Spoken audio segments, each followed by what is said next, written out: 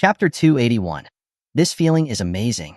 The next morning, bright and early, Qin Tianci had just stepped out of his room when he saw Lin Mushi, apron-clad, placing breakfast on the dining table. She greeted him with a radiant smile. "Honey, you're awake? Go call big sister to eat breakfast too." Qin Tianci was taken aback, then noticed that Tang Xinro was already seated at the table. Long Jing and Xin Weiwei were also there, though they seemed a bit out of sorts, slumped in their chairs and yawning incessantly. As Qin Tianci descended the stairs, he asked in bewilderment, "What's with today? Why is everyone here? Don't you all have work?" Lin Mushi chuckled softly. "Did you forget? It's Sunday." Qin Tianci was speechless, scratching his messy hair. He lost track of what day it was. He turned to Long Jing and Xin Weiwei, asking in confusion, "Did you two go thieving last night? Why are you so sleepy?" Long Jing, playing with her hair, replied lazily, "Ugh, what can I do? I sleep next to big sister. Last night, I felt like there was an earthquake. Scared me to death. Couldn't sleep." Qin Tianci. Then he looked at Xin Weiwei. "What about you? Why couldn't you sleep?" Xin Weiwei sighed, resting her head on the table. "A martial artist's hearing is hundreds of times sharper than normal people's. I'm starting to regret learning martial arts." Qin Tianci. Last night's situation, it had been a little crazy indeed. At first, Xiao Qianxue had been a little restrained, her body tense and awkward. But once she got a taste of sweetness, she went completely wild. If this villa wasn't a detached house, the entire neighborhood would have heard them. Listening to the two women's sarcastic remarks, Lin Mushi stepped forward, chuckling playfully. "You guys should stop teasing him. As a doctor, I can responsibly tell you that in such situations, women simply can't control themselves. So, being carried away is normal. Just be more understanding." Her words caused the three women's faces to instantly flush. Lin Mushi, being a doctor, could naturally talk about these things frankly. But they were normal women, and for them, this was the first time. Hearing such words inevitably caused a stir in their hearts, and a hint of longing shone in their eyes. Qin Tianci smiled, asking, "Aren't Yaya and Mom joining for breakfast?" Tang Xinro said, "Yaya and Mom went out to play early this morning, said they wanted to get familiar with the city." "What about Shinkai?" Qin Tianci grabbed a sandwich, taking a big bite. "He's with them, of course." Xin Weiwei said, tilting her head, "You think everyone's like you, not needing to charm their mother-in-law?" Qin Tianci was speechless. Honestly, with all his wives, he'd never taken any of his mothers-in-law shopping. Of course, among his wives, he'd only met Xiao Qianxue's and Lin Mushi's mothers. Shui Qin was all right. As a mother-in-law, she was the most reasonable woman. But Ai Ying was another story. After the last G family press conference, she had never contacted Lin Mushi again. He didn't know if she was trying to avoid him, but Lin Mushi mentioned that Ai Ying seemed to be doing some export drug business with some foreigners. This mother-in-law wasn't very kind to him, despite him helping Ji Shifang create a historical breakthrough. Lost in thought, they heard the sound of a door opening upstairs. Then Xiao Qianxue emerged. Her long, flowing hair was slightly disheveled but fell casually over her shoulders, partially concealing her exquisite face, which had a delicate blush peeking through. It was truly alluring. Her pajamas emphasized her perfect, toned figure, making one's heart flutter. Compared to before, Xiao Qianxue seemed more mature today, with a stronger feminine allure. When Xiao Qianxue saw that everyone downstairs was looking at her, their expressions filled with curiosity and amusement, she was taken aback. "Big sister, you always seem so cold and aloof. How did you suddenly become so fiery last night? You're so uncultured." "Fiery is not used like that. Big sister was clearly burning with passion last night." Long Jing and Xin Weiwei started their usual bickering, causing Xiao Qianxue's face to turn crimson in an instant. If there was a hole in the floor, she would have crawled into it. Big sister finally achieved a relationship with Tianci. Let's not laugh at her, Tang Xinro said, trying to smooth things over. Lin Mushi chuckled behind her hand. "What's there to laugh at? We're all women. We'll all experience that one day." Long Jing looked at Lin Mushi with a smile. "Untouched by hardship, don't offer advice. Third sister, every time you say it so easily, I'm more and more looking forward to when our husband ravages you. Will you still be so calm then?" Upon hearing this, Lin Mushi's face flushed red, embarrassment immediately surfacing. She stopped her teasing. Although it seemed as though she was telling the other sisters not to be surprised, she was mostly speaking to herself. Seeing her sisters teasing her, Xiao Qianque's embarrassment grew, and she said crossly, "You're all such teasing girls. Why are you bullying me like this? I can barely even stand. Come help me." "Oh my, I almost forgot." Long Jing slapped her forehead, then hopped upstairs with a smile to help Xiao Qianque down. Xiao Qianque sat at the table, a little disgruntled, rubbing her aching legs. Qin Tianci went over and asked, "Are you okay?" Xiao Qianque glared at him and said in a disgruntled tone, "You're asking? It's all because of you." She stopped mid-sentence, her face flushing even more. Shen Weiwei grinned mischievously. "Because of what, big sister? Tell us, how did brother Tianci bully you last night?" Xiao Qianque, incredibly embarrassed, replied, No, let's eat." She feared that if she said more, she would never be able to face her sisters again, so she immediately changed the subject. But Long Jing didn't plan to let her off the hook, saying, "Big sister, that's unfair. You're the first of us to cross the line. We sisters can only look on with envy. Can't you share your joy with us?" Xiao Qianque, head down, silently sipped her milk, but the charming blush on her face spoke volumes. Then, she secretly looked up at Qin Tianci, the cold, elegant CEO momentarily resembling a girl in love, exuding a sense of stolen intimacy. Then, she leaned into Long Jing's ear and whispered, "I've never experienced anything like this in my life. It's an unprecedented feeling. Couldn't sleep all night. I'm not even a little tired. This feeling, it's amazing." Chapter 282, A Cultivator. Seeing Xiao Qianque's satisfied and excited expression, Long Jing's eyes widened as she whispered, "Is it really that amazing?" "Amazing. So amazing I almost couldn't handle it." Xiao Qianque became increasingly shy, burying her face in Long Jing's shoulder. The other women, outwardly calm, were actually unable to contain their envy and longing. As sisters, Xiao Qianque was the first to experience it, and as wives, they all wanted to deepen their relationship with Qin Tianci. Now that Xiao Qianque had finally taken the first step, they knew that their day wasn't far away. Lin Mushi approached them, analyzing in a serious tone, "Big sister, this is a normal phenomenon of first-time experiences. Generally, when the body is in a state of excitement, adrenaline will surge continuously, making you feel no fatigue or pain." Tang Xinro asked curiously, "Then why do people say that a girl's first time is always painful?" She regretted the question as soon as she asked it, and quickly lowered her head, seeing the strange looks in their eyes. But Lin Mushi smiled without reservation. "Usually, a girl feels pain the first time because the man failed to give her any pleasure." Ah! Her words stunned all the women. Fearing they didn't understand, Lin Mushi spoke bluntly. "In layman's terms, it means the man is incompetent." The women. Qin Tianci. "Hey, I'm still here.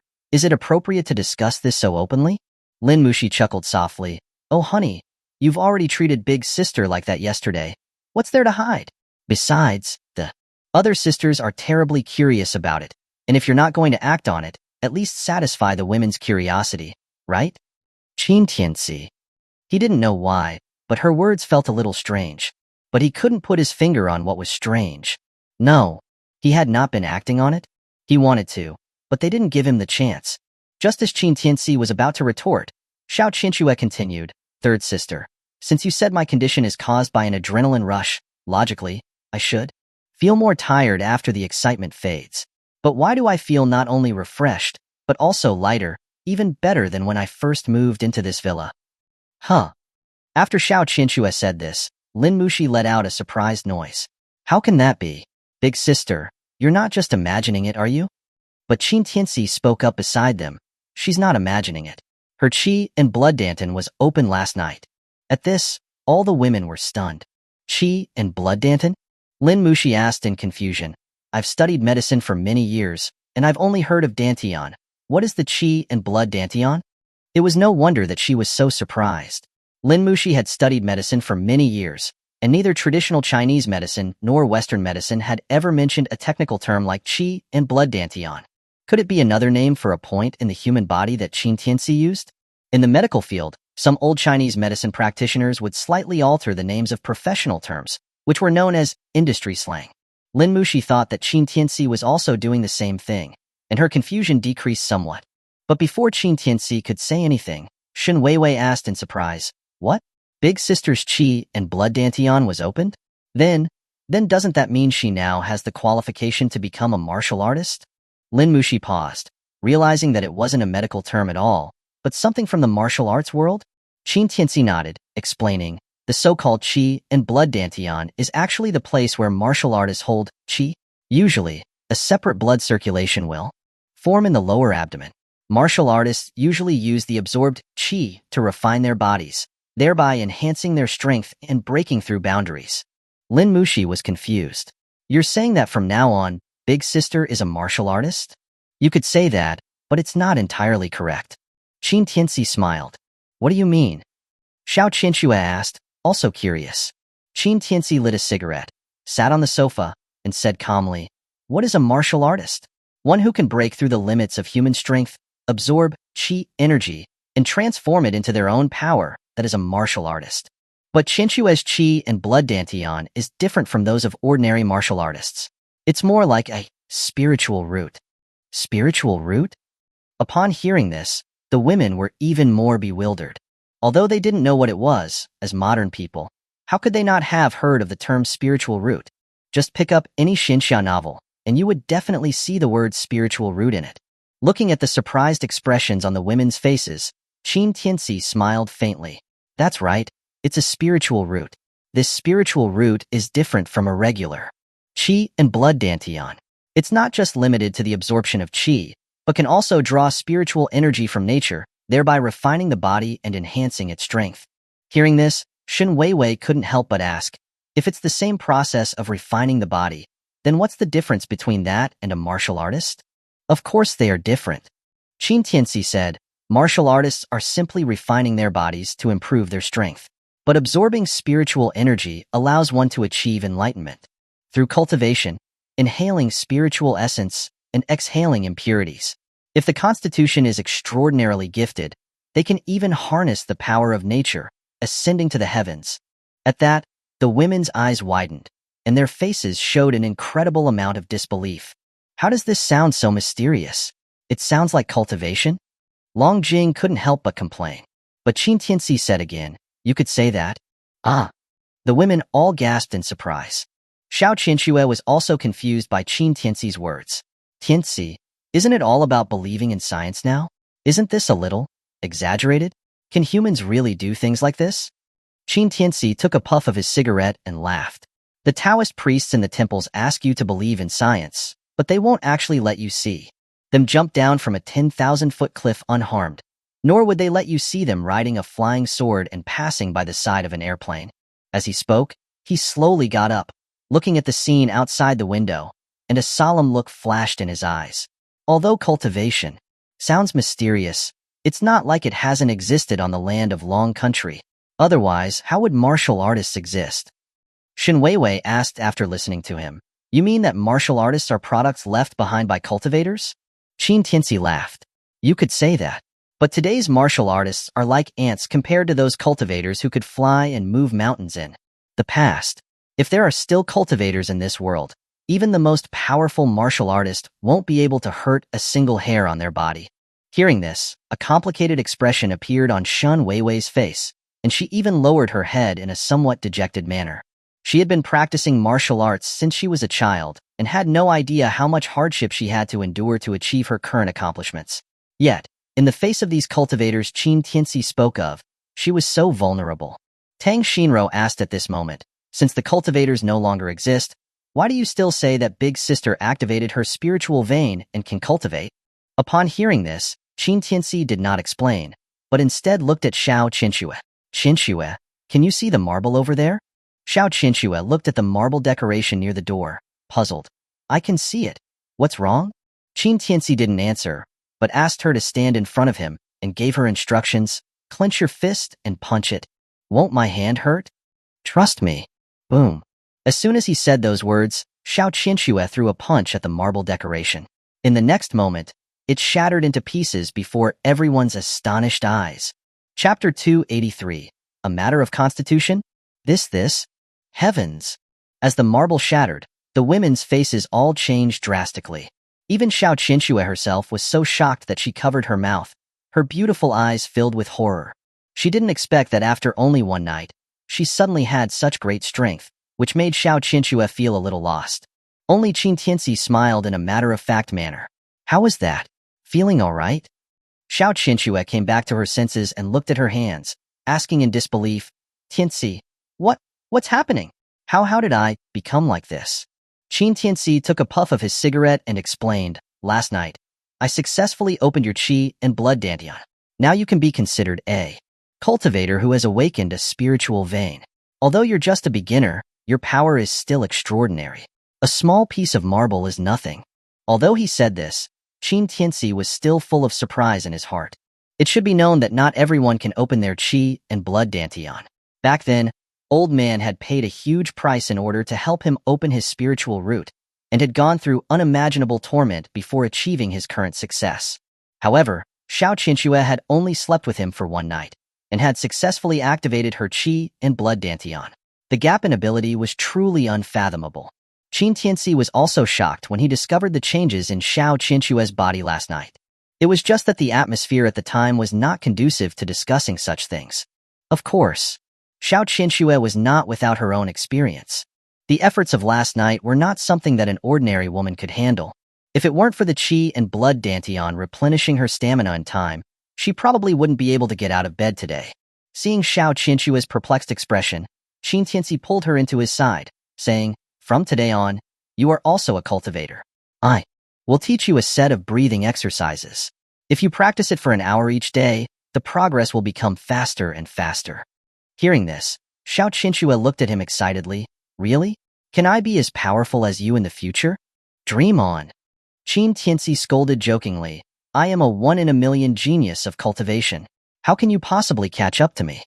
Xiao Qinxue paused, and then lowered her head in a dejected tone, saying, I thought I could protect you in the future.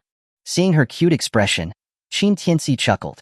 Don't worry, there is no one in this world who can hurt me. Bragger, Shin Weiwei said, sticking out her tongue and spitting on the ground. Judging by your tone, isn't even the king of the underworld your match? Qin Tianci paused, and then said playfully, even if the king of the underworld stands in front of me, I can go toe-to-toe with him. There was nothing wrong with that. He was the king of the underworld, and the king of the underworld was him. If he fought himself, wouldn't it be a draw? Seeing his confident expression, the women all rolled their eyes at him. Then, Long Jing seemed to have discovered a strange phenomenon, and couldn't help asking, husband, I've never noticed Big Sister having this kind of talent for cultivation. How did she suddenly become so powerful after sleeping with you for one night? Qin Tianci was stunned.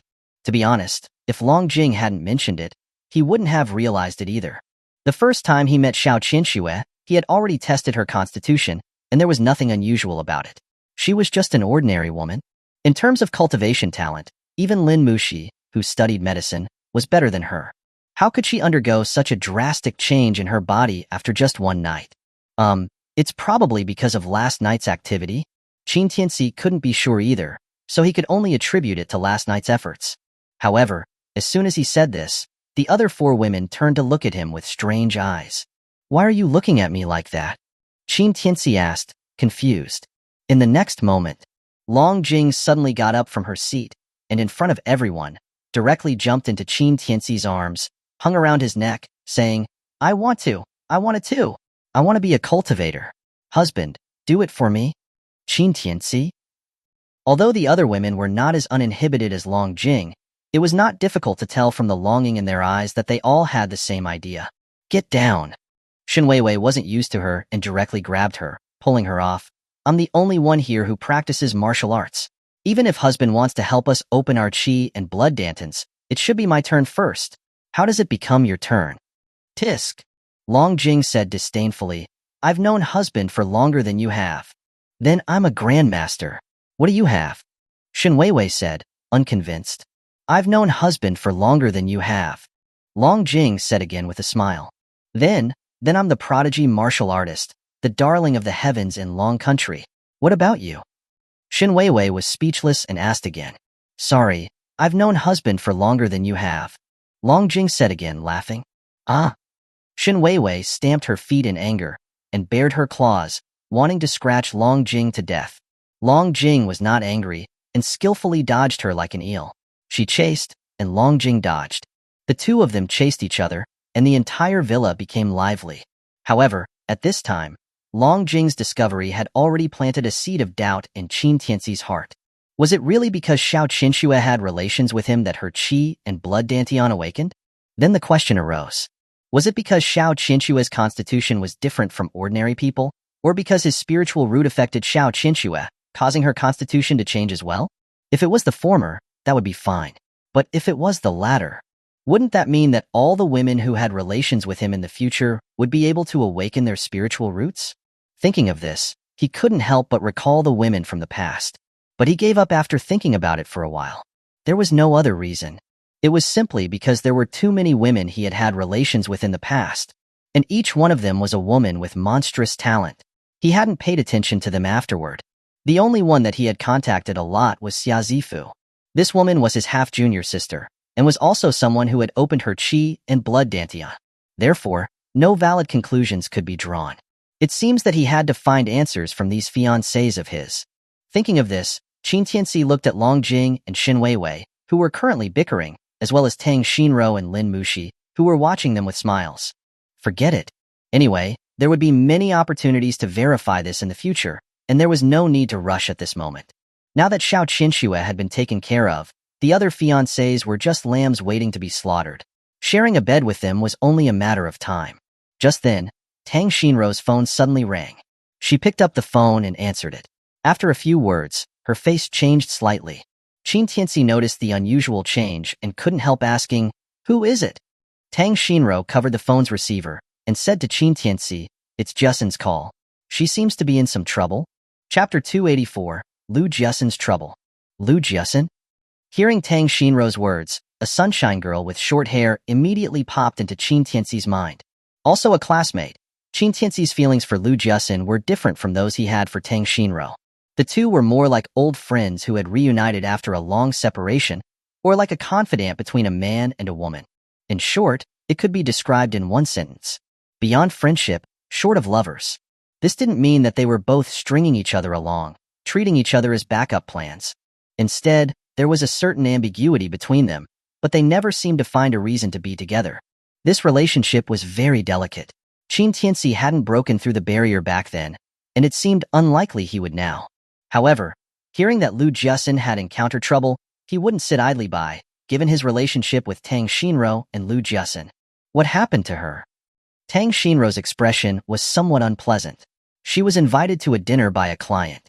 As it turned out, that client's wife happened to be in the same restaurant and misunderstood their relationship, trapping Justin in the restaurant, accusing her of being a mistress. Qin Tianci was taken aback. Couldn't they just explain the situation? Tang Xinro said angrily, "The key is that Justin thought it was a business dinner, but when she arrived, she found out that the client was alone, and he had booked a couple's private room." Qin Tianci. Based on these few sentences, he had already guessed what had happened. As the boss of a company, Lu Justin must have a lot of social engagements. The client must have been attracted to her beauty and had been trying to get with her, but she had cleverly refused many times. So, this time, he had tricked her, luring her out with a ruse.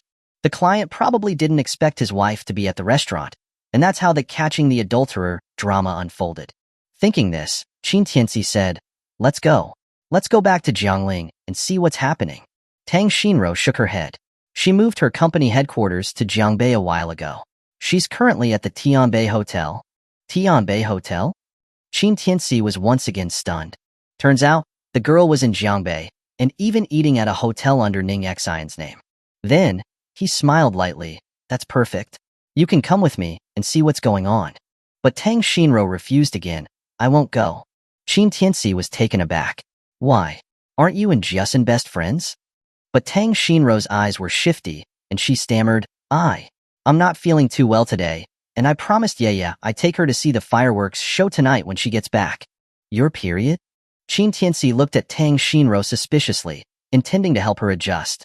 But Tang Xinro pushed him away and ran to hide behind Lin Muxi, urging, "Just go. If you can't handle it, then let the sisters go and help." "Are you kidding me?" Qin Tianci was displeased. "Is there anything in this world that I can't handle?" Okay, just go." Long Jing urged him on unusually. "Xinro has already lived with us for so long. Surely you don't think we'll eat her up?" Xiao Qinxue also spoke, trying to persuade him. "Yes, Don't worry. We'll be fine at home. Looking at the group of women acting strangely, Qin Tianci was confused. Just a moment ago, he was the most popular guy, but now he was being shunned? But he didn't think much about it. He grabbed his coat and threw it over his shoulder, and before he left, he asked tentatively, "So I'm going then?" "Go, go." Xiao Qianxue waved her hand. Qin Tianci raised an eyebrow and strode out. As soon as he left the door, he immediately pricked up his ears, eavesdropping on the women's conversation. Something was wrong. It was too wrong. Big sister, tell us quickly, how did it feel last night?" Yeah. Don't just say it was amazing. Tell us what exactly was so amazing about our husband." Right. First tell us about the length. Is 20 centimeters enough?" "Second sister, you're so bad. This topic is too embarrassing." "Of course, we have to know it clearly. This is our spiritual nourishment for the future, so we must inquire about it first." Qin Tianci. No wonder they wanted to get rid of him. It seemed that these women were all even more impatient than he was. Then, he didn't care anymore. He randomly grabbed a supercar in the villa, and with a slam on the gas pedal, he drove towards the Tianbei Hotel. At the same time, Lu Jiasin was feeling wronged. Since Xiao Qianxue had invested in her, her media company had been thriving. Her business was booming, and her days were looking better and better. But now, she was being trapped in a restaurant by a middle-aged woman and accused of being a mistress. It wasn't that she cared about her reputation, but rather the reputation of her company. In the media circle where celebrities were frequently encountered, a company's reputation was even more important than life itself. Once the reputation was damaged, appearing on the news, her years of effort would be completely wasted, and she would even face huge penalties for breach of contract. This would be a huge blow to her company, which was currently in a period of rapid growth. In order to handle this matter with the least amount of damage, she had no choice but to suppress her anger and explain to the middle-aged woman in front of her. "Sister Yin, you really misunderstood. The relationship between me and Mr. Wang is not what you think. I thought Mr. Wang was having your company's public relations department discuss our proposal and eat a meal, so I came over." "Lu Jiasin, what do you mean?" Hearing this, the middle-aged woman didn't say anything, but the greasy middle-aged man beside her shouted, "Did I trick you into coming here? You better explain yourself clearly." The woman, called Sister Yin, was no fool. She looked at Lu Jiasin with her head held high, her face filled with contempt and hatred, saying, "You mean my man specifically made up a reason to get you out here? Give me a break. Do you really think your new Destiny company is something special to us? If we give you a bite to eat, you really think you're somebody? Looking at how flirtatious you are, you've probably been the mistress of many men. Now you want to seduce my man. I'll beat you to death." Sister Yin became angrier as she spoke, and was about to attack. Lu Jiasin quickly dodged, feeling increasingly aggrieved. If it wasn't for the fact that her company had recently taken a huge order and needed to cooperate with this Mr. Wang, she would have slapped this fat, greasy, perverted man twice. This Mr. Wang had been flirting with her more than once, and he always made subtle sexual suggestions each time they met. She wasn't stupid, so she tried to avoid him every time. But this time, because a contract was imminent, she had agreed. She didn't expect to encounter such a thing. Thinking this, her face darkened with anger. "You keep calling others a mistress. Why don't you control your own man? Or are you just aware that you are old and lack charm, and see that men are not interested in you, so you vent your anger on others?" "What did you say?" These words were fine, but the moment they were said, the woman became extremely agitated, and she glared at Lu Jiasin with a ferocious look in her eyes as she swung a slap at her. Lu Jiasin couldn't dodge it and could only close her eyes. But after waiting for a long time, she didn't feel any pain on her face. When she opened her eyes, she saw a familiar face, a man who was smoking, intercepting the woman's hand from midair. Chapter 285. Lu Jiasin's terrifying combat power. Qin classmate. How did you get here?"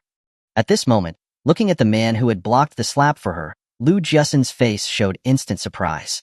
Qin Tianci took a puff of his cigarette and smiled. "If I didn't come, wouldn't you be torn apart as a mistress?" Before Lu Jiasin could react, Sister Yin, seeing that someone dared to stop her, her face rippled with anger as she opened her mouth to yell, "Who the hell are you? Meddling in other people's business. Do you believe that I'll have you crippled?" Slap. As soon as she finished speaking, Qin Tianci slapped her in the face and said calmly, "I don't like dogs barking next to me when I'm talking to people. Understand?" Sister Yin was stunned by Qin Tianci's slap. Covering her face, she looked at him in disbelief, yelling, "You dare to hit me?" Qin Tianci simply ignored her, then turned to look at Lu Jusin, asking with a smile, "What happened?" Looking at his calm and composed, handsome face, Lu Jusin's heart subconsciously skipped a beat, but she quickly took a deep breath and pointed at the man beside her with a cold face, saying, "This old man has been making moves on me since the beginning of the contract talks with our company. I've openly and secretly rejected him many times. But not only did he not listen, he even tricked me into coming out to dinner under the guise of signing a contract. Then, his wife bumped into us and accused me of being a mistress, causing trouble here." Hearing this, Mr. Wang immediately sat up, pointing at Lu Jusin, yelling ferociously, "Lu Jusin, you better watch your tongue. Who was it that I was trying to make a move on?"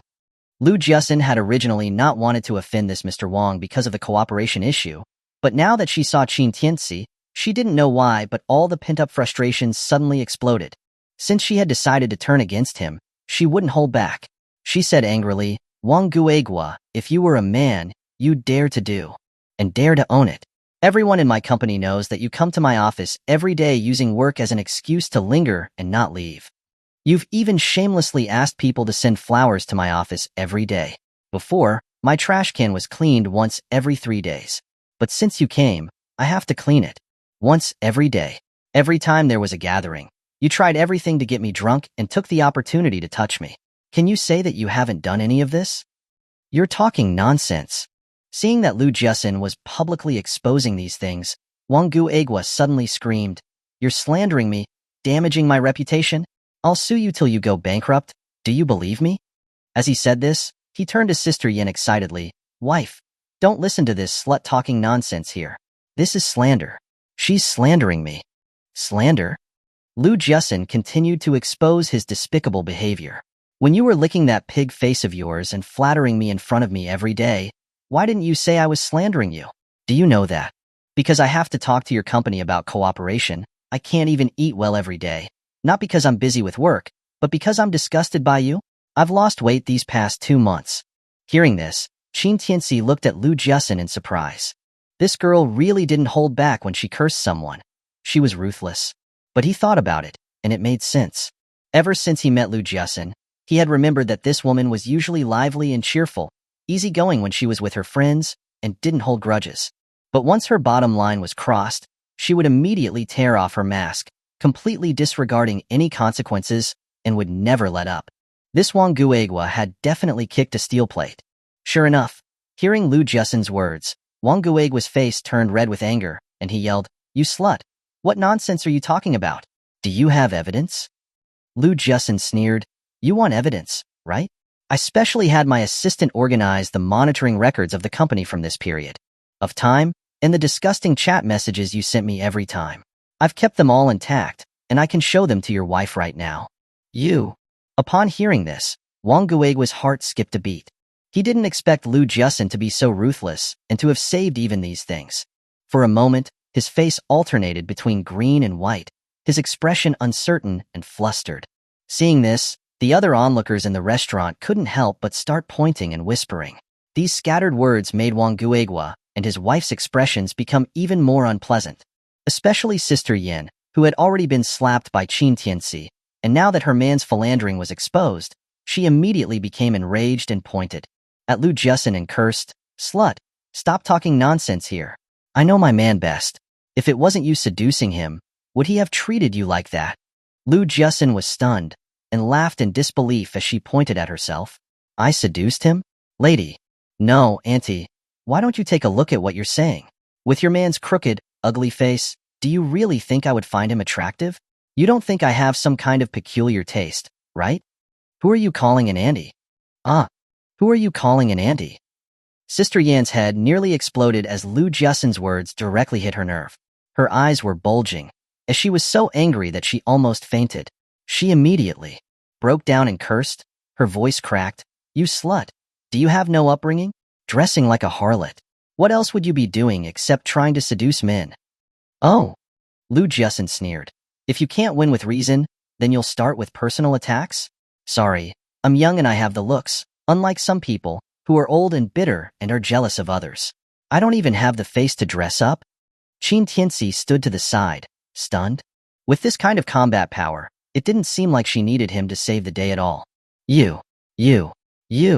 Sister Yin was enraged. Her hands trembled as she pointed at Lu Jiasen. The fat on her face bunched together as if she was about to devour someone. But after struggling for a long time, she didn't know what to say to retort. She raised her hand again, intending to grab Lu Jiasen, like a shrew who was ready to fight to the death. Lu Jiasen didn't expect the woman to try to attack her after losing the war of words. She subconsciously dodged back, but her heels twisted, and she fell backward. Qin Tianci reacted quickly, reaching out to hold her from behind, and Sister Yan's hand landed right on Qin Tianci's back. This scene made Lu Jiasen's blood boil, and she, without a word, grabbed her purse and swung it at the woman's head, her expression filled with uncontrollable rage. Anything you want, just come at me. Why did you hit him? Why did you hit him? I'm beating you, you despicable couple. You have a lover outside, and you're trying to seduce other men. You slut. When a woman, especially a middle-aged woman, lost her mind, she could almost be regarded as a crazed beast, not caring about any consequences. Sister Yin was in this state at this time. She wished she could tear Lu Jiasen's face to pieces on the spot. Wang Guigua, who was on the side, didn't mind adding fuel to the fire and yelled to the onlookers, "Come see. The general manager of New Destiny Group has a depraved, moral character. She used any means possible to seduce me to cooperate with us at Guangxing Group." She was exposed and was now turning the tables out of anger. After saying that, he pointed at Lu Jiasen, saying, "It's this slut. She tried to lure me into bed and wanted to do a trade of power and sex with me. She was rejected and is now using this method to retaliate against us. Everyone should film her and spread her evil deeds on the internet to expose her." Chapter 286. If we don't deal with this soon, the wound will heal.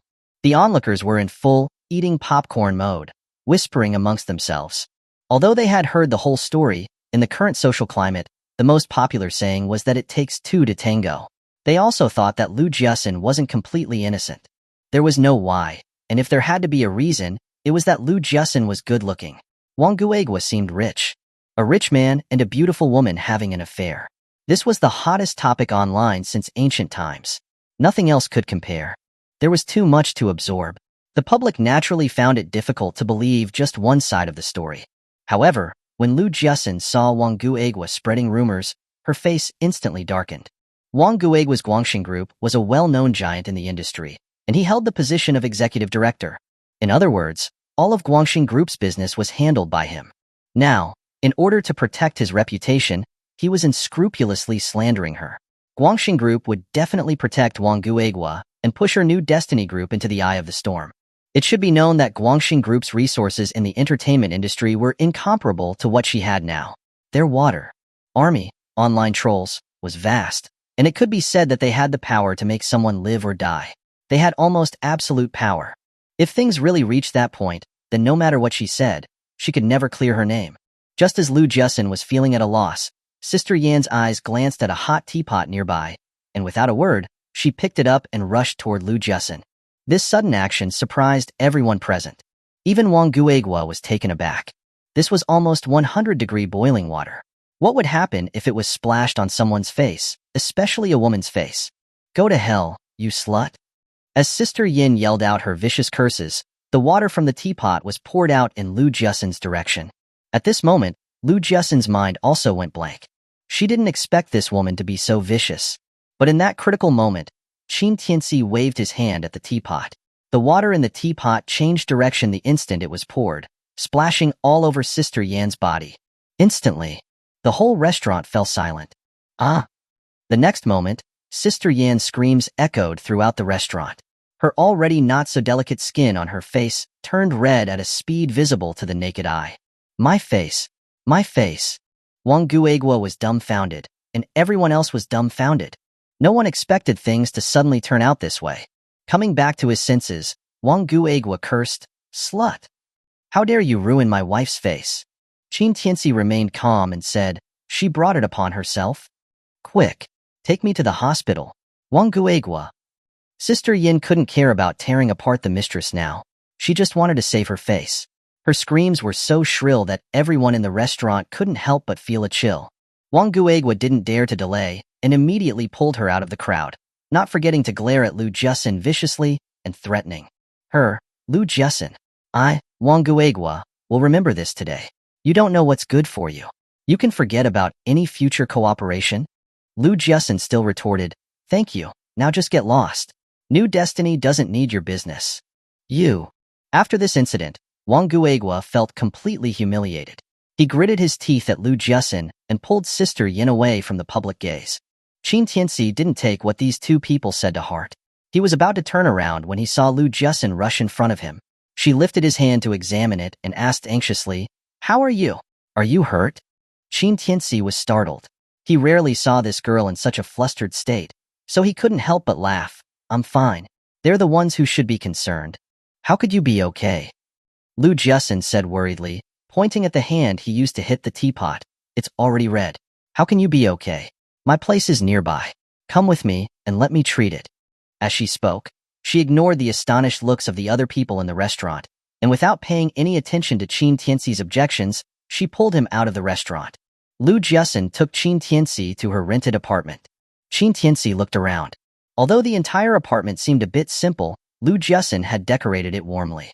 All sorts of succulent plants, greenery, and artistic picture frames on the wall conveyed her love for life. Don't just stand there blankly. Come here. Seeing that he was so curious about where she lived, Lu Jusin's face flushed for no reason, and she quickly pulled him over to sit on the sofa. Then, she went to her bedroom and came back with a first aid kit. After finding a burn ointment, she gently applied it to his hand. Qin Tianci, watching her carefully treat his wound, couldn't help but laugh. This small injury is nothing. If you treat it any slower, it'll probably heal itself. Don't be so sarcastic. Lu Jusin glared at him and scolded.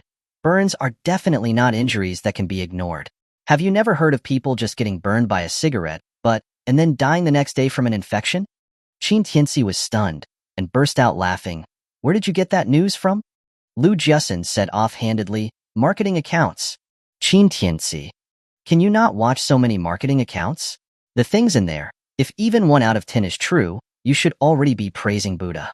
Lu Jusin ignored his nagging and said while applying the ointment, in our line of work, whether it's marketing accounts or Douyin, we need to absorb quality information from them so we can grasp traffic and popularity. Qin Tianci was speechless. You should at least choose a decent platform. Getting knowledge from marketing accounts is like digging for leftovers from a pile of shit. Go, go, go. Lu Jusin laughed, playfully scolding him. Why are you still so sarcastic, just like you were in college? Qin Tianci chuckled. You're also the same as in college, capable of killing someone with words. Hearing him joke about what happened in the restaurant today, Lu Jusin's face flushed, and she avoided his gaze, continuing to pretend to be busy. The two of them suddenly became quiet. The room was filled with the scent of burn ointment and a light perfume from her bedroom. When combined, the atmosphere suddenly became somewhat strange. The slight softness of the cotton swab on his skin and the smooth skin of Lu Jusin from time to time gave off a sense of long-lost comfort. As if she had sensed Qin Tianci's gaze, Lu Jusin kept her head down, rubbing the wound over and over again. Qin Tianci saw her embarrassment and couldn't help but tease her. If you keep rubbing, you're gonna wear off the skin. Lu Jusin was startled by his sudden voice, and the cotton swab slipped out of her hand. I'll go throw away the trash. Lu Jusin was uncharacteristically stuttering. She got up in a hurry, intending to escape the situation. But then Qin Tianci turned his gaze aside, and his pupils shrank. As he spoke, he got up and walked over. Lu Jusin's face changed drastically when she saw the direction he was headed. There's nothing there. Don't. But it was too late. Qin Tianci had already picked up a gift box from the cabinet. Chapter 287. So, how about I take care of you? This gift box. Qin Tianci looked at the slightly yellowed, glittery gift box in his hand. When he opened it, he found a wooden music box lying quietly inside. A strange expression appeared on his face. Isn't this the piece I won an award for back in the student club's handicraft competition? You still kept it? Seeing that he recognized the origin of the object at a glance, Lu Jusin's expression became even more flustered. Her eyes darted around as she snatched the box from him, stammering, You remembered wrong. This isn't that piece. I made it myself later. Qin Tianci watched Lu Jusin's flustered state, a flash of understanding in his eyes. He then smiled meaningfully, purposely lifting the music box up and looking at the base. No wonder. I remember that the one I made had an inscription at the bottom, but this one doesn't. Ah, how can that be? However, Lu Jiasen's face changed drastically upon hearing this, and she immediately snatched it back, examining it closely. But when she saw the conspicuous words Tianci engraved on the base, her heart skipped a beat. The next moment, she began angrily hitting Qin Tianci's arm over and over, saying, "You're so mean. You tricked me." Qin Tianci laughed, not taking her hits seriously. He felt like they had been transported back to their youthful days on campus. He smiled and said, "Classmate Lu, it's been so long since graduation, and you still keep my work? Are you secretly in love with me?" Bullshit. Lu Jiasen's heart was pounding wildly. The blush on her fair face deepened as she retorted, "Who's in love with you? How can you be so narcissistic? Everyone in our club participated in that competition. Each of us contributed. The music box doesn't belong to you alone. I just wanted to keep it to commemorate that achievement." "Yeah, that's it. Is that so?" Looking at her incoherent state, Qin Tianci didn't call her out. Instead, he sighed, going along with her words. "Oh, that's too bad then." Lu Jiasen was taken aback. "Too bad about what?" Qin Tianci shrugged. "It's too bad that I missed out on such a great woman like classmate Lu. It looks like I won't get a chance in the future." Hearing this, Lu Jiasen's heart skipped a beat again, a complex emotion flashing in her eyes, but she quickly hid it. She forced a smile. "Stop teasing me, classmate. Qin, you always bully me. You have so many beautiful fiancées. Even Shinro has fallen into your arms. Do you really need an ordinary woman like me? Stop kidding around." "True." Qin Tianci intentionally didn't refute her. He chuckled again. "A man should be content, you're right?" "Yes. You're a scumbag. If you're exposed, I don't know how many people would be jealous. You should be at peace and live well with Shinro and the others. When you get married, remember to send me an invitation. I'll definitely come." The smile on Lu Jiasen's face deepened, but as she spoke, she kept pouring water for herself or looking for something, as if this would help her calm her feelings. Qin Tianci looked at her somewhat flustered figure and became even more certain about something. He continued, "What if I get attacked online, and all those fiancés can't stand it and leave me?" Upon hearing these words, Lu Jiasen's movements suddenly stopped. Her back was turned to him as she was silent. Then, she resumed busying herself. A moment later, her relaxed, joking voice rang out, "Then, I'll take care of you. I can't stand this crappy company anymore. Every day it's social engagements, and I can't please anyone. When the time comes, we'll buy a car for ourselves and go to Tibet together." Hearing her words, Qin Tianci paused. He remembered that, when they were at the back hill of the school, Lu Jiasen, Tang Shinro, and a few other good friends were envisioning their future together. Lu Jiasen had said the same thing back then, except the "we" she was talking about was about her and her husband.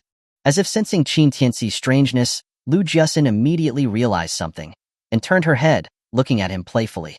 "Don't misunderstand me. I only see you as a good buddy, a good partner for traveling to Tibet. There won't be anything else between us. Pure friendship." Qin Tianci recovered and laughed. "There is no pure friendship between a man and a woman." But Lu Jiasen said with certainty and seriousness, "Yes, there is. You and I are an example of that." "All right." Qin Tianci didn't argue with her. But many times, heartfelt words are spoken through jokes. Those who understand try to make changes, while those who don't only have regrets. Then, he looked around and changed the topic. "You're a company owner now, but how are you still living in such a dump? Can't you buy a house of your own?" "What do you know?" Lu Jiasen rolled her eyes at him and handed the sliced fruit to him. She poked a piece with a fork and ate it, then held the fork out to him, saying, "The company is growing right now, and every cent has to be spent wisely. I can't start indulging for my own selfish desires, or what would my employees think of me?" Qin Tianci laughed upon hearing this. "Wow, our class monitor Lu is such a great person." He then took the fork from Lu Jiasen, picked up a piece of fruit, and ate it. The whole process felt natural and comfortable. "Go, go, go." Lu Jiasen snatched the fork back, spitting, "Don't think I didn't notice that you were mocking me. Do you think I want to live here? After President Xiao gave me 50 million in funding last time, I spent it all on resource allocation. Now the company also has a partner, and although their shares aren't as much as mine, they have a lot of influence in the company. So, We have to discuss together what we spend money on. A partner? Qin Tianci was taken aback and instinctively asked, man or woman? This completely irrelevant question made Lu Jiasen pause. She then leaned forward, crossed her legs, and asked him with a smile. What? You, young Master Qin, are too high for me to climb, so I can't look for other potential partners? Qin Tianci was speechless, then glared at her, playfully annoyed. He picked up a piece of fruit and stuffed it into her mouth. Eat. You're acting like someone who refuses to admit their true feelings. Once a woman catches my eye, no one can escape my grasp. Oh, really?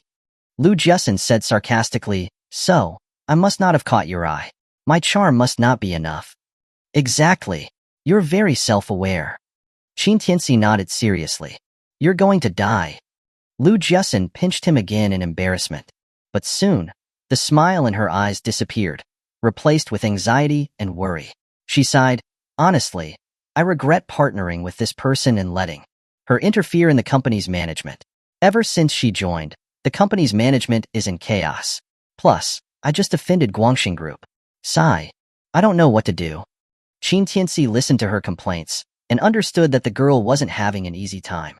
He then put a piece of fruit in his mouth, eating it as he said, don't know what to do? It's always other people who need to report to me, never the other way around. If you have any difficulties, ask your brother. I will help you solve them. Chapter 288. An Unfair Bet. You? Lu Jiasen looked at him in disbelief, then began laughing, holding her stomach. Qin Tianci was stunned. Did he just tell a joke? Was it that funny? After she finished laughing, Lu Jiasen patted Qin Tianci's shoulder, saying, all right, bro, stop pretending. I know that you can ask President Xiao to help, but you should know my personality after all. These years of knowing each other, I don't like relying on others, and I have already returned President Zhao's 50 million. You should just live well with your fiancés.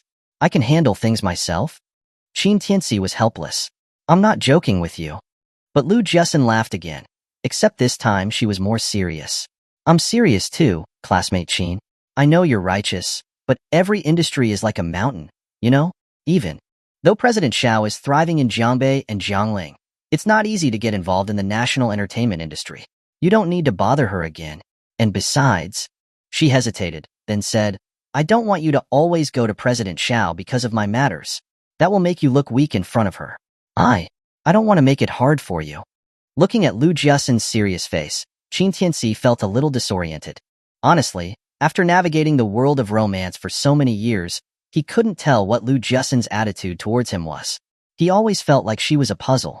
But from her words, it wasn't difficult to see that Lu Jiasen was thinking about him. So, he stopped explaining himself. He lay on the sofa and lit a cigarette. Since you won't let me help, you can at least tell me what's going on, right? Lu Jiasen looked at him after hearing this, then poured him a glass of water. She sat on the sofa and said, actually, it's not a big deal. You know that. Before I met you, the company was already on the verge of bankruptcy. I was at my wit's end, so I was eager to find a partner to invest in the company. At that time, a woman called Su Yuan said she could invest $1 million, but she made the share prices really low, almost a fire sale price. I thought about it for several nights, but in the end, I sold it to her. $1 million? Qin Tianci raised an eyebrow, chuckling. Was your company worth that much back then? Shut up. Lu Jiasen snapped back. Although my capital chain was broken, the value of my company was definitely there, okay? My development direction and strategy were at the forefront of the industry. Is it not worth a few million? Qin Tianci didn't deny this. Even though Xiao Qianxue had invested 50 million, if it wasn't a good company, it would probably be difficult to recover, even with this money. This proved that Lu Jiasen's management and business models were correct. Then what happened? Lu Jiasen sighed, dejectedly. Well, you know what happened afterwards. After getting President Zhao's money, the company grew exponentially in a short time. Su Yuan's investment multiplied several times over, making her a very wealthy woman. She gradually became unsatisfied with just getting dividends. She started to interfere in the company's affairs and wanted to fight me for management control. Hearing this, the smile on Qin Tianci's face gradually disappeared. He couldn't help but sneer. She's a greedy and ungrateful woman. How many shares did she buy with her million? 30%. Lu Jiasen seemed very frustrated as she spoke of the number. I knew I shouldn't have given her so much. The internal conflicts within the company are becoming increasingly worse. I regret it so much. 1 million for 30% of the shares? Qin Tianci was a little surprised, not expecting it to be so much. As the owner of the company, Lu Jiasun definitely had the most shares. If she could still make the company's decisions after selling 30% of her shares, then she must have had at least 80% of the shares back then, which means she now only has the bare minimum of 51%. If this Su Yuan woman had any ill intentions and wanted to acquire other employees' shares, it was very likely that she would kick Lu Jiasun out of the company. Yeah. Lu Jiasun lay on the sofa helplessly. I didn't think too much at the time. I was just trying it out, but who knew that it would turn out like this? Hearing this, Qin Tianci thought for a moment and immediately grasped the main point. Will what happened with the couple today affect you? It's a huge effect. Lu Jiasun nodded. The company recently took on a big project that requires a big-name celebrity to endorse. Guangxing Group has the most celebrity resources in the entire long country. If we don't get their support or even become their enemy, our company will be in danger again, and we might even get blacklisted. She hesitated for a moment, then said, Su Yuan made a bet with me. Whoever can invite a big-name celebrity to help the company break through its business ceiling will get the company's management control. I don't want to lose, so I took the challenge. Qin Tianci frowned slightly. Which means, if you lose this time, the company won't be yours anymore? You could say that. Lu Jiasun was worried. I've been working on building this company for more than 5 years now. I've endured all sorts of hardships and tiredness, but I never expected to be forced out in such a way. I'm not satisfied. After she said this, Qin Tianci smiled, comforting her. It's not over yet. Why are you concluding so soon? Looking at his warm smile, Lu Jiasun's depression eased a little. True. Until the last moment, no one knows who will win or lose. Qin Tianci nodded, but then changed the subject. However, she's using this as an easy opportunity to win. If she loses, there are no consequences. But you are using something that is rightfully yours to bet with her. This bet is inherently unfair. Lu Jiasun was stunned. She tilted her head and thought about it. You're right. It does seem that way. Qin Tianci.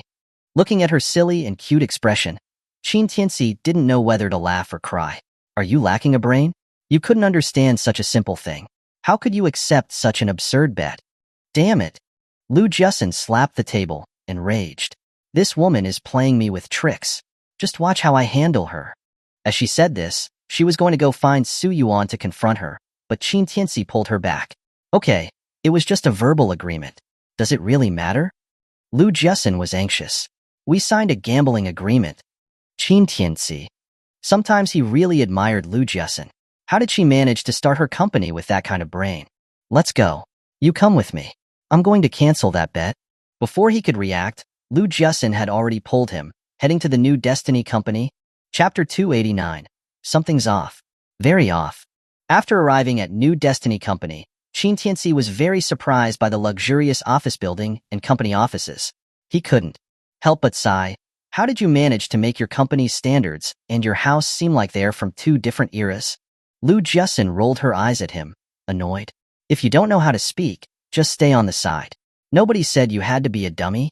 Qin Tianci was speechless, but he didn't bother with her retort. He laughed and said, Actually, the bet with Su Yuan is not the key. The company's business is the most important thing. Didn't you say that you needed a big star to endorse it this time? Instead of wasting time on fighting with her, you should spend more time finding an endorser. That won't do. Lu Jiasun rejected this immediately. I can't swallow this anger. Qin Tianci chuckled as he watched Lu Jiasun's stubborn behavior. This girl had this kind of headstrong personality.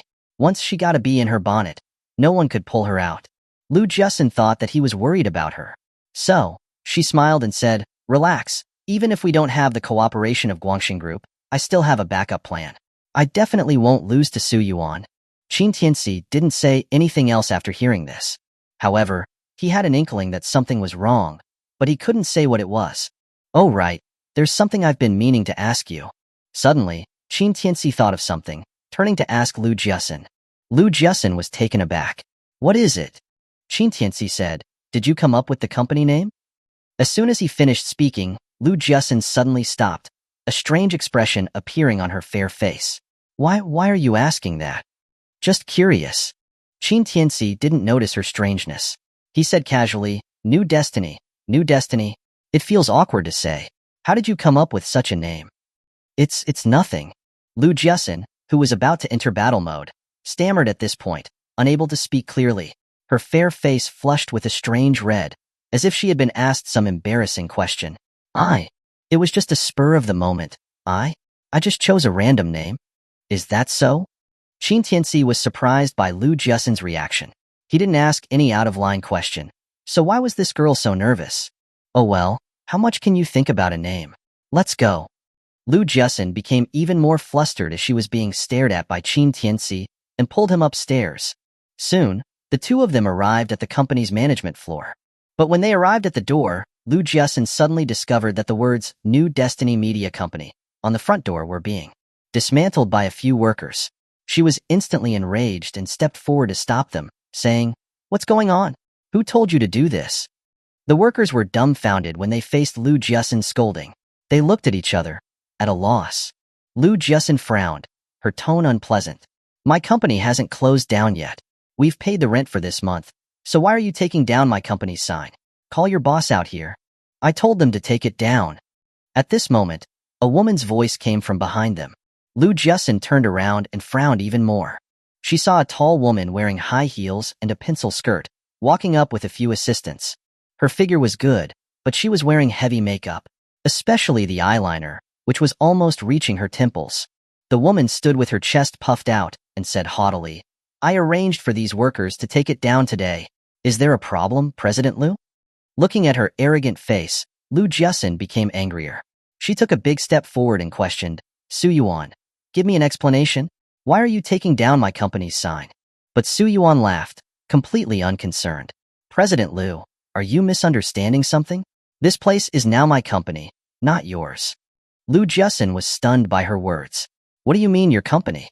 This is clearly—" "Stop." Su Yuan immediately interrupted her with broken English. "President Lu, don't use this kind of tone when you're speaking to me. I really don't like it." Lu Jiasen was furious. "What exactly do you want?" Su Yuan said slowly, "President Lu, you should be asking yourself that." "Ask myself?" Lu Jiasen's eyebrows knitted together. Su Yuan sneered, "You also know that this business is very important to the company, but what did you do? You ended up offending both Madam Yin and Mr. Wang at the same time. They've already gone to me to complain. You must know about this, right?" Upon hearing these words, Lu Jiasen's pupils shrank. She also did not expect the news to travel so quickly. She frowned and said, "There were reasons for this. I can explain." No. Su Yuan interrupted her again. "President Lu, you don't need to explain to me, and there's no need for you to explain to me. You should be explaining to Madam Yin and Mr. Wang. Guangxing Media Group is a giant in the entire entertainment industry. You can't offend just anyone. You had to offend them. You're just completely irresponsible to the company. So, I am now unilaterally announcing that you are no longer the chairman of the New Destiny Company. I am officially taking over." Lu Jiasen was enraged. "What right do you have to make this decision? This is my company." "Yours?" Su Yuan sneered. "President Lu, you wouldn't have forgotten about our bet, would you?" If she hadn't mentioned the bet, then it would have been fine. But once the bet was brought up, Lu Jiasen felt angry. This bet was clearly a trap you set for me. There's no fairness at all. If you take back the bet right now, I'll pretend that this didn't happen. Haha. Su Yuan laughed sarcastically. "Just because I call you President Lu, you actually think you are a CEO now? What you say is water that is thrown out. Lu Jiasen, we wrote everything down clearly in black and white. Plus, we have so many employees as witnesses. You want to go back on your word now?" Lu Jiasen didn't know how to rebut her words. Then she looked at the surrounding gawking employees, feeling extremely anxious. "A CEO like you, who has no integrity, has any ability to lead the company to develop? I'm expressing my doubts regarding your abilities." Su Yuan saw that Lu Jiasen's aura had weakened and continued to press her advantage. Lu Jiasen took a deep breath, her face cold.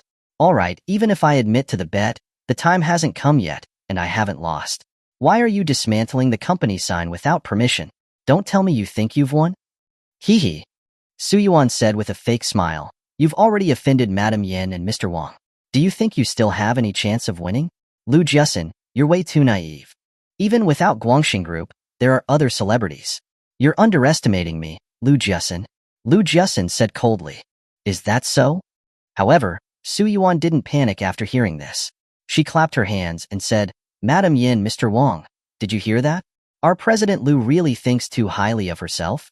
As soon as she said that, Liu Jiasin immediately saw two familiar figures walk out from inside the company. Her face instantly changed. Chapter 290. Liu Jiasin. Out. Yin Yin. Wang Guigua. Liu Jiasin was shocked. She didn't expect that she would meet these two just as she had offended them. And the moment these two appeared here, Qin Tianci raised an eyebrow. He finally figured out why he felt that something was wrong. If he guessed correctly, it was very likely that these two had already colluded with Su Yuan in order to use this opportunity to directly swallow Liu Jiasin's company. Flirting with Liu Jiasin and setting up the scene of catching her with her lover in the restaurant was just a play that these two had coordinated with Su Yuan. At this time, Yin Yin didn't pay attention to Liu Jiasin's shock. Instead, she stormed to Su Yuan's side, pointing at Liu Jiasin and cursed, "It's this slut who seduced my man, and that lover of hers splashed boiling water on my face. Su Yuan, let me tell you, if you don't give me an explanation today, I'll file bankruptcy on your company and make you disappear from this industry." Hearing her expletives, the other employees were extremely shocked, then started whispering amongst themselves. They looked at Liu Jiasin and Qin Tianci with strange gazes. Yin Yan's face had been given emergency treatment at the hospital. Although there were still red blisters from the burn, it didn't seem that severe. Perhaps it was because she went to the hospital in time. Liu Jiasin's face alternated between green and red. She was furious. "You stop slandering me, Yin Yin. You know what your man did. I didn't even sue him for sexual harassment, yet you're the one who's crying wolf." Wang Guigua also came to back her up, snorting, "Humph. I've been in this industry for so long. How many female celebrities have wanted to get into my bed? How could I possibly harass someone like you, Liu Jiasin, with your looks? You think too highly of yourself." "Exactly." Su Yuan looked at Liu Jiasin disdainfully, sneering, "With the way you are, Mr. Wang can grab any woman in this industry that can't even compare to you. Harass you? What is he looking for in you?" Liu Jiasin had no ability to resist the barrage of attacks from all sides. Seeing that the employees were gossiping about her more and more, she took a deep breath, saying, "Wang Guigua, I was planning on showing you a bit of respect, but you insist on shamelessly humiliating me here. Fine, since you want to expose everything, no one will have it easy." After saying this, she turned her head and yelled at a girl at the front desk, "Xiao Jia, bring up all the surveillance recordings I had you save, and show Madam Yin what kind of person her husband is." Hearing this, Wang Guigua's face changed, a hint of panic flashing in his eyes. He knew better than anyone what he had done, and Yin Yin had always turned a blind eye to it. But these things could not be said out loud. In the entertainment industry, where all kinds of people mix, the most important thing was reputation. It wasn't just the celebrity's image that was important.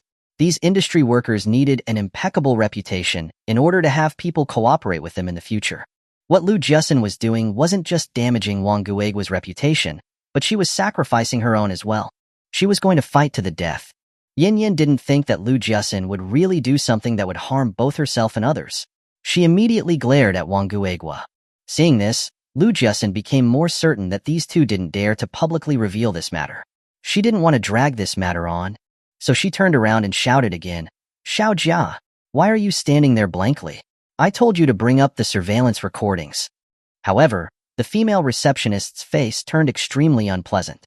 She didn't dare to look her in the eye and stuttered, President Liu, my computer had a problem today. It had to be reinstalled. Those surveillance videos are all gone." "What did you say?" Upon hearing this, Liu Jiasin's eyes widened. "All of them gone?" Yes. Looking at her murderous gaze, Xiao Jia's face became even more innocent. "What about the surveillance room? Do they have a backup?" Liu Jiasin asked again. But Xiao Jia said again, full of fear, "The surveillance room said that there weren't any unusual circumstances recently, so they cleaned the memory. All the previous records are gone. Who told them to delete them?" Liu Jiasin finally felt that something was wrong. How could it be such a coincidence? Both backups had problems at the same time. Seeing this, Wang Guigua let out a sigh of relief. He revealed his triumphant expression again. "President Liu, you're supposed to be someone who has been in the entertainment industry. Your acting skills aren't that great."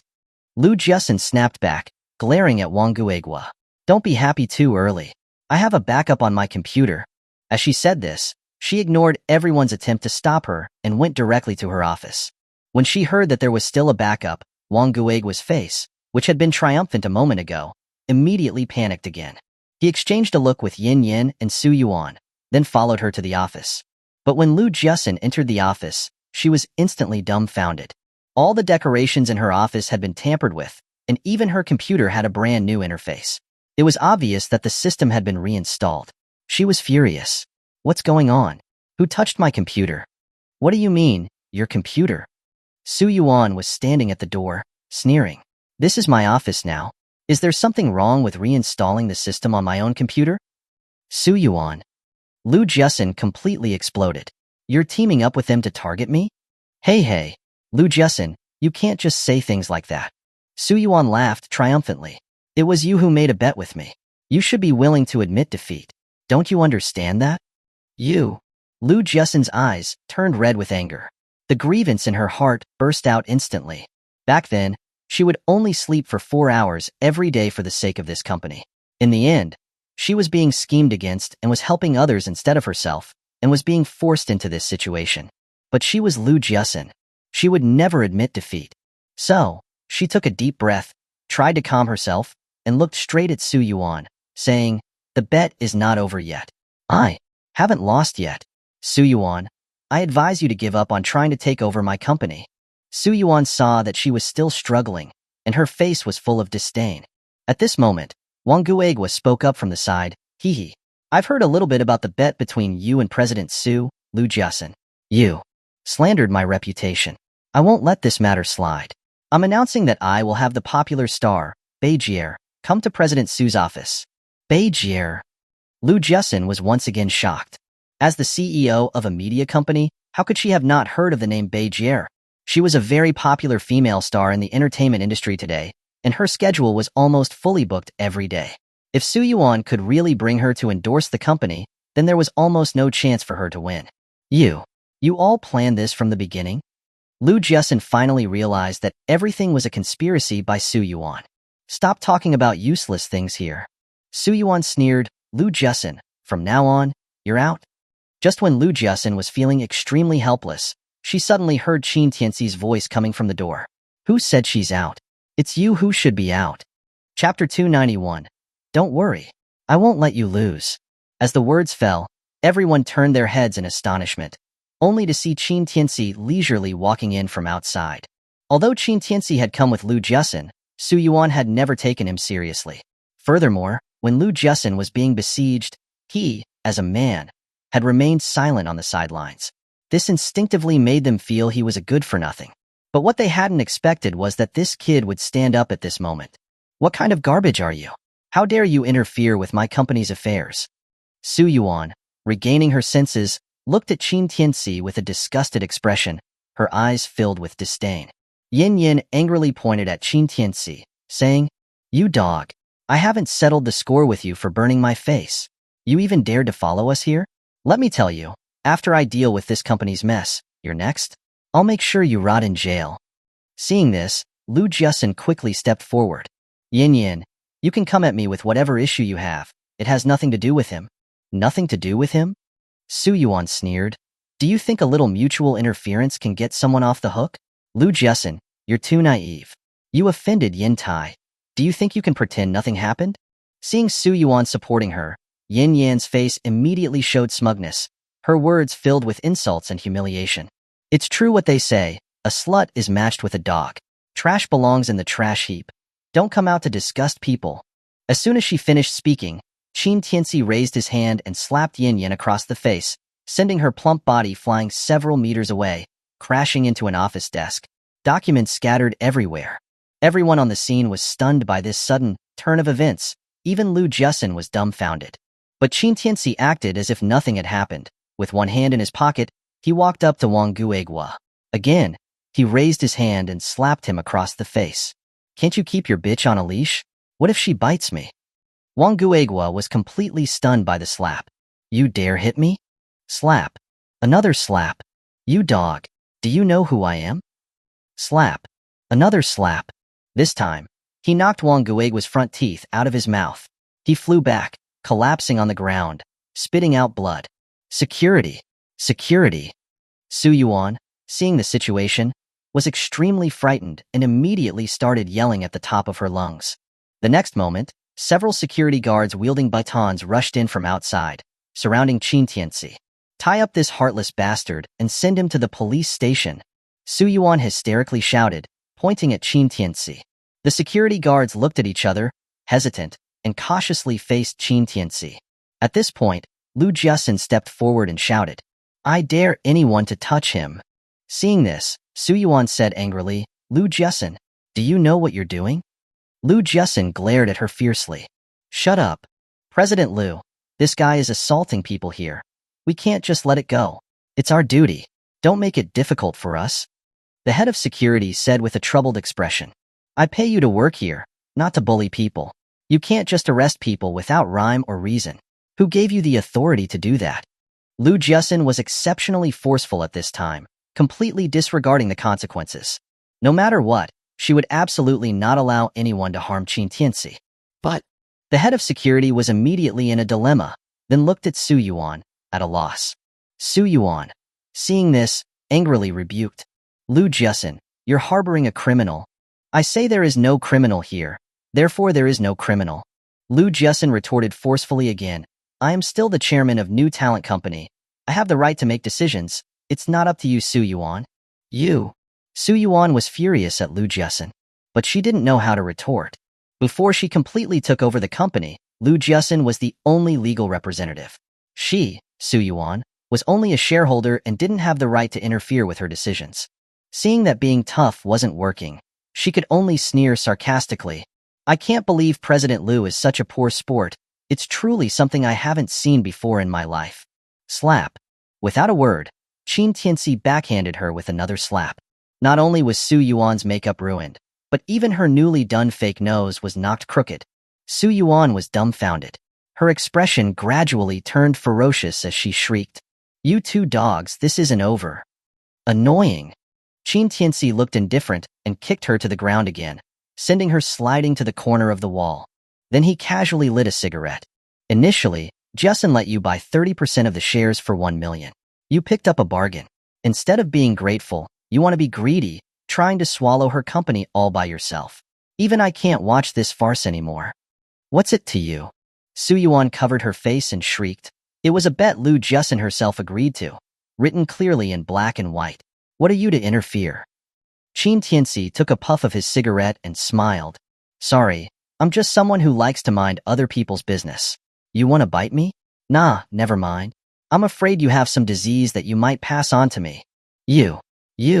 Su Yuan was trembling all over with anger at Qin Tianci's words. "You dogs. You're done for. You're completely done for." At this moment, Yin, covering her face, stumbled to her feet, snarling at Qin Tianci and Lu Jiasin. "From today on, I, Yin, swear that I will completely blacklist your New Talent Company. Lu Jiasin, you can forget about surviving in this industry." Qin Tianci laughed. "Whether she survives in this industry is not up to you."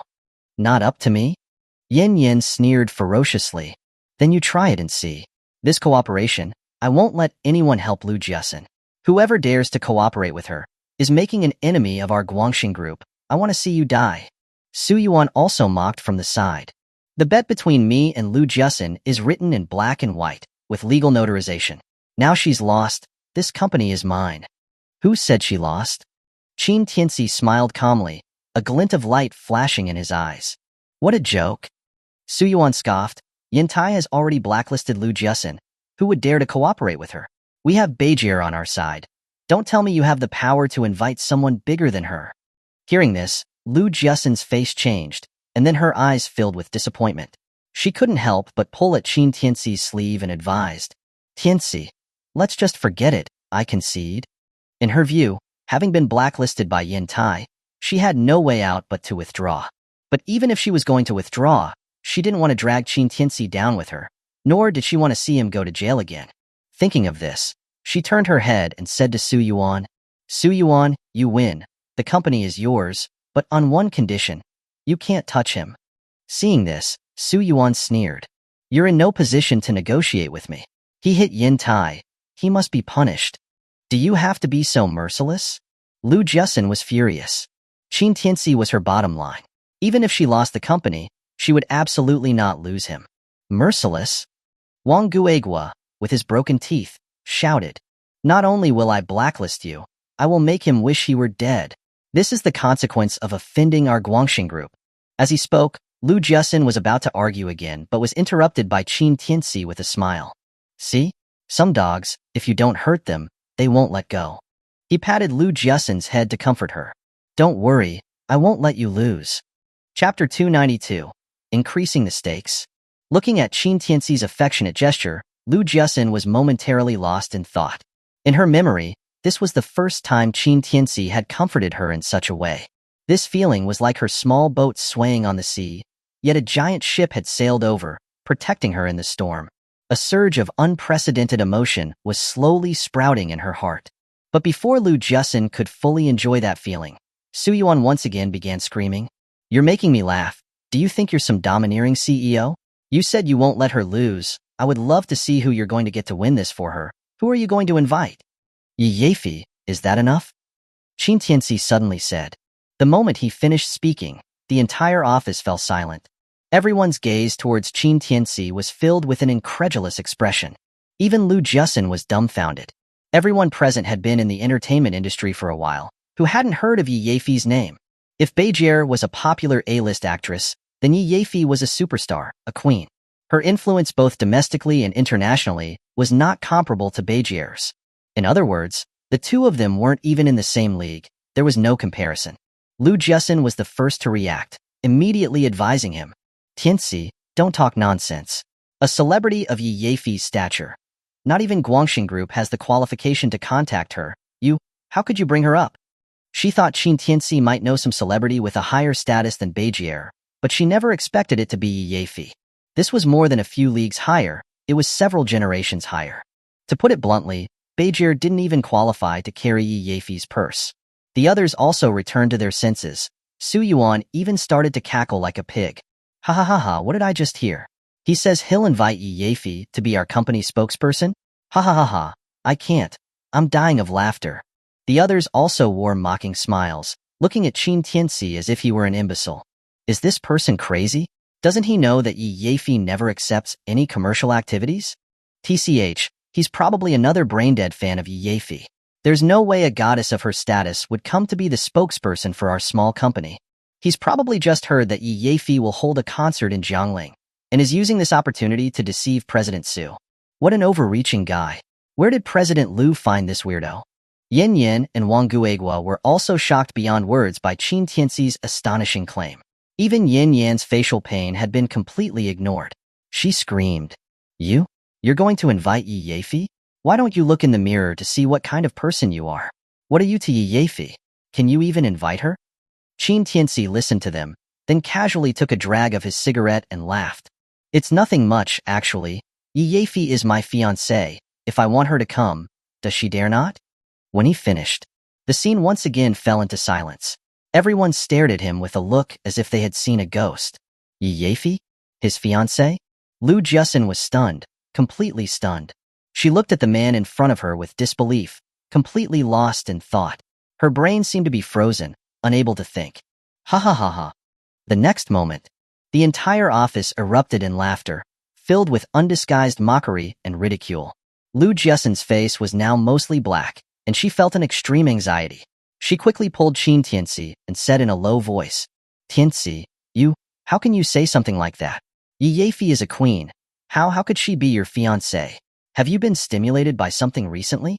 Even though Lu Jiaxin knew Qin Tianci had many fiancées, a woman like Yi Yeifi was in a completely different world from Qin Tianci. There was no way there would be an interaction between them, much less a close relationship like a marriage proposal. What's more, Yi Yeifi had never had a single scandal since her debut. One can imagine her powerful background. It would be all right for a normal person to say something like that, but this involves Yi Yeifi. If word got out, the consequences would be disastrous. The whole internet would blow up because of it. If Yi Yeifi's team noticed it, Qin Tianci would be in huge trouble, costing him a fortune. Yi Yeifi's name was an icon internationally, a symbol of a superstar. That kind of reputation couldn't be bought with money. But Qin Tianci, looking at Lu Jiaxin's worried and anxious expression, just laughed. "Didn't I tell you a long time ago? My fiancé isn't just one person. Yi Yeifi happens to be one of them." Don't say any more. Lu Jiasun quickly covered his mouth. She almost jumped up, her eyes filled with horror. The others heard everything Qin Tianci had said, laughing more wildly and smugly. I told you he was a brain-dead fan of Yi Yafei. You didn't believe me. Hey, why don't you go back where you came from? Half of the men in the Dragon Country want to marry Yi Yafei. Who do you think you are? Can you make him go back? He's just going back to the mental hospital. Looks like his illness isn't mild. Su Yuan's laughter gradually died down, but she still couldn't help but snicker. Oh, Lu Jiasun, I thought you just brought some trash. I didn't expect you to bring a mental patient. My apologies. I didn't know you had this kind of fetish. I was wrong about you, ha ha ha. Slap. As soon as she finished, Qin Tianci slapped her across the face again. If you don't want to waste the money you spent on your face, you can keep talking. You. Su Yuan was slapped by him, and the anger inside her had reached a boiling point. But when she looked at Qin Tianci's cold, heartless gaze, she suddenly felt a sense of fear. But that feeling quickly faded away, and her gaze was filled with resentment as she glared at the two of them. Heh, aren't you capable? You're going to invite Yi Yafei, right? Fine. If you can bring Yi Yafei here, I'll concede right now. But if you can't, Lu Jiasun, you and your gigolo will kneel from the 30th floor and give up all of your shares unconditionally. You're dreaming. Lu Jiasun was about to refuse, but Qin Tianci spoke first. It's okay for you to concede, but I want to increase the stakes. If I can bring Yi Yafei here, you will return the shares unconditionally and compensate her for all the reputation damage and kneel down to apologize. Chapter 293. You seem to have some problems. What did you say? Listening to Qin Tianci's arrogant words, Su Yuan opened her eyes wide with disbelief. Lu Jiasun, coming back to her senses, grew anxious and quickly pulled on Qin Tianci, lowering her voice. Are you crazy? There's no way we'll be able to get Yi Yafei here. It's completely impossible. But Qin Tianci patted her hand to reassure her. Seeing his confident manner, Lu Jiasun's heart was burning with anxiety. But in the end, she swallowed her words. At this point, she had already made up her mind. The worst-case scenario would be to give up the company. But most importantly, Qin Tianci was standing up for her. She wouldn't let him be looked down upon. Su Yuan, returning to her senses, immediately agreed. All right, then it's settled. Her behavior seemed as if she was worried that Qin Tianci and Lu Jiasun would regret it. Then, she turned to look at Lu Jiasun and laughed disdainfully. Lu Jiasun, where did you find this character? I only wanted to contend for management rights with you, but who knew I would get a company for free? Ha ha ha. It's making me laugh. Lu Jiasun's face was full of gloom as she stared at Su Yuan and said, word by word, don't celebrate too early. Where there is a will, there is a way. Since he said he could, then he definitely can. When it's your turn to kneel down and apologize, don't cry. Me? Crying? Su Yuan laughed even harder and turned to the crowd and said with a smile. Everyone heard it. These two are going to invite Yi Yafei to be our spokesperson. If they can't, they're completely out. There are so many witnesses today, Lu Jiasun. You won't go back on your word, right? Never going back on my word. Lu Jiasun said decisively. If you lose, I hope you'll honor your promise and withdraw from my company. Sorry, it won't be your company anymore. Su Yuan sneered contemptuously, then exclaimed, if you can invite Yi Yafei here, forget kneeling down to apologize. I'm willing to call you grandma, ha ha. Knock it off, my girlfriend doesn't have unfilial grandchildren like you. Qin Tianci said casually and pulled Lu Jiasun to leave. Lu Jiasun was confused by his sudden statement. What did he call her just now? Girlfriend? She must have misheard him, right? Before she could react, as they passed Yin Yin and Wang Guigua, the two suddenly stood up and yelled at them. How about the fact that you beat us up? Is that just going to be forgotten? Why is it like that? Slap. Slap. As soon as the words fell, Qin Tianci slapped them both across the face. If you don't want to forget it here, I'll give you a few more. Qin Tianci's cold voice entered the two's ears, making Yin Yin and Wang Guigua shrink back while covering their faces. Although they were also influential people, they had no means of resistance in front of someone as unreasonable as Qin Tianci. However, people like them who had always considered themselves superior would never let it go after suffering a loss. The crowd watched as Qin Tianci took Lu Jiasun to the company entrance. Then, Qin Tianci suddenly stopped, looked at the disassembled company sign, and threatened Su Yuan coldly. If this sign isn't back up by the next time I come here, don't blame me for hanging you up there. With that, he didn't look back, leading Lu Jiasun into the elevator. After they left, the entire company fell into an eerie atmosphere. Everyone looked at each other, not knowing what to say.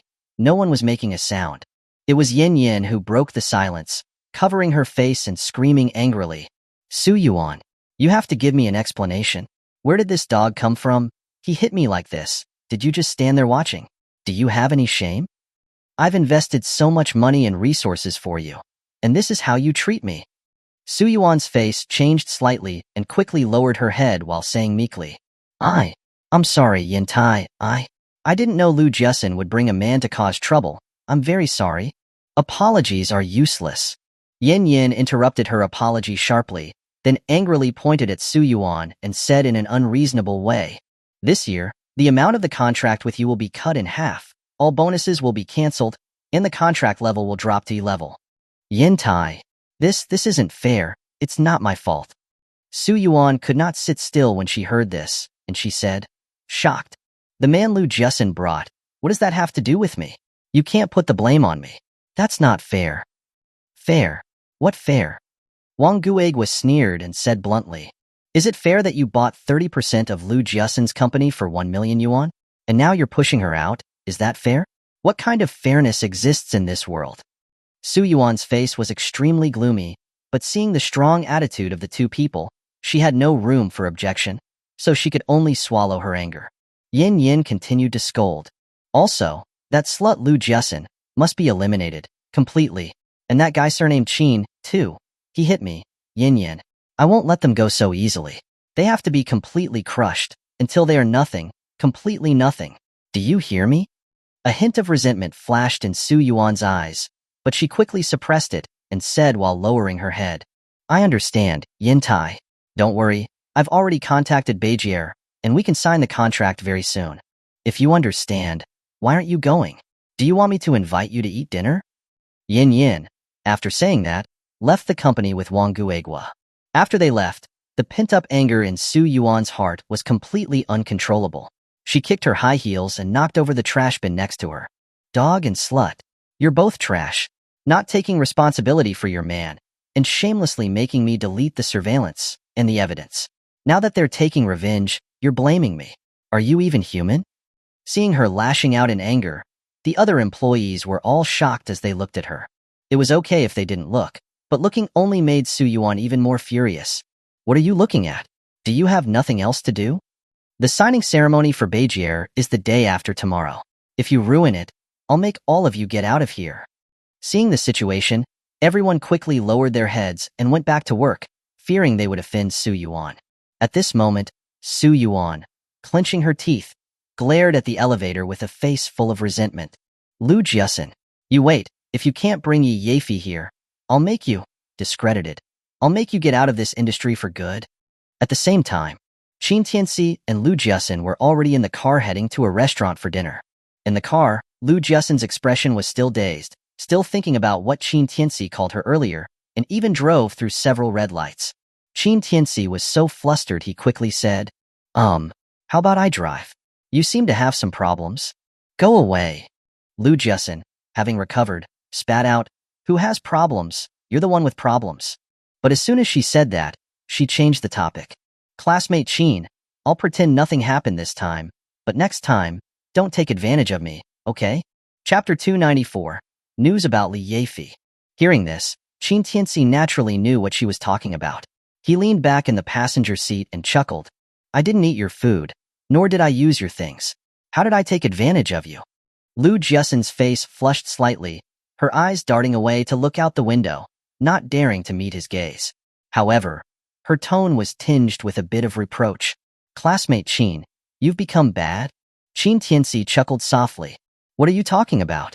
I helped you deal with the pervert, I helped you vent your anger at the company, and in the end I got a bad reputation. Sigh, being a person is hard, being a man is even harder.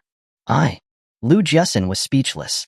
She suddenly turned her head and saw the slightly playful smile on Qin Tianci's face, and she immediately felt her face grow even hotter. Then she quickly looked away at the road, stammering, why did you pretend to be my boyfriend? Oh, you're talking about that? Qin Tianci looked at Lu Jiasun with a surprised expression as if he had just realized something. Lu Jiasun felt her whole body tingle from his gaze. She immediately said angrily, "If you pretend to be confused again, I'll really get angry." The smile on Qin Tianci's face deepened. "What? You don't like it?"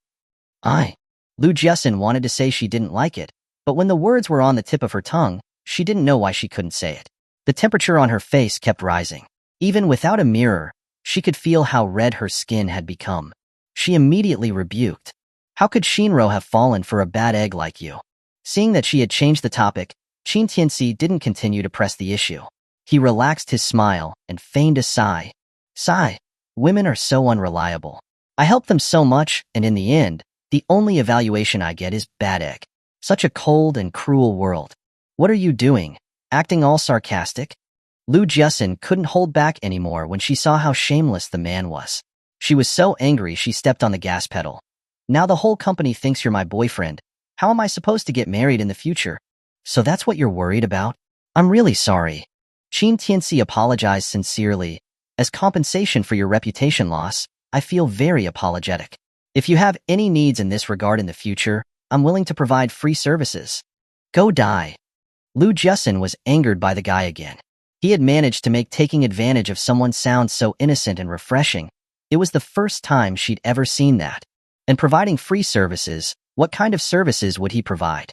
Husband services? In your dreams. Seeing that Lu Jiasun wasn't as reserved anymore, Qin Tianci's smile became even more genial. However, when this scene fell into Lu Jiasun's eyes, it made her heart pound violently.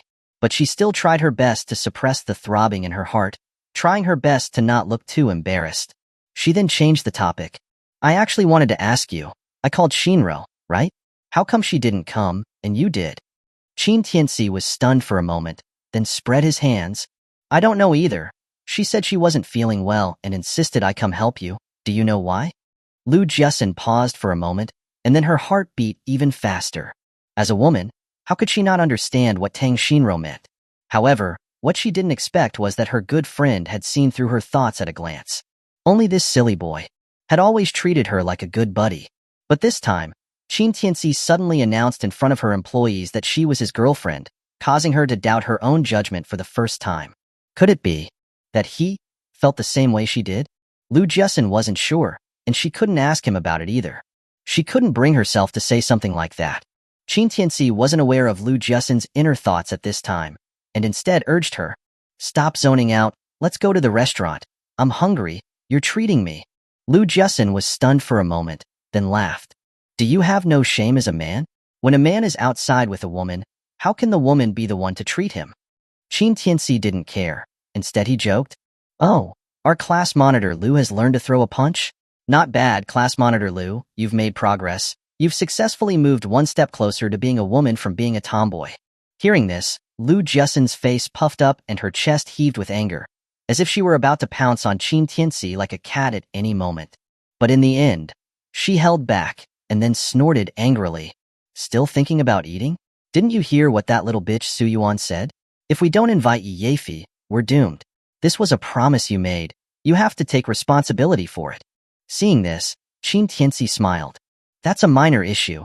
Eating is the important thing." "That's a minor issue?" Lu Jiasun was stunned. "Classmate Qin, do you know how much trouble you've caused this time? Do you really think a superstar like Yi Yefi can be invited with money?" Qin Tianci paused, then spread his hands and asked, "Are there really any fools who wouldn't make money when they could?" When she heard this, Lu Jiasun immediately thought that Qin Tianci was thinking of spending a lot of money to invite Yi Yefi to support her, and he wouldn't care if he lost money doing it. She immediately said with a sense of despair, "You're wrong. Yi Yefi really doesn't need money. She'll never take on a gig because of money. She will only choose her gigs based on what she likes, and she once said that she will never participate in any commercial activities. And so far, no business has ever dared to use her portrait in their ads." Hearing this, Qin Tianci latched onto that phrase. "Didn't you say that she still takes gigs based on her likes, right? What do you mean?" Lu Jiasun looked at him in confusion. Qin Tianci patted his chest. "I am what she likes. As long as I speak, she will definitely come help. You can rest assured." Lu Jiasun. She really couldn't understand the man in front of her. Sometimes she felt that he was very mature and extremely reliable, but at other times, she felt like he was just talking nonsense and was completely unreliable. He actually said he was what Yi Yeifi liked. How shameless did he have to be to say such a thing? But seeing the smug expression on Qin Tianci's face, she deliberately followed the meaning behind his words and asked, "Then young Master Qin, what should we do now? Don't blame me for not warning you. We only have 3 days. The day after tomorrow, Beijier will sign the contract with Su Yuan. By then, we'll have lost." Hearing this, Qin Tianci didn't panic. Instead he asked, "Where is Yi Yeifi now?" Lu Jusin laughed. "If I knew, would I be asking you? But it seems like she's going to have a concert in Jiangling these next few days. I heard that Yi Yeifi chose the venue herself, making the market in Jiangling City extremely happy." "That's good." Qin Tianci immediately made a decision. "What are you going to do?" Lu Jusin was stunned for a moment. "Don't tell me you're going to Jiangling to ask her to cooperate?" But Qin Tianci shook his head. "That's not necessary. First, let's grab 2 tickets and go watch her concert." Chapter 295. Do what needs to be done first. I got them. I got them. I really got them. And they're VIP seats. So lucky. The next day, Lu Jusin, while hugging her phone, jumped up from her sofa, and in her excitement, she hugged Qin Tianci, who was sitting beside her smoking, and was rambling incoherently. Qin Tianci looked at her, speechless. Who was it that said they didn't want to go? Lu Jusin gave him a playful glare, and then said smugly, "You men just wouldn't understand how exciting it is to grab a rare item that countless people have been trying to get." She then turned her head, jumped off the sofa, and grabbed her phone to share her joy with her best friend. Qin Tianci smiled helplessly. He really didn't understand why girls would be so excited to get concert tickets. Maybe it was because whenever he wanted something, he didn't have to compete for it in this way. Or maybe these 2 tickets were something he had asked someone to arrange in advance, sending them to Lu Jusin's phone through the internet. So he couldn't feel any joy. After Lu Jusin finished sending her message, she plunked down next to Qin Tianci. Hey, I got the tickets. Do you have a plan for what to do next?" "Plan?" Qin Tianci was stunned and asked, puzzled, "What plan?" Lu Jusin was confused. "Didn't you say you would invite Yi Yeifi to be my spokesperson? You also said we should get tickets to her concert first. Isn't that what we've been doing?" Qin Tianci spread his hands and asked, "Yeah, isn't it good enough that we got the concert tickets?" "Lu Jusin? What do you mean? Are we not just going to watch the concert? If we don't go to the concert, how are we supposed to contact Yi Yeifi?" Qin Tianci asked in return. Lu Jusin's eyes widened, and she was dumbfounded. "Are you saying you're going to invite Yi Yeifi to be my spokesperson at the concert? Why not?" Qin Tianci didn't understand Lu Jusin's confusion. Was this girl really this dumb?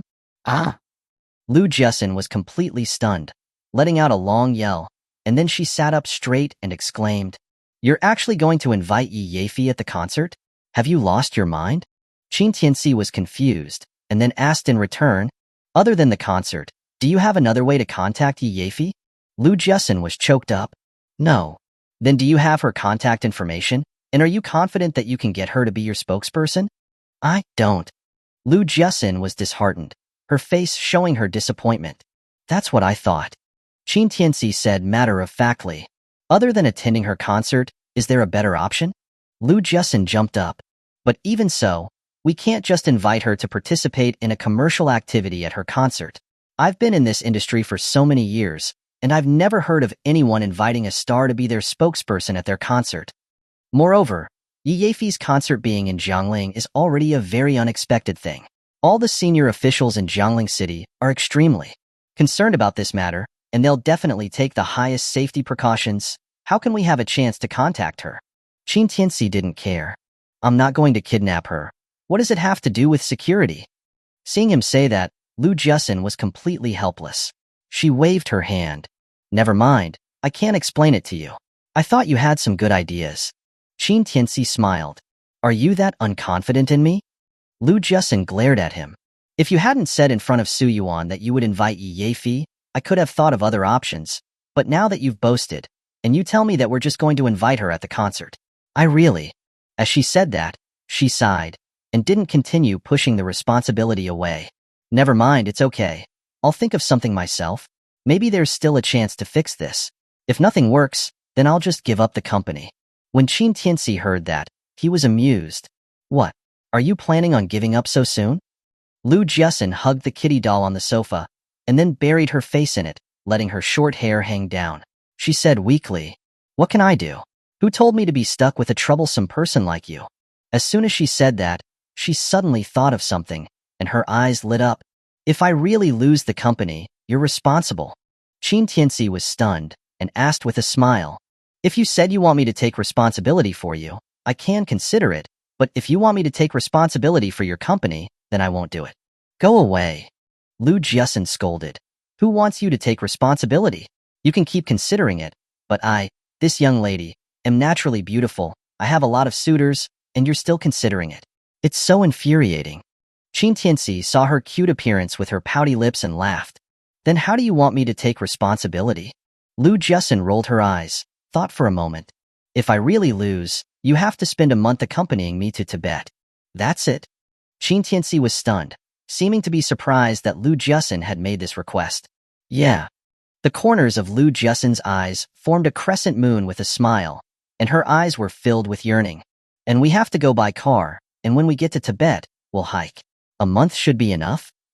Qin Tianci laughed when he heard this. "A man and a woman alone in Tibet. Aren't you afraid I'll eat you up?" Lu Jiasen was stunned, seemed to have thought of something, then a blush appeared on her fair face as she stammered.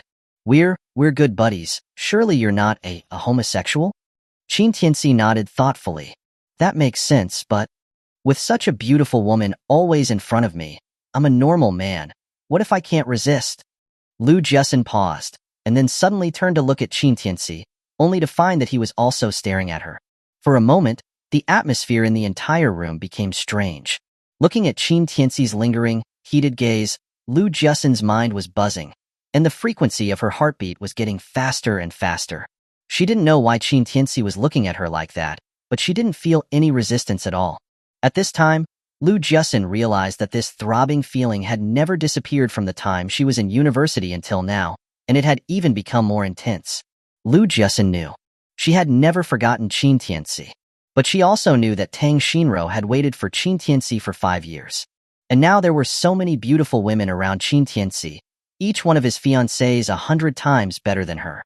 She didn't want to compete. She preferred to withdraw silently. But now, the boy she has liked for many years was staring at her like this. Lu Jiasen felt like she was about to fall. After she came back to her senses, Lu Jiasen quickly threw down the doll and stammered incoherently. It's time. I'm going to cook." However, as soon as she stood up, she suddenly felt her hand being pulled, and then her body lost its balance and she fell directly into Qin Tianci's arms, immediately causing Lu Jiasen to let out a scream. Then Qin Tianci's joking voice rang in her ear. "We probably won't be able to go to Tibet, but we can do the things we would do on the way to Tibet." Chapter 296, Lu Jiasen's Struggle. Feeling the masculine scent entering her nostrils, Lu Jiasen's heart was rippling.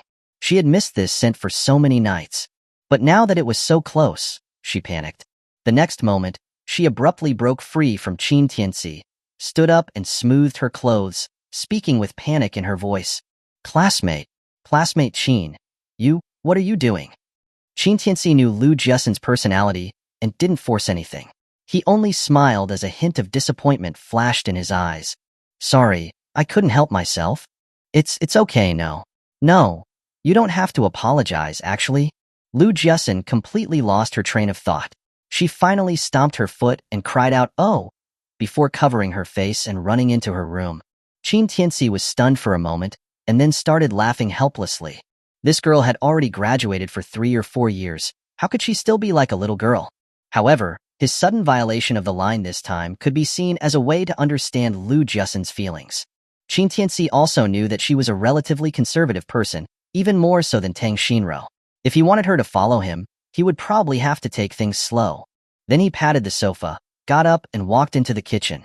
They were going to see Yi Yeifi's concert tonight. He couldn't let them go on an empty stomach. Little did he know that at this time, Lu Jiasen was hiding in her room, covering her head with a blanket and angrily kicking her feet against the bed. After some time, she finally poked her head out from the blanket. Her face was already flushed red. She said to herself, Lu Jiasen, oh Lu Jiasen, how can you be so timid? Now that it's gotten this far, how could you have broken free? As she said that, she looked extremely frustrated and angrily bit on her blanket to vent her anger. However, she soon changed her expression and lay down on the bed, dejected. But he already has so many women. Does he really need one more? How could the man Lu Jusin, be someone else's mistress? If Shinro finds out, we won't be sisters anymore. But Shinro can accept his other fiancés. Why can't she accept me? No. The education I received since I was a child is not enough to support me doing such a shameless thing. But, Miss Xiao, Miss Long, aren't they more noble than me? They can accept it. Why can't I? They are them. I am me. How can Lu Jusin depend on others? I swore that I would become an independent woman of the new era. But don't women also have to get married? Instead of marrying someone who doesn't make me feel anything, why not try to fight for the man I love? I'm so conflicted. I'm going crazy. It goes without saying that you should never try to guess what's going on in a woman's head. In just this short amount of time, she had already made countless decisions for herself. But Lu Jusin became dejected. Does he really like me? Or is it that he just wants to look for thrills and just wants to play around? Although to outsiders, Lu Jusin always seemed like a strong woman, but only she knew that she was an extremely conflicted person when it came to emotions. The more time she spent with Qin Tianci, the less she could understand what the man in front of her was thinking.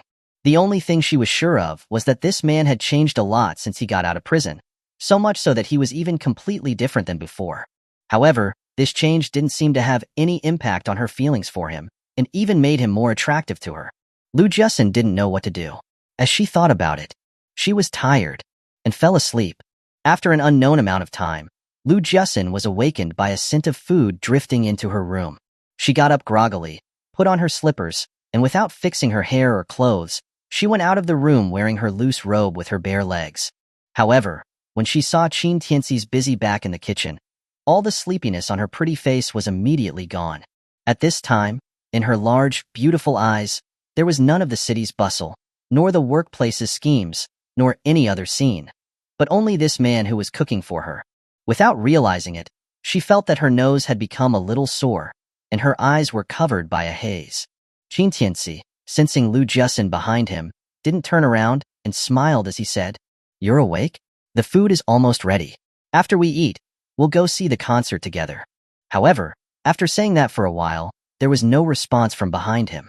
Qin Tianci turned around, puzzled, only to see Lu Jusin looking at him with a tender gaze, her eyes already a bit red. What's wrong? Qin Tianci was a little surprised. Lu Jusin suddenly came back to her senses, immediately sniffed, retracted her gaze, and smiled. "Okay, it's rare that we get to eat Chef Qin's food. I have to taste it properly." Saying that, she pretended to go get the bowls and chopsticks, but as soon as she was about to leave the kitchen, she immediately turned back and lightly kissed Qin Tianci's cheek with her red lips, and then said softly into his ear, "After this matter is resolved, She didn't finish and giggled, then skipped away, but the meaning behind her words was something that any adult could understand. Qin Tianci was stunned for a moment. He turned his head and realized that she was no longer in the kitchen, and he couldn't help but touch his cheek as he recalled her hints, and he couldn't help but chuckle. This girl. Although he didn't know why Lu Jusin had suddenly made up her mind after sleeping, this was definitely a good thing. Another room in the villa plus one. Qin Tianci was in a great mood. He then took out the dishes that he had made. As a result, after Lu Jusin took a bite, she couldn't hold back. "It's so delicious. Tianci, I didn't expect your cooking skills to be so good. Where did you learn them?" Normally, Lu Jusin would call Qin Tianci classmate Qin, but after waking up from her nap, she had changed it to Tianci. Qin Tianci laughed as he replied, "Prison." Looking at the faint, wicked smile on Qin Tianci's face, Lu Jusin was exasperated, and she scolded, "You're too bad. I'm gonna hit you." The two of them joked around while they ate their dinner. They did a lot of fighting, but they didn't eat much food. A few hours later, Qin Tianci and Lu Jusin appeared at the entrance of the concert hall.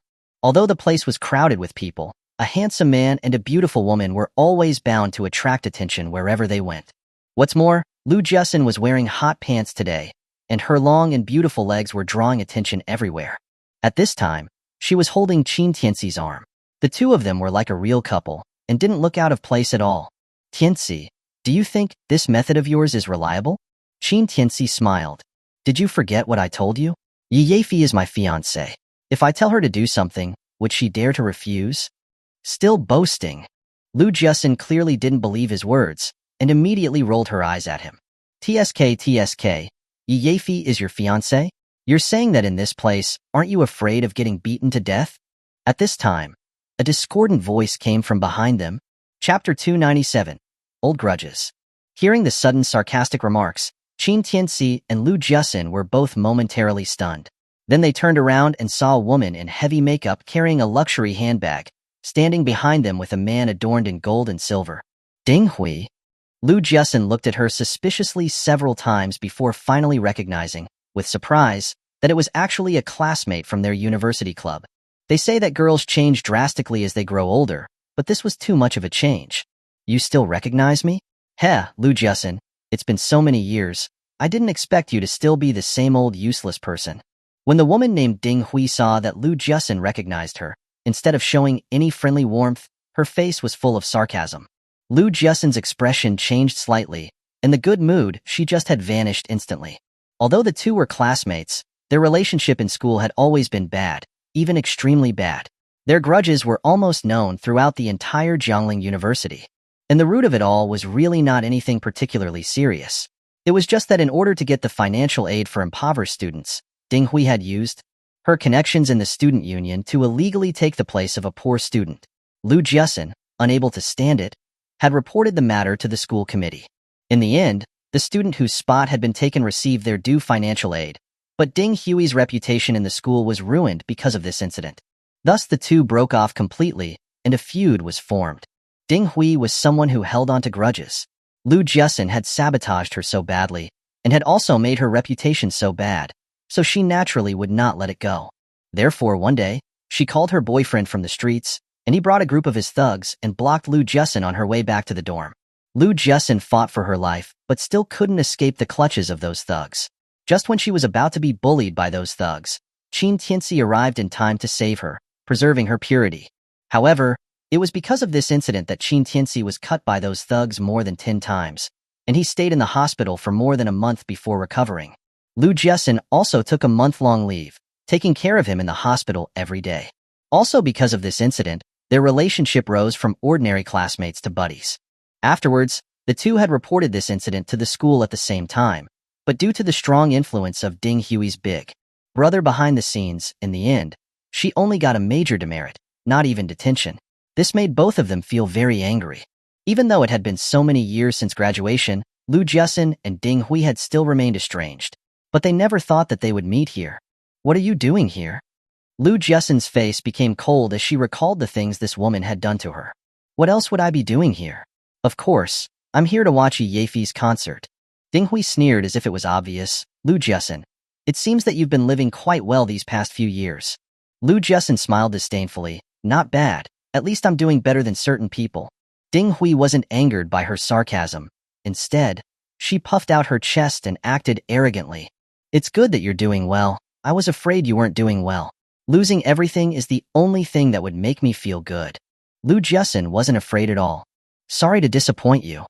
After saying that, she moved closer to Qin Tianci. A hint of resentment flashed in Ding Hui's eyes. Then she turned her gaze to Qin Tianci, who was next to her, and she couldn't help but sneer sarcastically. Oh, still together with your good-for-nothing gigolo? Qin Tianci, you didn't get killed that year, but you even managed to lick a slut. TSK. After all these years, I haven't heard you say a word of thanks. Don't you think you should kneel down to me? Qin Tianci, looking at Ding Hui's hateful expression, didn't care at all. Instead, he smiled. If you want to have your head stuffed in a toilet again, I don't mind letting you relive those beautiful memories from our school days. As soon as those words fell, the smile on Ding Hui's face froze, and her face became more and more ferocious as if she had remembered something. After Qin Tianci was discharged from the hospital that year, he found Ding Hui right away, and in front of all the teachers and students at the school, he dragged her into the toilet and shoved her head in the toilet. The others who saw this scene did not stop him, and they even clapped and cheered, because they all looked down on Ding Hui's actions. Even the school administration turned a blind eye to this. In the end, Ding Hui wanted revenge, but the school leaders stopped her in time. The reason why she didn't have a leg to stand on forced her to give up, and in the end she could only grudgingly let it go. Now, as Qin Tianci mentioned it in front of so many people, the shadow in her heart was brought up again, causing the hatred in her heart to soar to the heavens. At this time, The man adorned in gold and silver beside Ding Hui stepped forward and asked, Hui, are these your classmates? Ding Hui came back from her thoughts and scoffed. Classmates? Heh, they're not worthy. The man seemed to have noticed Ding Hui's relationship with these two people. Then he immediately straightened his clothes, seeming to want to show off in front of Ding Hui. He arrogantly stepped forward and said to Qin Tianci and Lu Jusin with a commanding tone, You two, get out of here right now. Looking at the arrogant man in front of her, Lu Jusin suddenly laughed. Where did you come from? The man was stunned. He was quite tall. Compared to Lu Jusin, he was a head taller than her. He could see her fair neck and her angry, delicate face. This made the man a little lost in thought. He had seen many women, and he had played with many as well, but women like Lu Jusin, with a fresh student vibe, and who were beautiful, were fatally attractive to him. However, because Ding Hui was right behind him, he could only put away his drool and reveal his identity. I am Yi Yafei's number 10 agent manager, Xiao Fei. The entire concert venue has been contracted by us. I have the right to ask you to leave. Lu Jusin was stunned. She didn't seem to think that this man would be Yi Yafei's agent. But even so, she still argued logically. Since you're the agent, you should be an example, and you should protect Yi Yafei's image in front of the public. We all bought tickets. Why do you have the right to make us leave? What if you bought tickets? Ding Hui sneered. My boyfriend is in charge of maintaining the venue. He tells you to leave, and you have to leave. Why? Lu Jusin was furious. I paid for my tickets. I'm your customer. You don't have the right to chase us out. So you two are not willing to leave? Seeing that Lu Jusin was unyielding, Xiao Fei put on an arrogant face. Missy has long said that as long as the people in charge of maintaining the venue feel there is danger, they can drive anyone out, unless you're the most formal SVIP of the day. Otherwise, don't even talk about it. Get lost. However, as soon as he finished speaking, a staff member suddenly rushed over from the entrance and apologized to Qin Tianci and Lu Jusin in a panicked voice. I'm sorry, Mr. Qin. Miss Lu, your identities have just been verified. It has been confirmed that you are our most precious SVIPs. Please follow me to the VIP entrance. Chapter 298. I already have a fiancé. What? As the staff member's words fell, Ding Hui and Xiao Fei's expressions instantly froze. Xiao Fei incredulously stepped forward to question. Ma Hong, are you mistaken? How could these two be SVIPs? Xiao Fei. Seeing Xiao Fei, Ma Hong, whose name was, also felt a bit surprised. Why are you here? Aren't you on sick leave? Hearing this, Xiao Fei's face turned embarrassed. He then remembered that he had gotten a premium seat for Ding Hui to sleep with her, with the intention of having fun after the concert. As for why he bought the premium seats, it was all because he had the premium seat quota on hand, and if they were sitting far away, it would be harder for his colleagues to recognize him. Now, he was actively stepping forward to question Ma Hong. There was no doubt that he was inviting trouble and throwing himself into the net.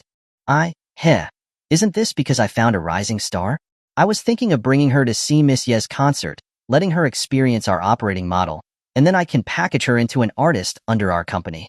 When she heard his explanation, Ma Hong was stunned for a moment, then turned her head to look at Ding Hui, whose makeup was very exaggerated, and she immediately frowned. And then she looked at Lu Jusin, and her eyebrows relaxed. Which one are you talking about? Of course it's me. As soon as she heard the question, Ding Hui immediately spoke, and she looked arrogant. If it's not me, then is it the woman surnamed Lu? Ma Hong was stunned for a moment, and then she looked at Lu Jusin and Ding Hui carefully. She then sneered. Xiao Fei, Missy asked you to be her number 10 agent manager, not to have you be a talent scout and haphazardly bring people for the sake of it. Your professional level needs to improve a little more. As soon as those words came out, Ding Hui's expression immediately froze. She widened her eyes and yelled, What do you mean? Ma Hong was obviously also a veteran in the workplace. She spoke nicely to people and spoke differently to ghosts. She quickly smiled and explained, Miss, don't misunderstand me. I am managing my own employees. I didn't mean to target you. Then tell me, why am I the person you said is just making up the numbers? Ding Hui did not intend to let Ma Hong off so easily. She continued to be aggressive. Seeing that she was so aggressive, Ma Hong's smile did not lessen at all. She continued to explain, I didn't mean that. I just meant that, if you wanted to be a star, I think Miss Lu is more suitable than you. Ding Hui? The lethality of these words was not less than the earlier, just making up the numbers. Moreover, Ma Hong was using her rival, Lu Jusin, to compare herself to her. Was this really an explanation? This was obviously sarcasm. What did you say? You're saying that I'm not as good as that slut surnamed Lu? Try saying it again. As Ding Hui said that, she angrily stepped forward and wanted to tear Ma Hong to pieces. Ma Hong, seeing this, retreated again and again, waving her hands as she continued to smile professionally. I'm sorry, I'm just stating the facts. Seeing that Ding Hui was about to go berserk, Xiao Fei quickly pulled her back and whispered anxiously. She's our manager. You need to be careful when you speak. Careful about what? Why does she get to say that I'm not as good as a slut? Huh? Ding Hui completely ignored his attempts to pull her back, and she was gradually losing control. Slap. As soon as she finished speaking, Ma Hong slapped her across the face. The smile that was just there was gone, and her face immediately became cold. People should be aware of their limitations. Miss Lu is our SVIP. How could you ever compare to her, whether it's her identity or appearance? You dare hit me? Ding Hui covered her face, dumbfounded, and screamed. You dare hit me? Why do you have the right to hit me? My boyfriend is Yi Yafei's agent. How dare a dog like you hit me? However, Ma Hong didn't care about her manic state. She turned to Qin Tianci and Lu Jusin respectfully. Mr. Qin, Miss Lu, please come inside with me.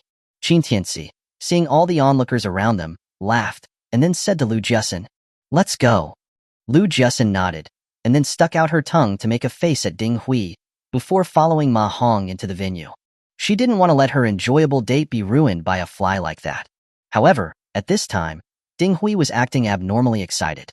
She cursed at the two's backs as they were leaving, attracting many onlookers, as if she were a shrew. Seeing this, Xiao Fei wished that he could just find a crack in the ground and burrow into it. He really didn't know why he wanted to find a woman like this to embarrass himself. Xiao Fei, you need to get me an SVIP ticket right now. Right now. Ding Hui would do anything for revenge on this couple, and she was not concerned about Xiao Fei's difficulties. Xiao Fei's face turned very ugly when he heard this. It wasn't that he couldn't get an SVIP ticket, he just felt that Ding Hui wasn't worth the price. If you can't get me an SVIP ticket, I'm leaving now, and I won't ever contact you again. Seeing that he was hesitant, Ding Hui's emotions became even more violent, and she immediately threatened him. Seeing that she was becoming more and more aggressive, Xiao Fei thought about the arrogant attitude that Qin Tianci and Lu Jusin had, and he couldn't stand it either. He immediately gritted his teeth and said, Fine, I'll contact them right now. At the same time, in the dressing room backstage at the concert, a woman with a perfect appearance and elegant temperament was sitting in front of a makeup table. As long as she was sitting there, it seemed as if all the light around her had dimmed. Even the assistant beside her, as she was holding the makeup, looked at her perfect face, and for a moment, she was unable to do anything. In the end, she put down her tools and said helplessly, Sister Yafei, you are so perfect, you don't need makeup at all. I really don't know why you hired me at a high salary to be your assistant makeup artist. Every time you participate in an event, I feel like I'm just like garbage and I don't deserve this. When Yi Yafei heard her words, an elegant smile appeared on her face. Ching, you're joking, everyone has flaws, including me, and I definitely need you to help fill in those gaps. But the assistant was helpless. Still, let me just put on some lipstick for you. To be honest, I've been working in the beauty industry for so many years, and I've never seen a woman like you who can outshine all the stars without any makeup. Then she carefully applied lipstick to Yi Yafei, and along the way, she couldn't help but say, Sister Yafei, did they look for you a few days ago? When she heard this, the smile on Yi Yafei's face gradually stiffened. A hint of coldness flashed in her beautiful eyes, and her tone became indifferent. They did. They said they wanted to have me marry the Hong Kong young master. What do you think about that? Ching couldn't help but ask. Young Master Hong Kong is actually a good person, rich and devoted. As a wealthy second generation, he's not known to be messing around with anyone, and he also. There's no need to mention this again. I've already refused. Yi Yafei interrupted her. Why? Ching was a little surprised.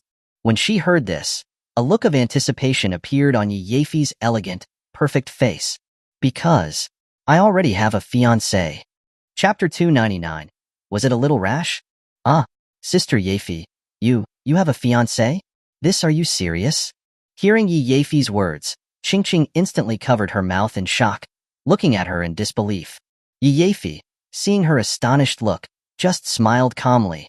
I'm already almost 25 years old. Is it so strange to have a fiancé? No. Sister Yefi.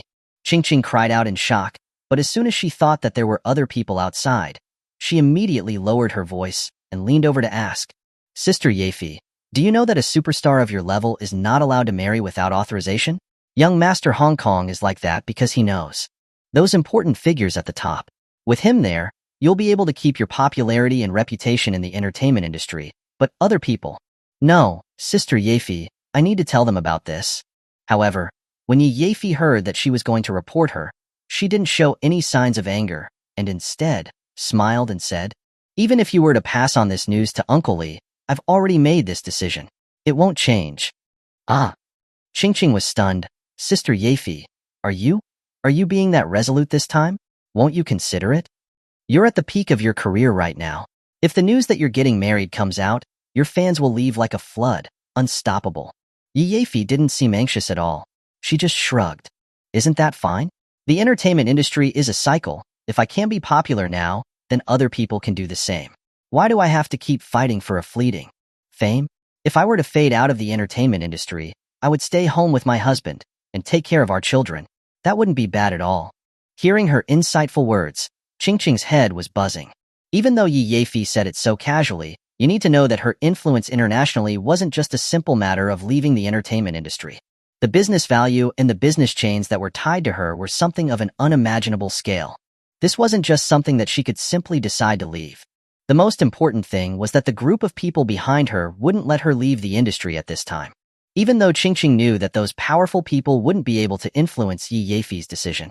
Thinking of this, Qing couldn't help but ask, Sister Yefi, who in the world stole your soul? Why haven't I ever heard you mention this before? Yefi smiled and said, it's something that happened recently within the past 6 months. It's normal that you wouldn't know about it. Ah, in just these past 6 months? Qing was even more puzzled. Based on what she knew, Yefi hadn't participated in any activities in the past 6 months. She had stayed at home for a full 6 months. Other than posting on Weibo or other social media platforms, she hadn't come into contact with anyone else. How could this have happened so suddenly? Yefi nodded. I know that you're confused, but this marriage was decided by me myself. No one else has the right to interfere with it. In this life, I will only marry him. Qing's pupils shrunk when she heard that, and she had an unbelievable expression. Then she swallowed and said, Sister Yefi, can you tell me his name? I don't know. Who knew that Yefi would spread out her hands, causing Qing to be unable to keep herself together. You don't know? She was dumbfounded. She herself had said everything with so much determination and resolution.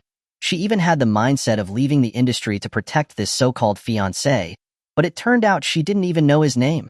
Sister, were you being a little rash? Hearing this, Yefi held up her fair, jade-like hand, placed it on her chin, and with a look of melancholy, she looked like a perfect work of art. I'm helpless too. The matchmaker had said that he would come find me, but I've waited half a year and haven't even seen him. I don't know when we'll meet. Qing. Her face was twitching. Sister, isn't this a little rash? You don't know who he is, what he looks like, what his background is, and you so easily promised yourself to him. Why can't I? Yefi looked at her with a puzzled look. The matchmaker must have told me about the basics before I agreed. Otherwise, I would have been going in blind, and wouldn't that have ruined my life? When she heard this, Qing finally relaxed. That's what I thought. Sister Yefi, you are an international superstar. There's no way you would make such a rash decision. As she said that, she became interested. With a gossipy look on her face, she leaned in to ask, Sister Yefi, can you tell me a little bit about who he is? Is he rich? Yefi was pondering as she put her hand to her chin. I think he's not that rich, just an ordinary family. Qing was stunned, and then asked, then is he handsome? I haven't seen him. Then is his identity special? Is his family powerful? No, but his identity is indeed quite special. Where is it special? He was in prison. Oh? It seems like he committed rape.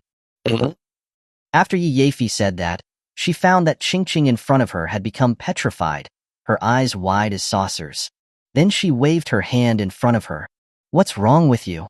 Qing suddenly snapped back to reality. Her face turned particularly ugly, and she called out excitedly, "Sister, have all the men in the world died? How could you marry a rapist? You would agree to this kind of marriage?" Yi, unconcerned, looked at her and said, "What does it matter? As long as he's a good person, then it's fine. He committed rape. Rape is what he was in for." Qing became more and more excited. People who commit this type of crime are perverts among perverts. Even in prison, they'll be targeted by the other prisoners. How could you? Yi laughed. "Don't make such a big fuss about it. I did some digging, he was framed, and he's not as much of a pervert as you say. Your sister isn't dumb, so rest assured." Qing. Looking at Yi, who was so calm and nonchalant, Qing was not doing well. She thought that Yi would marry a wealthy young master. Who would have known that she would fall for a crazy ex-convict? An international superstar, a famous celebrity.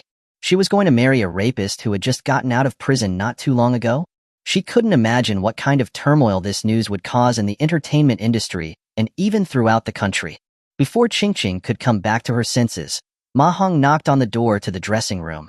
"Miss Yi, the trouble that the two VIPs were having earlier has been resolved. The show is about to begin. Please get ready as soon as possible." Hearing this, Yi was stunned. She turned her head and asked, "What happened?" Ma Hong explained. It wasn't anything major. Xiao Fei and the two VIPs had a bit of an argument, and he made things difficult for them. I've already reprimanded him. Xiao Fei? Yi's beautiful eyebrows frowned. Who's Xiao Fei? Chapter 300, A Wedding Dress in a Glass Display Case. Ma Hong's face showed a hint of embarrassment. Xiao Fei is your number 10 agent manager, have you forgotten? Number 10? Yi couldn't help but chuckle. My number 10 agent manager has at least several hundred people. How can I remember them all clearly?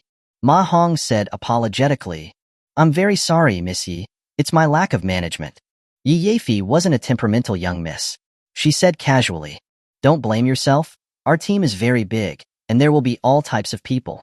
However, I'm curious as to why Xiao Fei would make things difficult for our SVIP guests. It wasn't anything major. Ma Hong simply retold the events that had happened to Qin Tianci and them earlier. Yi's eyebrows furrowed again. This Xiao Fei, with a little bit of power, he becomes so arrogant. It seems like we really do need to straighten out the atmosphere. Ma Hong nodded. Yes, Miss Yi. Yi picked up a cup of tea, took a sip, and her beautiful eyes flickered slightly. What did you say the name of the gentleman that Xiao Fei targeted was? Qin Tianci. Is there a problem, Miss Yi? Ma Hong asked. Qin Tianci. A hint of surprise flashed in Yi's eyes, but it quickly hid away, and she smiled. That's a good name. I like it very much. At this time, Qing asked, confused. Is there anything wrong with this person? Sister Yi. Yi didn't explain anything. She stood up and looked at the stage that was about to start. Then she ordered, for today's special guest interaction session, arrange it with this Mr. Qin. Ah. As soon as she said that, both Ma Hong and Qing were shocked. Ma Hong asked in confusion, Miss Yi, the list of the guests for this activity has already been decided. However, Yi said in an undeniable tone, I've changed my mind, can I? Of course you can. Ma Hong had never seen Yi with such a resolute attitude. She immediately said, Then I'll have this Mr. Qin come over so we can discuss the activity process and script. No need. Who knew that Yi would refuse again? Her face then revealed a bit of cunning. I just want to interact with him on the spot. I don't want to use a script. As soon as she said that, Ma Hong and Qing exchanged looks, both seeing surprise in each other's eyes. If Yi had a concert on other days, she would be very strict on the entire process, and she would even arrange for some people to be her random guests in advance, and even make scripts to ensure that everything would be perfect. What was happening today? This didn't match Yi's rigorous personality. All right, don't be zoning out, my sisters. The show is about to start. Let's get our spirits up. Yi interrupted their thoughts with a smile, and then she waved her hand and sent them away. When she was the only person left in the dressing room, Yi sat in front of the mirror. For the first time, she took out her own exclusive makeup box and completely did her makeup, making sure that she was flawless, and then she put on bright red lipstick. After doing all of that, she turned around and walked to her 7 or 8-story tall wardrobe.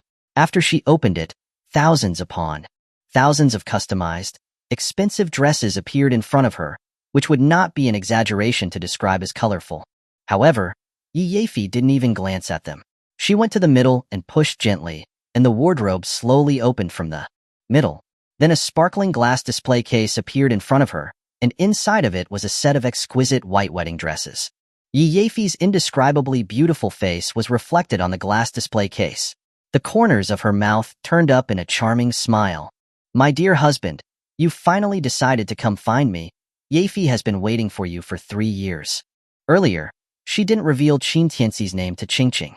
She couldn't have been about to get married without even knowing the other person's name, right? She had her own reasons for not saying it. But today, she didn't need to hide anything anymore. Starting from today, she, Yi Yafi, was a married woman. On the other side, Qin Tianci and Lu Jiasin were already seated in the first row VIP seats of the giant concert stage. These VIP seats were all carefully measured by professionals. Whether it was the viewing experience or the comfort, they were incomparable to any other seats. Even the headache-inducing sound of the nearby speakers had been processed by high-tech techniques. The sound was tuned to the most suitable volume for the VIPs based on their preferences. "Wow, it's the first time I'm sitting in this seat to watch a concert. I'm so happy." Lu Jiasin felt the soft couch underneath her butt, her face full of excitement. Qin Tianci looked at her excited appearance and couldn't help but scoff. "You've been in the entertainment industry for so many years, and you've gotten nothing out of it, huh? You're this happy just to watch a concert." Lu Jiasin pouted and lifted up her chin. Usually I'm working, but now I'm just enjoying myself. How can it be the same?" She had something else that she didn't say. It was also because she was watching the concert with the person she liked. Seeing her innocent, carefree look, Qin Tianci couldn't help but shake his head with a smile, and then he subtly observed the terrain. He was thinking that after the concert, he would find a way to meet with Yi Yafi. At this time, Xiao Fei and Ding Hui, who they had just had an unpleasant encounter with, also walked over. Seeing these two jinxes, Qin Tianci raised his eyebrows slightly. The good mood that Lu Jiasin had just recovered instantly dissipated again. At this time, Ding Hui sat next to Lu Jiasin without any regard and mocked her with disdain. "You think you're the only one who can get an SVIP ticket? Looking at how ignorant you are, I really don't know how you have the qualifications to sit here." Lu Jiasin, refusing to be outdone, said back. There's no way around it. Who told me that I'm lucky? Unlike someone else, who had to pretend to be something she's not, be careful of getting kicked out later. That would be embarrassing." "Tisich," Ding Hui sneered contemptuously, "even if I got kicked out, it would only be embarrassing for me. But if other people were to find out that you're sitting next to a rapist, then it's not just about being embarrassed. You'll be chased out." "You." Lu Jiasin was immediately angry. She widened her eyes and stared at Ding Hui. She didn't expect Ding Hui to also know that Qin Tianci had been in prison. However, she still held back her anger. "So what? No matter what he was like before, I just like him. I'm willing to get chased out with him.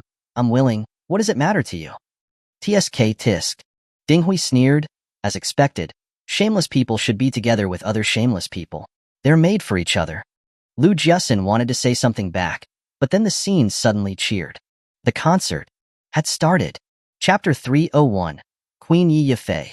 Amidst the explosive cheers of the crowd, Yi Yafei stood on the rising platform, slowly appearing in the center of the stage. Under the dazzling stage lights, Yi Yafei's elegant and flawless aura was displayed completely. She was like a fairy from a fairy tale, without any blemish. She was both a queen and a princess. But the moment she appeared on stage, all the staff members backstage panicked. "What's going on? Why isn't Miss Yi wearing the outfit we arranged? Where did that wedding dress come from?" The stage director's face was pale, and he was trembling all over from panic.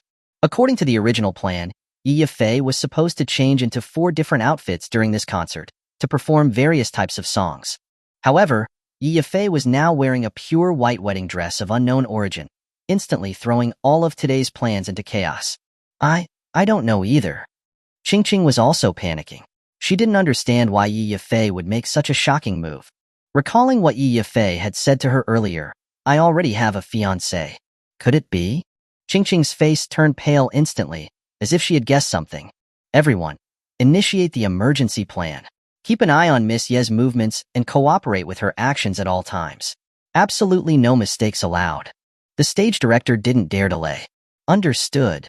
With the staff's anxious replies coming through the walkie-talkie, The stage director also tightened his nerves, not daring to relax his vigilance, focusing intently on every move Yi Yifei made. He looked calm on the surface, but his heart was already in a complete panic. This troublesome ancestor was really making a scene. Meanwhile, Yi Yifei stood on the stage in a perfect pose, her beautiful eyes sweeping across the tens of thousands of fans who had come to her concert, her gaze finally locking onto the SVIP seats in the front row. In the next moment, a slightly nonchalant, handsome, and mature face entered her sight, causing Yi Yifei's heart to pound. Although it was their first meeting, it felt like a lifetime. She didn't understand this feeling, and it was the first time she had ever felt this way. But she knew this was the person Yi Yifei had been waiting for 3 years. As the waves of cheers in the arena gradually subsided, Yi Yifei picked up the microphone, smiling elegantly and sweetly. "Hello, everyone. My dear fans, I'm Yi Yifei." Just a simple greeting was enough to make the crowd erupt again, demonstrating her powerful influence. Every move she made was clearly visible to the VIPs in the front row. When Ding Hui saw Yi Yifei, she was stunned. Although she had seen her countless times on TV, in magazines, and on other social media platforms, she was still shocked by seeing her in person. Many celebrities appear flawless on camera, but in reality, they become just ordinary people, even unrecognizable. However, Yi Yifei was several times more beautiful in person than she appeared on camera, even more perfect. Ding Hui thought her own looks were quite striking, but in front of Yi Yifei, she felt like a clown. The woman on the stage was so radiant and so pure and flawless. If she had to be given a title, the title of the most beautiful woman in the world would definitely belong to Yi Yifei. Whenever she appeared, all other women would feel ashamed of themselves. So beautiful. I've never seen a woman as beautiful as her. Lu Jiasin was also staring blankly at Yi Yifei in the wedding dress on stage, muttering to herself, "I always thought that every woman is most beautiful on her wedding day, but today I realize that there are differences between people." Qin Tianci chuckled, teasing, "From what you're saying, you'd be uglier than her in a wedding dress? Get lost." Lu Jiasin snapped back to reality, laughing and scolding, then her expression darkened. No one can compare to a woman like Yi Yifei. However, Qin Tianci was not impressed. "So what about Yi Yifei? She's got 2 eyes and 1 nose like everyone else. If you ask me, you're both the same." Hearing this, Lu Jiasin's face flushed instantly, and she scolded him. "You pervert." After their playful banter, she became puzzled. But why is she wearing a wedding dress? I checked the program schedule, and this wasn't included. Qin Tianci looked up at Yi Yifei, noticing that she kept glancing in his direction. He then smirked. Maybe she thinks she's getting old and wants to just pick someone from the audience to marry. Hearing this, Lu Jiasin was taken aback, then she glared at him. How could such a big star get married at an event like this? And even if she did get married, who would she marry? You, perhaps? Qin Tianci pretended to be surprised. "Hey, how did you know? She is going to marry me." As soon as this was said, many people around him threw shocked glances, which soon turned into disdain. But they could also understand. After all, any man who could walk on 3 legs would want to marry a perfect woman like Yi Yifei. Even if it was just to admire her and do nothing else, it would be a status symbol. It was normal for someone to have delusions. However, Xiao Fei laughed loudly upon hearing this. "Ha ha ha, you? How about saying that Miss Yi came on stage in a wedding dress today just to propose to you?" Ding Hui couldn't help but sneer. "Yeah, to propose to you? Wouldn't that fit your delusional mentality even more?" Lu Jiasin also looked at Qin Tianci speechless. "Tianci, can you be more realistic? Most female celebrities either marry someone in the industry or other male celebrities. It's impossible for a big star like Yi Yifei to marry someone ordinary like us." Qin Tianci completely ignored their ridicule and turned to look at Lu Jiasin. "Maybe there are exceptions? If Yi Yifei really proposes to me, you better not get jealous." Lu Jiasin was once again amused by his words. "You're ridiculous. If Yi Yifei really proposes to you, I'll become her sister and support your wandering heart." "You said it."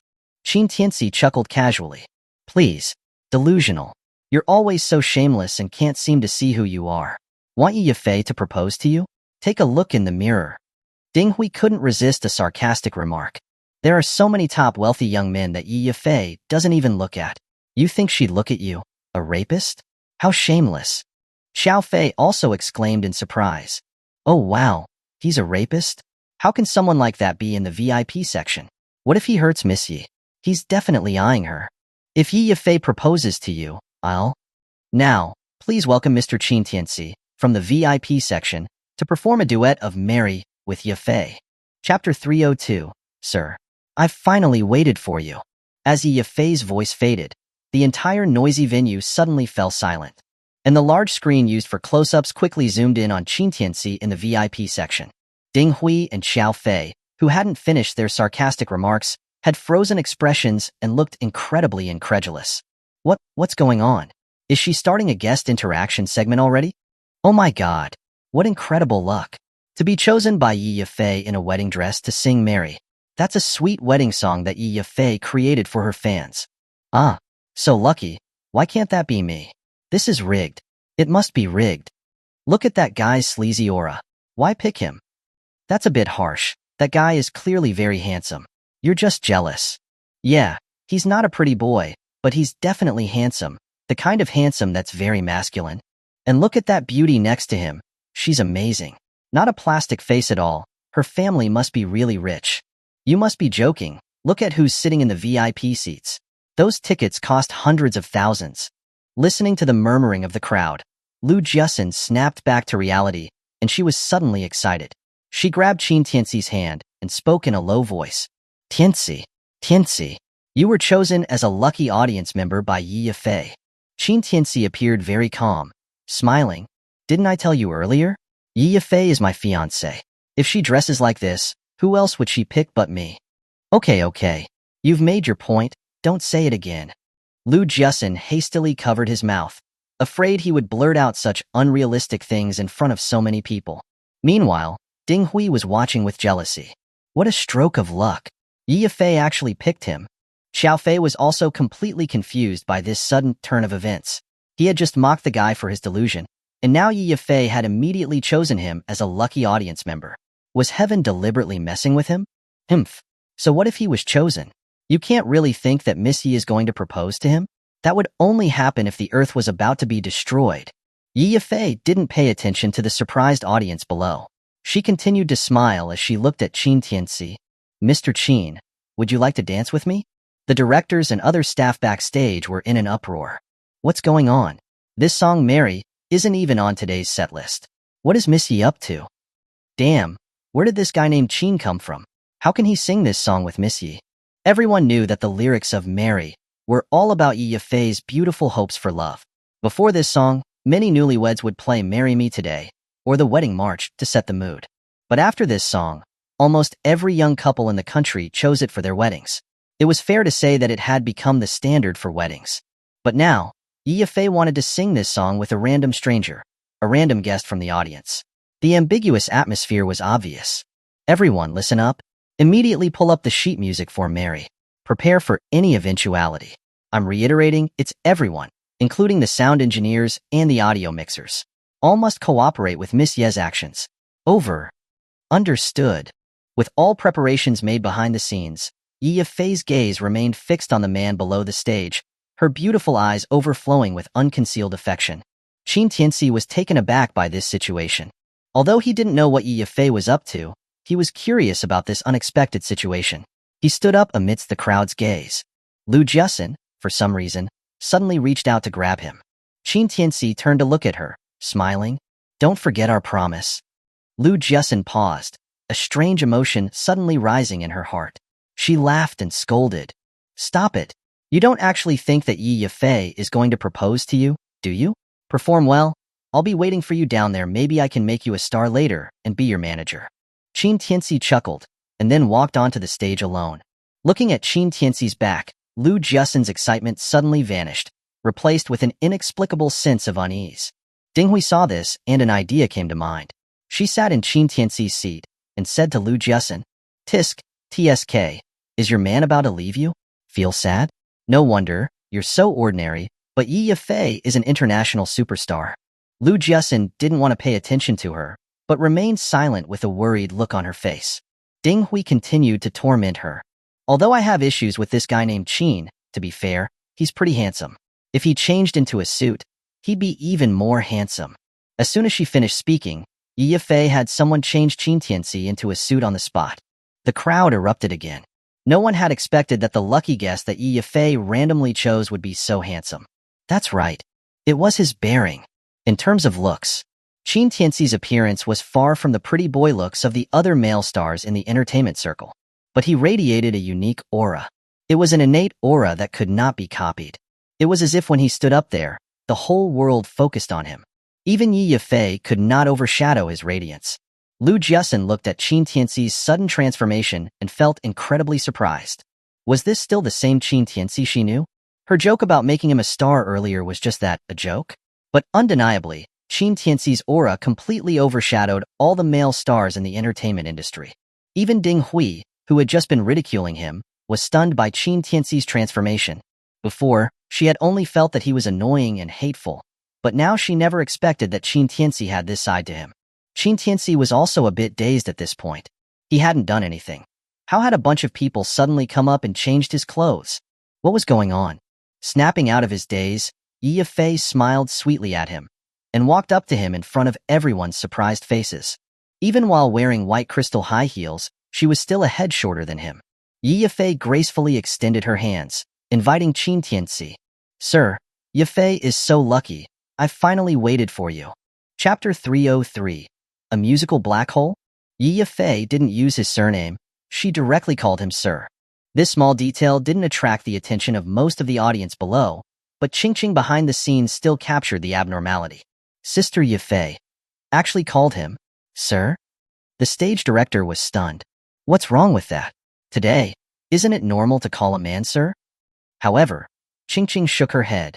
I've been with Sister Yifei for 6 years, and I've never heard her call any man Sir. I asked her once, and she said that she would only address her future husband like that. The stage director couldn't help but chuckle. Huh? Are you going to say this lucky man is Miss Ye's husband? How is that possible? Ha ha ha. I've been Miss Ye's stage director for so many years, and I've never even heard of her having a boyfriend. If she got married, the entire internet in Dragon Country would be paralyzed. Qingqing said, I haven't heard of it either, but why did Sister Yifei specifically pick this Mr. Qin? Maybe it's just a coincidence. The stage director said casually, Miss Yi is always capricious. This isn't the first time a concert of hers has gone off script. We just have to do our jobs. Sigh, yeah, I hope that today will be smooth sailing. Qingqing sighed and looked at the two people on the stage. Their eyes locked.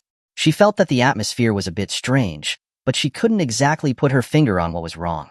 Meanwhile, on stage, Qin Tianci, after hearing Yi Yifei's words, couldn't help but pause. Then, a smile curved his lips and he asked, Really? So it seems you've been waiting for me? Yi Yifei smiled. Isn't the gentleman worth waiting for? Qin Tianci chuckled. If you weren't sure, then why were you waiting? I'm not a commodity, and I don't have a set price. Yi Yifei, with a touch of melancholy on her face. Yifei is willing to wait, but the gentleman was late in coming. Qin Tianci didn't comment and smiled lightly. What if I had arrived earlier? What if I hadn't arrived at all? Weren't you waiting all the same? Since you know you will inevitably meet, why worry about the time? However, Yi Yifei shook her head. But Yifei can't wait any longer. Their conversation wasn't muted, and the entire audience could clearly hear every word. In an instant, the noisy venue seemed to have been silenced by some magical spell. There was absolutely no noise, as if a pin could be heard falling. All eyes were fixed on the man and woman on the stage, all staring with disbelief. Lu Jiasun was staring blankly at the couple on the stage, their eyes filled with emotion. Something seemed to have hit her heart very hard, and her mind was filled with a sense of unreality. The stage director, who had been so confident earlier, was completely bewildered by Yi Yifei's sudden words. He stared at the center of the stage with disbelief. What is Miss Yi doing? Qingqing's pupils contracted, and she suddenly had a bad feeling. Some say a glance can last a lifetime, but who would expect that it would circle through thousands of lives? Before anyone could regain their senses, Yi Yifei's elegant and sweet voice slowly rose. The stage director suddenly jolted awake, grabbing his walkie-talkie and shouting, Quick! Start the music! Start the music! Ding ding dang dang. In the next moment, as the beautiful accompaniment began, blending with Yi Yifei's melodious singing, the atmosphere in the entire venue was as if it was surrounded by warm sunlight. Yi Yifei gracefully danced in the center of the stage, in front of Qin Tianci. Her pure white wedding dress floated in the wind, accompanying Yi Yifei's graceful posture. It was like a fairy telling her love alone in heaven. Qin Tianci stared at her intently, with a glimmer in his eyes. In this moment, he was certain. Yi Yifei had known of his existence long ago, and she had been waiting for him. Unlike his other fiancés, Yi Yifei was too elegant, too pure and untainted. Even he was a bit dazed. At this moment, time seemed to be immersed in Yi Yifei's song and dance. The whole world was focused on them, while the surroundings were hollow. Too beautiful, truly, too beautiful. Even Ding Hui, who had previously had conflicts with Qin Tianci, was completely touched by Yi Yifei. She had to admit that no other woman could stand beside Yi Yifei without losing their radiance. Wherever she was, no one else could take the focus away from her. She was completely different from this woman. She couldn't even compare. Even the rest of the audience had been completely captivated by Yi Yifei's singing, unable to pull themselves away. At this moment, Yi Yifei was so flawlessly beautiful, so untouchably beautiful that it was impossible for anyone to have any impure thoughts. Unconsciously, they had all begun to wave their glow sticks in time with the melody. The scene was peaceful and beautiful. After a while, the lyrics transitioned to the next section. This song, Mary, was originally a duet between a man and a woman. Once the accompaniment ended, the male vocals were due to come in. Yi Yifei also gave Qin Tianci a sweet smile, gesturing to him to continue the song. Qin Tianci didn't refuse. Without any pretense, he cleared his throat and then picked up the microphone. When the accompaniment ended, his voice rang out in the venue. However, the moment his voice was heard, everyone, that's right, everyone, was completely stunned. Everyone stopped moving as if they had seen a ghost, staring intently at the handsome man singing alone on the stage. This. Xiao Fei stood up in shock, his throat feeling like it was choked.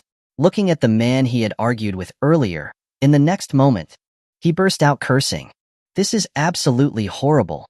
Damn, I've lived for decades and have never heard anyone sing so terribly. It's even worse than a dog barking. If that's a human, I'll eat him. What kind of environment could have nurtured this kind of voice? Even ghosts would be scared away. Ah, shut up. My ears are being raped. All the audience members began to protest and shout, covering their ears frantically. This was not listening to someone singing. It was as if they were putting their ears into a pan of hot oil. If ears had consciousness, they would probably detach themselves and run away. They had thought that even if the guest that Yi Yifei had invited couldn't sing well, they would at least be able to carry a tune.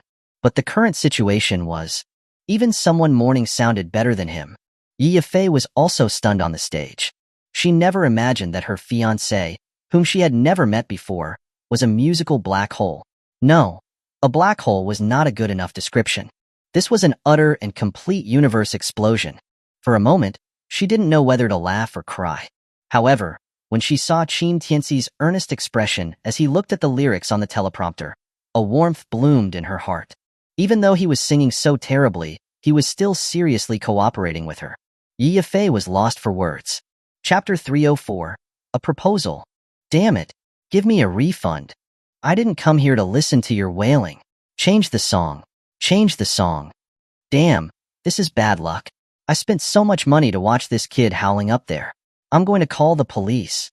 After enduring Qin Tianci's torment for over a minute, some of the audience were nearing their breaking point, about to throw their shoes at the stage, when the male vocal part finally ended and Yi Yifei's part came in. Everyone breathed a sigh of relief, collapsing onto their chairs, enjoying the beauty that followed the pain. It has to be our Yifei treasure. So good. Never mind. We're already here. As long as it's not that guy singing, anything goes. Yifei, I love you. However, as the song progressed to the second half, the switching between male and female voices became more and more frequent. So, everyone sat there, alternately enjoying and being tortured, as if they were in a world of fire and ice. The difference in their singing level was as if they were in heaven and hell, constantly scraping against their fragile nerves. Lu Jiasen, watching Qin Tianci on stage, who not only didn't feel embarrassed but was enjoying his own singing, couldn't help but cover her face, pretending not to know him, muttering to herself in a low voice. Why hasn't this guy improved his singing at all? With the last lyric sung, the first song officially came to an end. Qin Tianci walked forward contentedly and asked Yi Yifei with a smile. How was it? I sang pretty well, right? Yi Yifei. Bro, Are you really that clueless about how you sound? However, Yifei didn't care at all. All she wanted was this interaction. She had waited 3 whole years for this day. She didn't care about how Qin Tianci sang at all. Then, Yifei turned to all her fans with a radiant smile and asked, holding up the microphone, "Everyone, do you think my gentleman sang well?" No. Tens of thousands of people shouted in unison, surprisingly synchronized. But when they realized what they had said, they froze. My gentleman? It was one thing that Yifei had called Qin Tianci sir, but now what? She was calling him my gentleman? Isn't that a term only a husband deserves? The venue was in an uproar, and all the fans began to look at each other, confused and discussing among themselves. The stage director below finally realized the problem and yelled into the walkie-talkie. "Miss, he misspoke. Go fix it immediately, or the consequences will be unimaginable." If some unscrupulous media took the words out of context, this guy named Qin would face an unprecedented wave of online abuse. However, just as he finished shouting, the walkie-talkie gave him a stammering response. "Director, maybe you should look at the stage." The stage director was stunned. Annoyed, he shouted, "Look at what? I'm trying to save this kid's life, Miss Yi." He couldn't finish his words. When the stage director looked up at the stage, he gasped, almost passing out. Yifei was holding a bouquet of flowers, using the large train of her wedding dress to cover her legs, and in front of thousands of spectators, she had knelt down in front of Qin Tianci. Whoosh! In an instant, the venue erupted in a deafening clamor. Everyone jumped out of their seats, staring at the scene in front of them with disbelief. Even Lu Jusin jumped up, her beautiful eyes full of disbelief. This. Xiao Fei and Ding Hui were even more dumbfounded. They couldn't believe what they were seeing was actually happening. Miss Yi is kneeling down to that guy? What did I just see? No, what is wrong with Miss Yi today? Why would she do this? The venue fell silent again, everyone holding their breath, afraid of missing anything. Qin Tianci was also a bit stunned by Yifei's actions. He could clearly feel the gazes of tens of thousands of people, filled with shock, anger, disdain, horror, and jealousy. Although he had made a small bet with Lu Jusin, it was just a joke. But what was happening now? Looking at Yifei, was this woman really going to propose to him? Sure enough, before he could come back to his senses, Yifei spoke. "My dear fans, I, Yifei, chose to hold my concert in Jiangling for one big reason, for him. He is the man I, Yifei, have been thinking about for 3 years, the man I have been waiting for. This song, Mary, is also something I wrote for him. No, it should be said that it was written for both of us. So, today, I want to be bold. I want to bear witness before all of my fans who have loved, protected, and followed me for so many years. Mr. Qin." At this point, Yifei's eyes locked onto Qin Tianci, her beautiful face full of deep affection and a sweet smile. "Yifei wants to marry you. Will you marry me?" Boom. When she finished her sentence, it was as if a nuclear bomb had exploded in everyone's mind, blasting the center of the city, blasting everyone's hearts into dust. Whoosh, whoosh, whoosh. Within moments, the fans went crazy. The staff went crazy. Everyone went crazy. Click. The walkie-talkie in the stage director's hand fell to the ground. Ching Ching spat out the water she had just drunk. It's over. It's completely over. Having been in the entertainment industry for so many years, they seemed to already see the massive online spread of the news the next day, and the scene of them being besieged by reporters. Yifei holds a concert in Jiangling, wearing a wedding dress, proposes to a stranger. Once this title was out, no one would understand better than they did about what would happen next. The small Dragon Country network system would not be able to handle this level of news. The smiles on Ding Hui and Xiao Fei's faces had long since disappeared. They were pinching each other, mumbling in a daze. I didn't hear it wrong, did I? Miss Yi really proposed to this kid? I feel like I went to bed too late last night. I'm still not awake. Yeah, I must not be awake. Yifei, on the other hand, paid no mind to the reactions of others. A hint of blush appeared on her beautiful face. She looked shy and charming. This was the first time she had mustered up the courage to do something like this. She who had never been nervous in front of thousands of cameras was now feeling nervous. And when her eyes met Qin Tianci's again, Yifei desperately wanted to get a response from him. However, Qin Tianci remained unmoved, a faint smile on his face. Then, he took out a cigarette, lit it in front of everyone, puffed out a cloud of smoke, and said leisurely, "I'm sorry, but I refuse." Chapter 305. A Passionate Kiss Under the Moon. The moment Qin Tianci's words left his mouth, everyone at the venue once again froze. Everyone stared at Qin Tianci with an incredulous look in their eyes, their expressions gradually shifting from horror to rage. Unforgivable. Absolutely unforgivable. Who was Yi Yifei? An international superstar, a peerless beauty who only appeared once in 1,000 years. Countless wealthy and powerful people wanted to take her home as their concubine or empress, and she was the figure of fantasy for countless men. Her presence was the absolute apex of the beauty hierarchy. And yet, here she was, proposing to a man in front of so many people, and the most important thing was that this man had actually refused her. Yes, he refused. Did he know what that refusal meant? That one refusal was like stepping on the faces of all her devoted fans.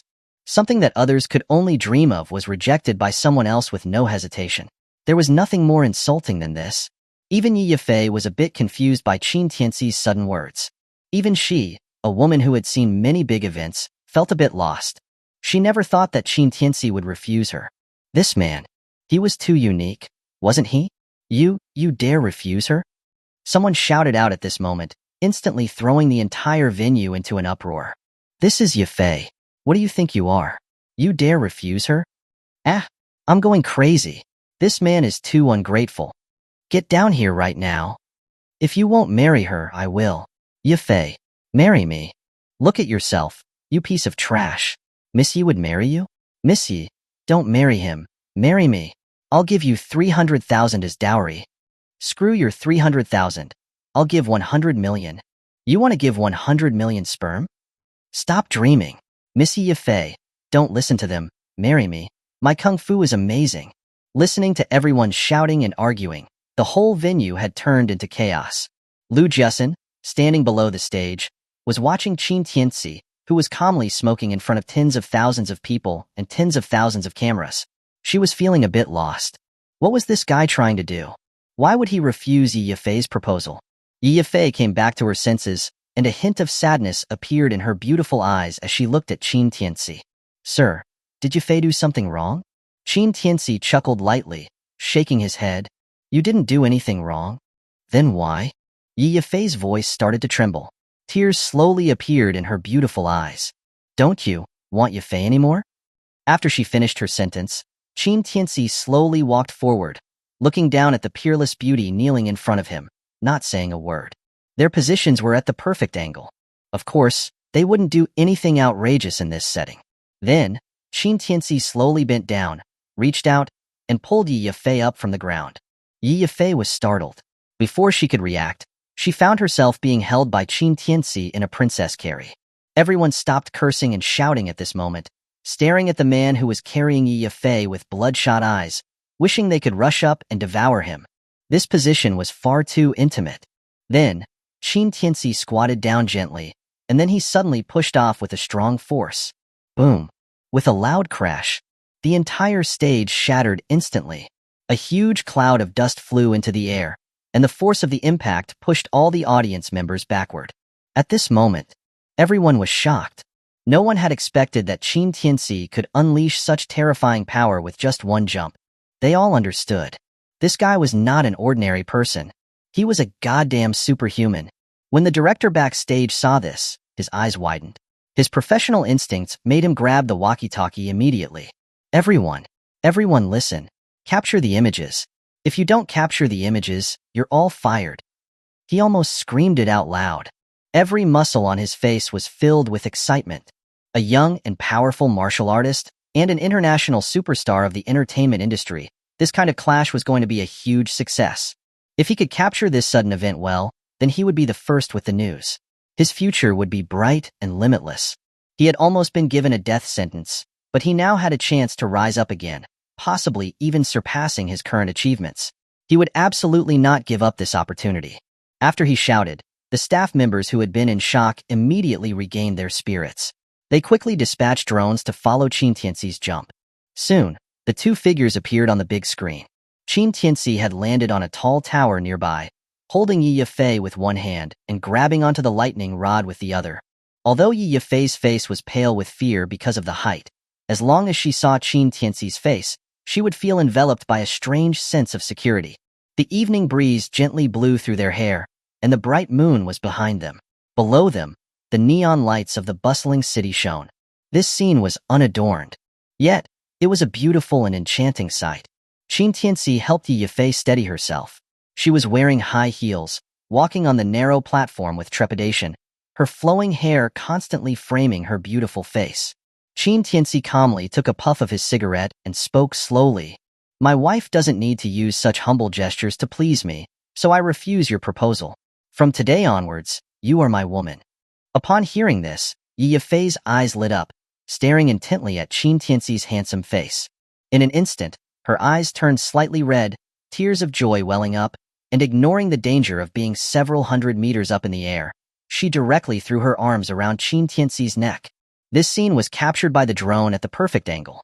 Their microphones were still on, and all their words were transmitted to the venue sound system. At this moment, everyone at the venue stopped cursing, and the anger in their eyes disappeared completely. In its place was an undisguised feeling of envy. On the top of a tower several hundred meters high, a woman in a wedding dress and a man smoking a cigarette were pledging their love under the moonlight. What kind of love could possibly be worthy of such a beautiful scene? Every person's face was full of blessings and an indescribable mix of emotions. Many people even turned from haters into fans immediately after Qin Tianci said those words. This couple is just too perfect. Yeah, if I had a man like that, I would be willing to die. Stop dreaming. A man like that can only be seen in fairy tales. But I just saw it in reality. Never mind all that. Kiss them. Kiss them. Yeah, kiss them. With the sudden shift in the crowd's mood, Qin Tianci and Yi Yifei realized what was going on. Yi Yifei's face flushed, and she suddenly turned and pressed her red lips onto Qin Tianci's mouth. At this instant, it felt as if the whole world had gone silent. Chapter 306, Departure. This kiss broke the hearts of everyone. This kiss also gave peace to everyone's hearts. The big screen displayed the two of them kissing, making countless people extremely envious. No one wanted to disturb this moment. No one felt like their ticket money had been wasted. On the contrary, this was a scene that they would never forget. This was the dream goddess of millions of people, and she had been conquered by a man. They had originally thought that they were here to witness Yi Yifei's journey to the top, but never expected that they would actually witness the peak moment of Yi Yifei's life. I didn't notice earlier, but looking at him now, this man is so handsome. Yeah, he's so stylish, those stubble, and his deep eyes, they completely captured my heart. If this man debuted, he would definitely be a sensation, and now with Yi Yifei's support, his future is unimaginable. Sigh, so envious. Xiao Fei and Ding Hui were sitting on their seats with dazed expressions, completely stunned. They never thought that the useless man that they had looked down on would be passionately kissing Yi Yifei on the high tower. This completely shattered their worldview, especially Xiao Fei. If he had known that Yi Yifei's standards were so low, he would have chased her earlier. Maybe the man being proposed to would be him, and he wouldn't have been stuck with a third-rate socialite like Ding Hui. However, when he looked at Qin Tianci, standing so steadily at such a height, he couldn't help but feel a shiver in his heart. He could never do something so outrageous. Meanwhile, Ding Hui, after regaining her senses, seemed to remember something. She turned to look at Lu Jiasin with a mocking face and said sarcastically, "Hee hee, Lu Jiasin, your judgment of people doesn't seem to be very good. Look at how your man is showing off up there. What's wrong? Feeling upset? Or are you just naturally not a happy person?" Lu Jiasin, listening to her sarcasm, didn't pay attention. Her beautiful eyes were only fixed on the big screen. Looking at the man she had known for 5 years, her heart was complicated. Yes, princes and princesses were always a match made in heaven. And what did she, a girl who was always in the shadows, have to fight for? But soon, she took a deep breath and revealed her signature sweet smile. She said to Ding Hui, who was mocking her, "So what? As long as he's happy and blissful, that's all that matters. You would never understand that, Ding Hui." After she finished speaking, she picked up her bag and stood up, looking up again. This time, she wasn't looking at the screen, but at the tall tower in the distance. On top of that tower was the man she had deeply loved for 5 years. Finally, a look of relief appeared on her face as she muttered to herself, "Tianci, I'm sorry, I might break my promise. Our connection. Maybe it had already ended the moment we graduated from college. It's just that I was foolish, always wanting something that was never mine. I have never regretted meeting you. It's just that now it's time to say goodbye. It's time for me to leave. Tianci. At this point, Lu Jiaxin's smile became even more radiant, but underneath that radiance were tears. Then, she turned her head, her hair whipping her tears away, and said to herself in a voice that only she could hear, "I love you." In the next moment, she resolutely turned around and left. Ding Hui saw her leave, but didn't give up her mocking. "Don't leave yet. Why don't you see how your man is being so lovey-dovey with other women?" However, Lu Jiaxin didn't seem to hear her at all, and didn't stop. She soon disappeared into the crowd. Ding Hui scoffed dismissively. "SK, such a drama queen." Then she turned to look at Qin Tianci on the big screen. Suddenly, an evil idea popped into her mind. She turned to Xiao Fei immediately and said, "Xiao Fei, do you want to be famous?" Xiao Fei was stunned, not understanding what Ding Hui was talking about. "What do you want to do?" Ding Hui spoke in a low voice, her face showing a malicious smile. "If I guessed right, the fact that we offended the VIP has already been told to Yi Yafei by that woman named Ma. I don't think you'll have good days ahead of you. What do you think?" Hearing this, Xiao Fei paused, his face turning ugly.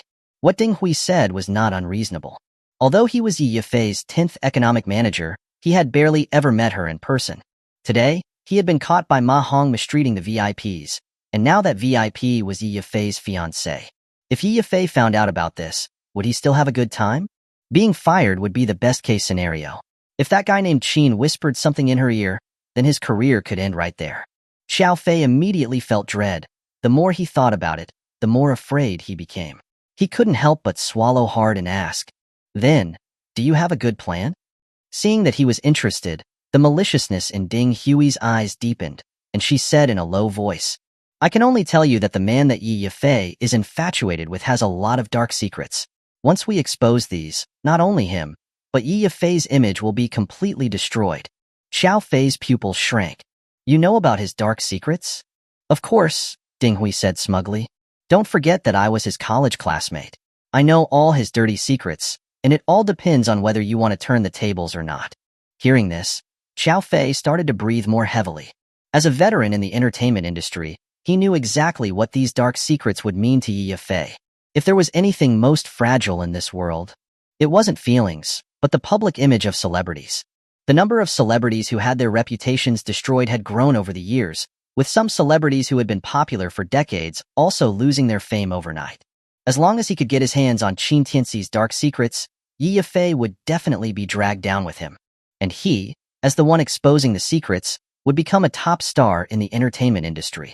These kinds of opportunities were hard to come by. "Haha, Xiao Hui, you're so smart." Seeing that he was so excited, Ding Hui also grinned widely. "Are you going to do it?" "I will do it." Xiao Fei slapped his thigh and said excitedly, "If Yi Yafei doesn't give me a way out, how could I just sit here and wait for death? We have to do it."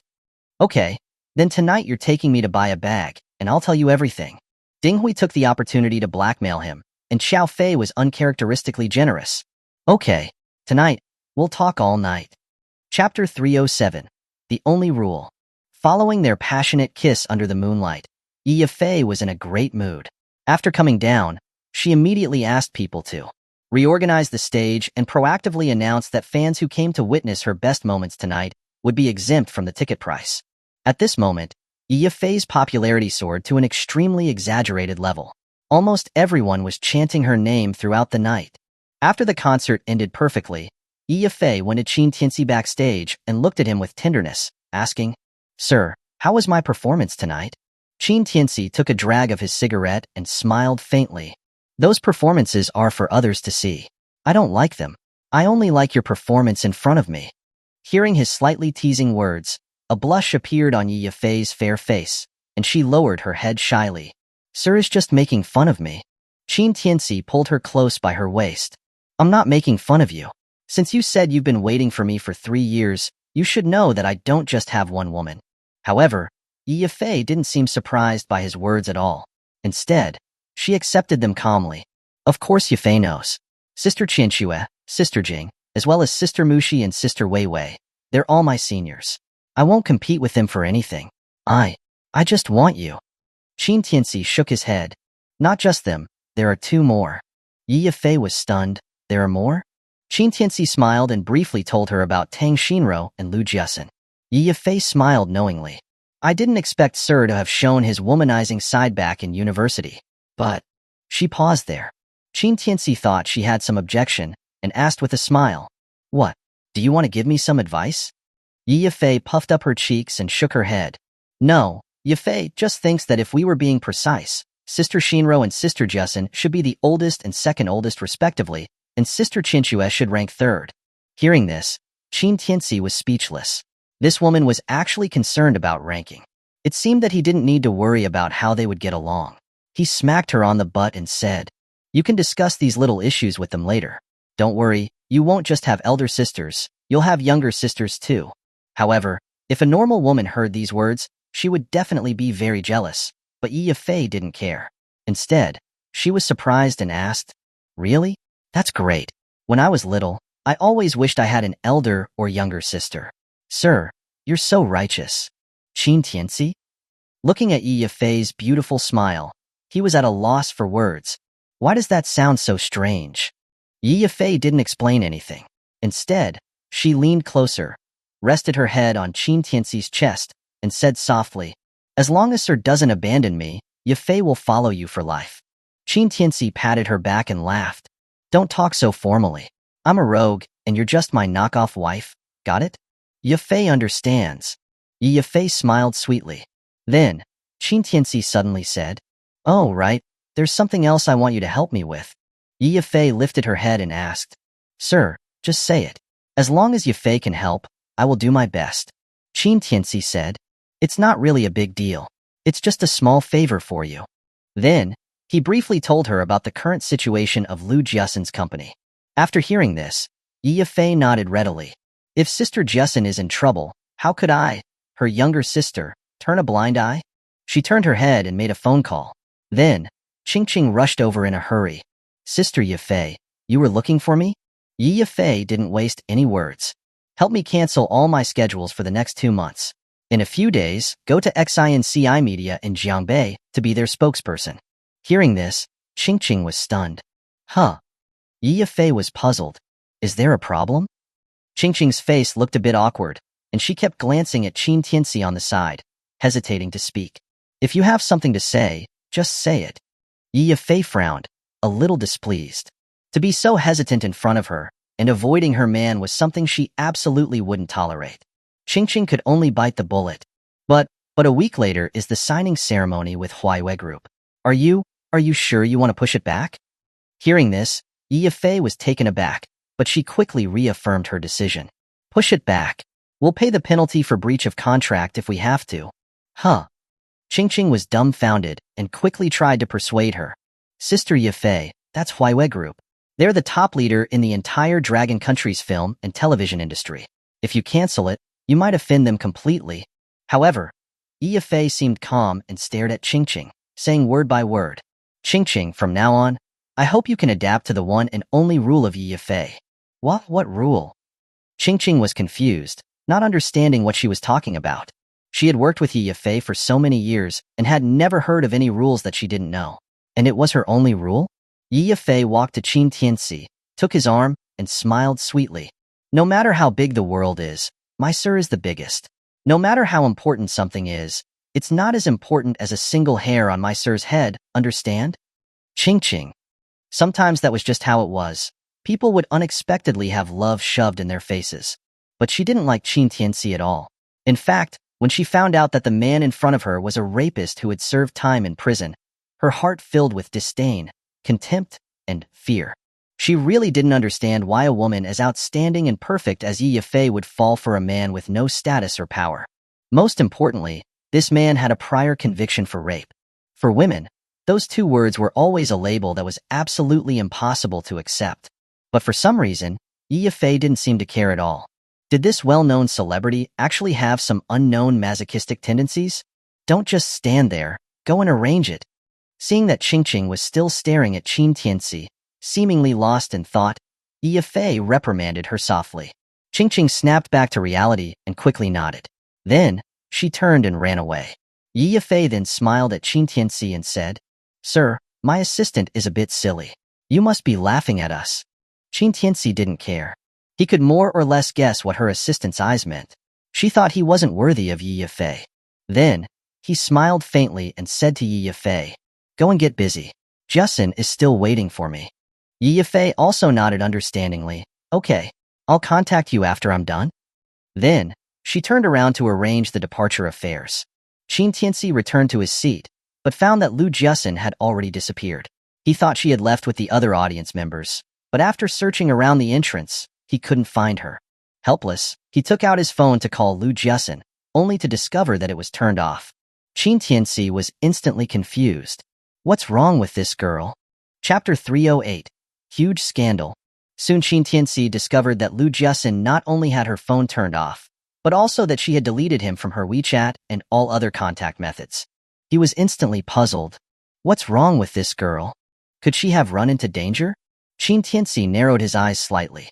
Just as he was about to call Xia Zifu to help him check Lu Justin's location, he received a text message on his phone. Nowadays, very few people use text messages, and his number was specially encrypted by someone. He wouldn't have any spam messages. He quickly pulled out his phone to look at the message. There were only 3 simple words. "I'm gone." Although it was a strange number, Qin Tianci immediately knew who sent it. Instantly, the tension in his body slowly eased. A helpless look appeared on his face, and then he sighed. Looks like this girl was affected by that. Sigh. Since being released from prison, Qin Tianci had rarely felt this kind of melancholy. He took out a cigarette and slowly lit it, a hint of unadulterated melancholy in his eyes. Lu Justin hadn't sent him a text saying things like, "I'm leaving, don't look for me," but only 3 short words. But he understood. The more words written to say goodbye, the more difficult it was to let go. And the fewer words there were, the more determined it was. He understood Lu Justin, just as Lu Justin understood him. One cigarette after another. Soon the ground beneath Qin Tianci's feet was covered with scattered cigarette butts. He lifted his head to look at the bright moon in the night sky, his face showing a trace of helplessness. Then, he picked up his phone and called Xia Zifu. "Hey master, do you miss me again?" Soon, Xia Zifu's charming, enchanting voice came from the other end of the line. Qin Tianci wasn't in the mood to joke with her and said calmly, "Zifu, send Black Spade to protect a woman named Lu Justin and stop following me." There was a clear pause on the other end of the line. It took her a moment before she spoke up. "Master, did you get dumped?" Hearing this, Qin Tianci's face darkened. "Why are you talking so crudely? Stop talking nonsense." Xia Zifu giggled, like she was gloating, but also like she was easing the tension. Qin Tianci stood there with a dark face, not speaking, just waiting for her to stop laughing. After a long time, Xia Zifu finally stopped laughing. Then, she coughed lightly and said, "Master, I'm really sorry. I've had professional training, so no matter how funny something is, I won't laugh, but I really couldn't help it just now." Qin Tianci took a drag of his cigarette and asked calmly, "Did you do what I asked you to do just now?" Xia Zifu immediately said, "I've already informed Black Spade, and we've also already found Lu Justin's location. He can reach her in 5 minutes." Qin Tianci sighed in relief, then said, "Thanks." "Huh?" Xia Zifu exclaimed in surprise, "Master, you're thanking me?" Qin Tianci was puzzled. "Do I look like such a rude person?" "Not just like, you clearly are." Xia Zifu was not polite. "But it looks like you were hurt pretty bad this time, that you're actually saying thank you." "Sigh. Master, tell me, okay? What did this woman do to you? Did you fail to win her over, or did she reject you?" Hearing her increasingly uncontrollable gossipy nature, Qin Tianci was too lazy to pay her any attention. Have Black Spade protect her well. If anything goes wrong, next time we meet, it won't just be 13 times. Hearing this, the joking tone in Xia Zifu's voice stopped abruptly. Then, she said, "I'm sorry," and hung up the phone in a hurry. "That'll teach you to be so cheeky." Qin Tianci cursed in annoyance and put his phone into his pocket. But he wasn't the type to sit around doing nothing. Letting Black Spade protect Lu Justin was just to keep her from running into danger. In his dictionary, the 4 words, "let it go," didn't exist. He could clearly feel Lu Justin's feelings for him, but perhaps it was his own change that made it hard for her to accept, or perhaps she felt the gap between them. Combined with her somewhat awkward personality, it led her to leave without saying goodbye, without even giving him the chance to explain. After thinking about it, Qin Tianci finally decided that once Yi Yifei's work schedule was arranged, he would take her to get Lu Jussen's company back first. Right. The company. Even if Lu Jussen left, she would still be in Jiangbei. As long as the company was still in Jiangbei, she wouldn't go anywhere else. And Qin Tianci suddenly thought of the name Lu Jussen gave to her company. Xianci. Wasn't the homophone of Xian, Xin Nu, the Xian, Xin, in Jussen's name? As for the word ci, sir, Qin Tianci smacked his forehead in annoyance, cursing himself silently. What an idiot. He usually considered himself a master of seduction who no woman could escape, yet he hadn't even noticed such a clear hint. Moreover, he even remembered asking Lu Jussen about the origin of the name, but she had just made up an excuse. Looking back on it now, he really was hopelessly stupid. Never mind, I'll take it slow. Having thought of this, Qin Tianci didn't force anything further. He already understood Lu Jussen's feelings very clearly and wouldn't allow their relationship to end just like that. Then, after finishing his last cigarette, he threw it on the ground, crushed it, and disappeared into the night. The next day. No, it should be said that it was early that same morning. The news of Yi Yifei announcing her fiancé in front of tens of thousands of people at the concert instantly exploded on the internet. All the media went crazy. Those in the entertainment industry who were out at night, sleeping, flirting, whoring, and gambling were all woken up by phone calls to go back to work, gather information, and prepare for the next day's explosive news. Tens of millions, or even hundreds of millions of people in the entire Dragon Country were working all night because of Yi Yifei's announcement. However, when everyone learned that Yi Yifei was engaged to someone outside the industry, everyone was dumbfounded. Where did this Qin Tianci come from? Why could he make Yi Yifei propose to him in public? How did he manage to hug her and jump up onto the Jiangling radio and television tower? What did he do? Countless questions about Qin Tianci echoed in every media worker's mind, tormenting them all night. Finally, by noon the next day, someone managed to investigate Qin Tianci's background. 3 years in prison, rapist, unemployed, single-parent family. When these 4 labels appeared to the public, everyone was stunned again. They were clearly all Chinese characters, but why didn't they understand them? Some veteran journalists who had worked in the industry for more than a decade had eaten more scandals than meals. Those famous female stars would either marry wealthy businessmen or male stars with higher status than them. Who the hell would marry a rapist? Chapter 309. His surname is Qin. Damn it.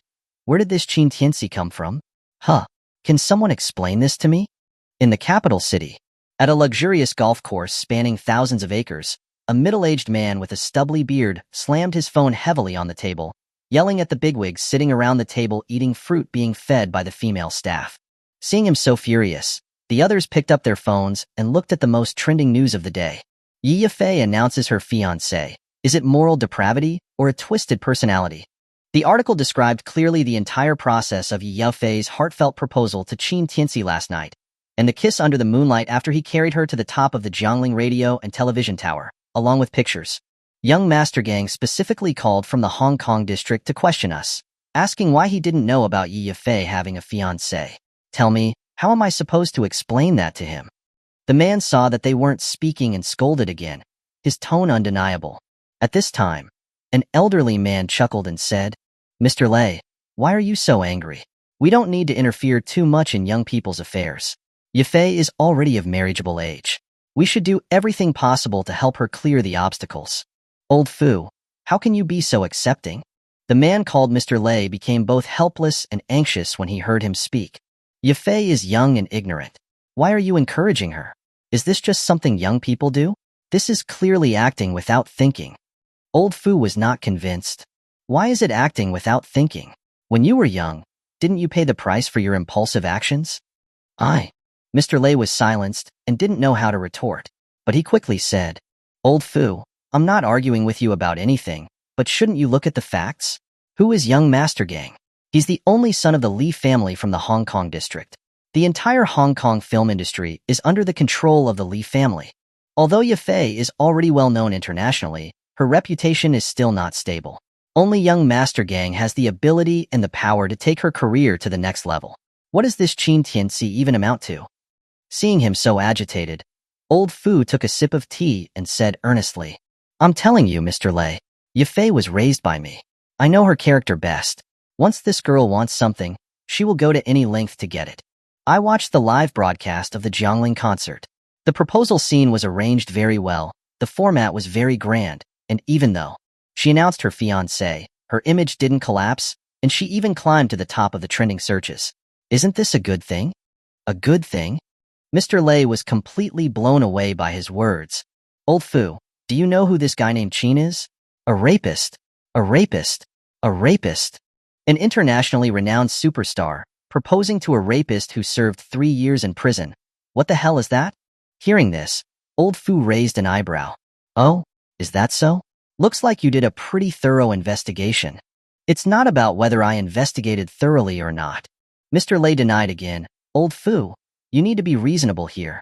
He's a rapist. What qualifications does he have to marry Yafei? What does he have to marry Yafei? Do you know how people are talking about Yafei now? They're saying she has masochistic tendencies, that she's a victim. There are even unscrupulous media outlets spreading rumors that the animal named Qin raped Yafei and went to jail for it. It's completely pointless to tie someone like that to Yafei. How are we supposed to handle the PR? There's no way to spin this. Mr. Lei was spitting saliva as he spoke about Qin Tianci's wrongdoings. The others were looking at each other, a hint of surprise in their eyes. They didn't expect that the man Yafei announced was so disreputable. But Old Fu's face had remained impassive from beginning to end. Instead, he had a meaningful smile on his face. Did I tell you to handle any PR? Hearing this, Mr. Lei was stunned. He stared at Old Fu blankly.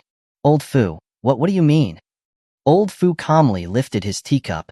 What I mean is, you don't need to worry about this at all. Let it develop. How can that be? The others immediately objected. Old Fu, Yafei is facing unprecedented trending numbers this time. If it's not handled well, it will not only ruin her reputation, but we will also face unprecedented pressure. How are we supposed to pay the astronomical breach of contract fees at that time? However, Old Fu just glanced at him. Are you worried about Yafei or yourself? Looking at Old Fu's cold gaze, the person who spoke up earlier immediately turned pale and closed his mouth. Then, Mr. Lei continued, Old Fu, what he said is not unreasonable. Although we are not afraid of these things, Yafei is different. You are not the one who cares about her the most? How can you let her act so recklessly this time? She's made such a big mess. Are you just going to turn a blind eye? Also, young Master Gang is still waiting for a response from us. If we don't give him an explanation, we might incur the wrath of Hong Kong. Is that what you want to see? Clang. As soon as he finished speaking, Old Fu slammed his teacup hard onto the table, emanating a powerful aura. Explanation? What kind of explanation do they want? We do not need to give them anything. Emir Hong Kong, do you think they have the right to get explanations from us? Seeing him suddenly burst out in anger, everyone was immediately shocked and stood up, afraid to breathe. Mr. Lei's face was also becoming increasingly unpleasant, and he lowered his head and remained silent. Old Fu continued coldly. No matter how big Hong Kong's influence is in the film industry, it's still within Dragon Country. I'm telling you, whether it's the Li family's only son or their family head, they wouldn't dare ask me for explanations. And you want me to give him an explanation? It's her choice who Yafei wants to marry. I fully support her choice. What does it have to do with young Master Gang? Mr. Lei was sweating profusely. He knew that Old Fu was directing the criticism at him. It seemed that his words had already made Old Fu unhappy. However, he was still unwilling to give up. Old Fu, are we just going to let it all go? Are we just going to watch Yafei get dragged down by a rapist? It's impossible for everyone to accept. You keep saying that this Mr. Qin is a rapist, but have you investigated his true identity? However, Old Fu's next words completely stunned Mr. Lei. A rapist? What identity could he have? Humph. Old Fu snorted, then stood up with his hands behind his back. I'll just say one thing. This Mr. Qin, his surname is Qin. Chapter 310. Who dares to touch him? His surname is Qin? With Old Fu's inexplicable words, all those present were stunned. Qin Tianci's name and family background had been dug up, and everyone knew that his surname was Qin. But when Old Fu specifically mentioned it, it made them feel strangely odd. His surname was Qin. It was a well-known fact that the Dragon Country's royal family also had the surname Qin. Could it be? Instantly, everyone seemed to understand something, and they all gasped. Mr. Lei was even more shocked. Old Fu, Are you saying that this guy named Qin is... Did I say that? I didn't say anything. That's just what you said. However, Old Fu suddenly interrupted him, changing his tone drastically. Mr. Lei was dumbfounded. Old Fu continued to laugh. Some things are best understood with just a hint. My advice to you is to not interfere in this matter. Let the young people handle their own affairs. Don't worry about them. Mr. Lei came back to his senses and asked, But Old Fu, are you really just going to watch Yafei get caught in this PR storm? Even if this Qin, but he doesn't have any background at all. Once they get hold of some evidence, especially Huaiwe, they always wanted to create their own Yafei to challenge her. This? Old Fu patted his shoulder and said calmly, Bring it on. Then, he ignored the others' stunned gazes and left the golf course with the support of his attendants. Mr. Lei looked at his departing figure, confused and lost. At this time, a person beside him came up to him and asked, Mr. Lei, are we really going to listen to Old Fu and not do anything? Yeah, things are already exploding in the industry. The news that Yafei found a rapist is being spread everywhere. I'm afraid it will be impossible to clean this mess up. That's right. Yafei is still too young and lacks a sense of boundaries in such matters. We are different. It won't be appropriate if our interests are damaged because of this matter. Enough.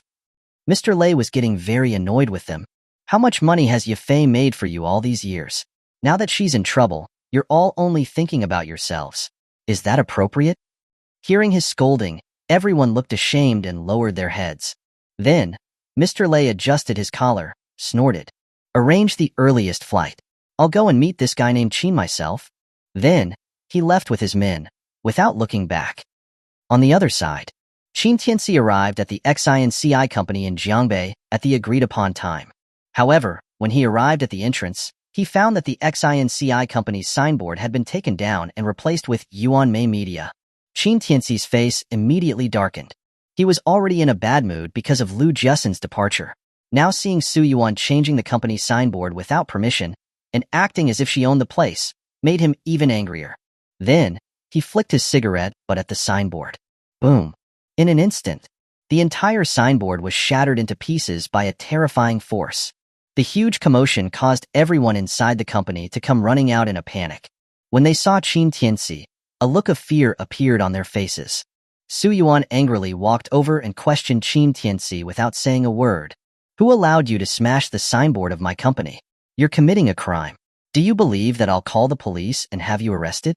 Qin Tianci expressionlessly lit another cigarette and said calmly, I said that the signboard can't be changed before the end of the bet. It seems that you've taken my words as just hot air. Hearing his threat, Su Yuan remained unmoved. Instead, she sneered sarcastically, Stop putting on an act here. You spent some money on hiring social media influencers to make a big fuss about your relationship with Yi Yafei at the concert. Do you think I would believe that? Sorry, I was already using these childish tactics in college. Hearing the mockery in her words, Qin Tianci couldn't help but laugh coldly. So, you're saying you want to cheat? Who are you trying to scare? Before Su Yuan could say anything, Yin Yin and Wang Guoguo walked out from inside, their faces arrogant, acting like they were all that. Yin Yin glared at Qin Tianci with resentment. You shameless thing. You've been in prison, and yet you dare to spread rumors about your relationship with Yi Yafei, and even by traffic too. Create trending posts. TSK, TSK. I've been in this industry for so long, and I've never seen anyone so bold. Just wait to go back to prison. Hearing this, Qin Tianci laughed. It turned out that these people didn't believe that he and Yi Yafei were together at the concert. They thought he was maliciously buying traffic and hiring social media influencers to help him create hype. Then again, if anyone was normal, they wouldn't believe that an international superstar like Yi Yafei would get engaged to an ex-convict. It was normal for them to act like this. Of course, that didn't mean Qin Tianci would let it go. Then, he took a deep drag of his cigarette and exhaled smoke at them, saying calmly, I'm giving you one last chance. Immediately put the signboard back, and you, Su Yuan, you have 10 minutes to get out of my woman's company. Otherwise, you'll bear the consequences. Ooh, I'm so scared. Su Yuan wasn't scared at all when she heard his threat. Instead, she acted as if she was extremely scared in an exaggerated manner. If you have the ability, bite me. I'd like to see if you can bite me to death. You're a nobody. Wang Guoguo stepped forward and shouted coldly. You, get out of here right now. This place is now a branch of our Guangxing group, and it's already been acquired. You're trespassing on private property, and I can have you put in jail with just one phone call." As soon as he finished speaking, Qin Tianci suddenly raised his foot and kicked him in the stomach, sending Wang Guagua flying dozens of meters. Everyone was shocked by his sudden attack. You're killing someone. Killing someone." Yin Yin screamed loudly. Qin Tianci slapped her across the face, instantly shutting her up. Seeing what was happening, Su Yuan immediately took out her phone to call the police and threatened Qin Tianci viciously. "You dog. You didn't accept the results of your own bet and dare to attack people here. Just wait to go to prison." Qin Tianci's expression was indifferent, and his eyes were full of murderous intent. He was in a bad mood. Not only were these dogs acting like they were owners of the place, but they were also bullying others. It made him even angrier. Then, he grabbed Su Yuan's hair and threw her out with a violent motion. She tumbled onto the ground in a daze. In the next moment, over a dozen security guards rushed forward and surrounded Qin Tianci. "All of you, go. Take him out. I'll be responsible if he dies." Yin Yin roared angrily, as if she wanted to tear Qin Tianci to pieces. Su Yuan also shouted furiously, "Don't think that just because you are spreading rumors, even if you really bring Yi Yifei here, I will never give you this company." As soon as she finished speaking, the elevator doors slowly opened, and then a woman with a perfect face and an elegant aura walked out from the door. She was wearing sunglasses, and she looked at them and said calmly, "Today, I want to see who dares to touch the man of Yi Yifei." Chapter 311. The Blacklisting. Yi Yifei's appearance stunned everyone present. Su Yuan, who had been screeching like a wild animal, stared blankly at the woman with sunglasses, whose aura was completely beyond her comparison. Dumbfounded, she blurted out, Who are you?" Yi Yifei removed her sunglasses, revealing a flawless face that made everyone's pupils widen. Yi Yifei? Holy crap, it really is Yi Yifei. I'm gonna lose it. Yifei, I've been your fan for 10 years. Oh my god, I'm actually seeing Yi Yifei in person. I'm so excited. She's my goddess. My super goddess. The other employees were completely in an uproar, many of them stammering in excitement. To see the big star they always saw on screen suddenly appear before them felt like a dream. Yi Yifei? Su Yuan stared intently at the woman who had appeared, her heart leaping. Yin Yin and Wang Guagua were also so stunned by Yi Yifei's sudden arrival that they momentarily forgot about their pain. Yi Yifei, abandoning her usual elegance, stared at Su Yuan with a cold expression. "My husband told me you seized his friend's company and tried to get him thrown in jail?" Su Yuan's face changed dramatically. She stammered, "No, that's not it, Miss Yi. It's him. Yes, him. This kid, and Lu Jiasen, the original company's CEO, paid for online trolls to spread rumors about your relationship with him, maliciously defaming your reputation. I was just standing up for you, trying to help you vent your anger." Who was Yi Yifei?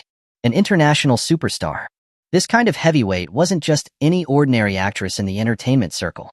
The three words, Yi Yifei, were a symbol of peak power in the industry, not to mention that she had the backing of the Five Goats Association. She was on a level that a small-timer like Su Yuan could not possibly compete with. That's right, what Su said is correct. Yin Yin also chimed in, trying to slander Qin Tianci. "This son of a bitch has been disrespecting your reputation everywhere, even claiming you're his fiancée. Miss Yi, this is a very serious matter. Please investigate." Seeing this, Yi Yifei surveyed the room with eyes as cold as frost. "So, I should be thanking you?" "No need for thanks." Wang Guagua, with his flabby cheeks bulging, stepped forward with a grin and offered his business card. "Miss Yi, I'm Wang Guagua, manager of Guangying Media Group. This is my wife, she's the executive manager of the department. I believe as long as we handle this matter well, we will definitely have opportunities for collaboration in the future, wouldn't you agree?" Wang Guagua had always been a lecherous man. From the moment he saw Yi Yifei, his eyes were glued to her, especially her smooth, white neck. He wished he could run up and take a bite out of it, so he wasn't going to miss such a perfect opportunity to make her acquaintance. However, Yi Yifei didn't even look at his business card. She simply walked past Wang Guagua and stood in front of Qin Tianci. The ice on her face melted instantly, replaced by a sweet smile. "My dear, am I too late?" "My dear." As soon as she said that, the room fell silent. Everyone stared, wide-eyed, at Yi Yifei and Qin Tianci. Su Yuan, who had just been shouting, was also overwhelmed by this sudden turn of events. Her jaw nearly dropped to the floor. Yin Yin and Wang Guigua were both in disbelief, as if they'd seen a ghost. They'd heard about Yi Yifei and Qin Tianci's incident at the concert, but they'd all assumed it was a fake rumor, spread by Qin Tianci using money to mislead them and win their bet. They figured it wouldn't be long before Yi Yifei denied it, so they never took Qin Tianci seriously. But now, they had just witnessed Yi Yifei call Qin Tianci, "my dear." It instantly shattered their perceptions. Could it be that the news that trended #1 a few days ago was true? Before they could react, Qin Tianci casually took a drag of his cigarette. In front of everyone, he put his arm around Yi Yifei's waist and asked, "What's your status in the industry?" Yi Yifei didn't resist in the slightest. Instead, she leaned happily against his chest and said softly, "Above all others." "Good." Qin Tianci pointed at Su Yuan, Wang Guigua, and Yin Yin. His eyes were filled with coldness. "I want to make them disappear from the industry. Can you do that?" As soon as those words were spoken, Su Yuan, Wang Guigua, and Yin Yin's faces changed drastically. Su Yuan began to scream, "What are you talking about? Make me disappear? Who do you think you are?" Yin Yin and Wang Guigua also lost their composure and roared, "You think that just because you're with Yi Yifei you can tell us what to do? Guangxing Group isn't to be trifled with. Try to lay a finger on us and see what happens. Miss Yi, we respect you as a big star, but how can you be with this useless piece of trash? Are you really not valuing your reputation?" "Shut up," Yi Yifei suddenly yelled, her entire aura changing. Then she freed herself from Qin Tianci's arm. Stepping forward on her high heels, she faced the jumping jacks with an icy glare. "From the moment I got here, you've been using vulgar words to refer to my husband. Do you really think I don't exist?" Seeing her aggressive attitude, the three of them looked troubled. Su Yuan forced a strained smile. "Miss Yi, this is my feud with the former CEO. I advise you not to get involved in this matter. And this Qin guy, he was also colluding with the former CEO. You've been fooled by him." Yes, that's right. I can vouch for that." Wang Guigua immediately chimed in, pointing at Qin Tianci and accusing him. "He was seen flirting with that Lu girl. You should know that you've been deceived by this scum." However, Yi Yifei didn't get angry. Instead, she smiled and turned to Qin Tianci, asking, "My dear, they said you're a scumbag." Qin Tianci shrugged, acknowledging it magnanimously. "You're only finding out now? Are you regretting it?" "No way." Yi Yifei chuckled. "If my husband wasn't a scumbag, I wouldn't even look at him." Everyone? Wait, could a person really say these things? And from Yi Yifei's mouth? If the woman standing before them wasn't so incredibly perfect, they'd even think that Qin Tianci had found an impersonator. Without wasting any more words, Yi Yifei pulled out her phone and made a call. The smile on her face vanished. Yin Yin and Wang Guigua of Guangxing Media and Su Yuan of Yuanmei Media. I don't want to see any news about these three in the industry after today. Chapter 312. Unexpected News. As Yi Yifei's voice faded, Su Yuan and Yin Yan's faces went white. They understood what Yi Yifei meant by not wanting to see them again. She was going to blacklist them. Other people might not understand, but for those who worked in the industry for a long time, it was a death sentence. The entertainment industry was huge, so huge that people were tiny inside of it. But it was also small enough that, if a big shot blacklisted you, there was nowhere in the whole circle you could hide. "Miss Yi," Wang Guigua shouted in panic. Are you starting a war with Guangxing Media for the sake of this trash?" Yin Yin was also furious. "You think you can do whatever you want in the industry, Yi Yifei? You want to blacklist us? Who do you think you are?" However, Yi Yifei ignored their threats and abuse. After hanging up the phone, she remained arrogant. "I, Yi Yifei, might not be anyone special, but compared to me, you aren't even people. You." Hearing her insulting words, Yin Yin and Wang Guigua were furious. "You have the nerve to declare war on Guangxing Media for a bastard. You really think Guangxing Media? Is that very powerful?" Yi Yifei interrupted him again. "Don't say you're just their manager. Even if the chairman of Guangxing Media stood in front of me, do you think he'd dare to talk to me like that?" Seeing her domineering attitude, their faces turned even uglier. Su Yuan still harbored a glimmer of hope, forcing a grotesque smile. "Heh, just a popular social butterfly? What are you so proud of? What if you're Yi Yifei? A performer, Really think you can control the entire entertainment industry? Dingling. Her phone rang just as she said that. Su-Yuan trembled, immediately picking up the phone. A few minutes later, her expression changed drastically, and she roared into the phone. What are you saying? All the collaborations have been canceled? What are you saying? Why is this happening? What right do they have? Dingling. Another phone call came in, saying we breached the contract? How did we breach the contract? Tell him to explain. Hello? As her phone continued to ring, Su-Yuan was dumbfounded. She felt cold all over, her face pale with terror. In just a moment, all her assets had been frozen, and she had also been exposed for tax evasion. Yin Yin and Wang Guegua stood on the sidelines, secretly gloating at Su-Yuan's misfortune, thinking, if she gets taken care of, then we won't be. But it didn't last long. Their phones began to ring one after another. Wang Guegua, Yin Yin, you damn dogs, you don't need to come to work starting tomorrow. If I see you two in the industry again, I'll beat you every time. Where the hell did you get the guts to offend Miss Yi? Are you crazy, or am I? Because of you two, our Guangxing group is facing an unprecedented crisis. You just wait to be ruined and bankrupt. After they finished their phone calls, their faces no longer held any of their previous arrogance. They immediately dropped to their knees, tears streaming down their faces. They never expected to fall so low. After being kicked out of Guangxing media and losing their backing, they crawled in front of Yi Yafei, begging for forgiveness. Miss Yi, we were blind. We had no eyes. We were fooled by this bitch Su-Yuan, possessed by a devil to help her take over XINCI company, just to squeeze profit out of it. We really didn't know that President Liu of XINCI company was your friend. Yes, Miss Yi. If we knew President Liu had such a relationship with you, we wouldn't have even thought of having such ambitions. Please have mercy and forgive us this time. They were crying and wailing, completely different from how they'd been just moments before. But Yi Yafei only kicked them aside and turned to Qin Tianci. This is my husband's decision. Hearing this, the two immediately changed the direction they were kneeling, crawling to Qin Tianci and begging him, Mr. Qin, we were ignorant. We're stupid. Please don't hold it against us. We were wrong. We'll never dare again. Qin Tianci ignored them, taking a puff of his cigarette and exhaling it into their faces. You're just scared, not aware of your wrongdoing. I'm fair. If you don't offend me, I won't offend you. But if you do offend me, I'll cut you down to the roots. You should be thankful. At least. He crouched down and smiled at them. You're still alive. In an instant, that smile looked terrifying and chilling to them. Cold sweat instantly soaked their backs. Su-Yuan, seeing that there was no chance of a comeback, gradually turned ferocious.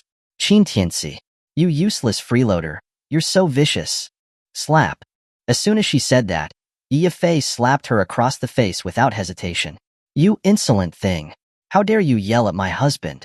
Su-Yuan, with her cheek burning, glared at them with resentment, howling. This is my company. Mine. Why are you taking it away from me? I'm going to fight you. She reached out towards Yi Yafei and Qin Tianci. But before she could even come close, one of the bodyguards kicked her back, sending her crashing down onto her rear.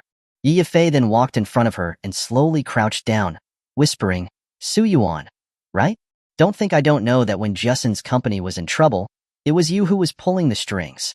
Then you tried to use a low price to force her into selling her shares and tried to merge with Guangxing Media to swallow her rising company. I haven't even told my husband about these things yet. If I did, I'm sure your fate would be even more miserable. Su-Yuan's face changed drastically at those words. Her ferocious look vanished and her eyes widened in disbelief, staring at Yi Yafei. Before she could recover, a large group of police rushed into the building with arrest warrants.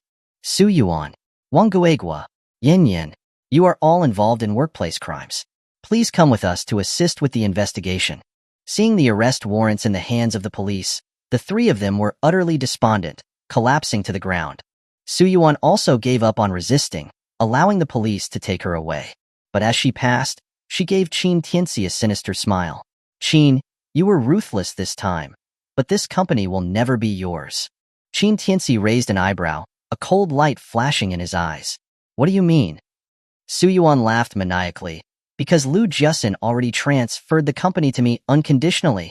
It was a voluntary transfer. You're too late. Ha ha ha. Chapter 313. You? Are you worthy? Wait. Qin Tianci stopped the police from taking Su Yuan away. He strode forward and grabbed her chin, his eyes staring at her with the coldness of a wild beast. What did you just say? Seeing how much it mattered to him, the sinister smile on Su Yuan's face was even more full of gloating. Don't know about it yet? Haha, before you came, Lu Jiasin had already transferred the company to me unconditionally. Now, I am the sole legal owner of this company, and you definitely cannot take it away. Slap. Immediately after she finished, Qin Tianci slapped her across the face, his tone as cold as ice. If you want to suffer worse than death in prison, then go ahead and continue talking nonsense. Go ahead and try.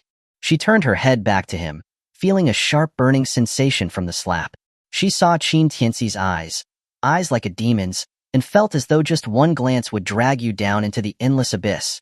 Her face went deathly white, and cold sweat involuntarily soaked her clothes as she stammered. I am telling the truth.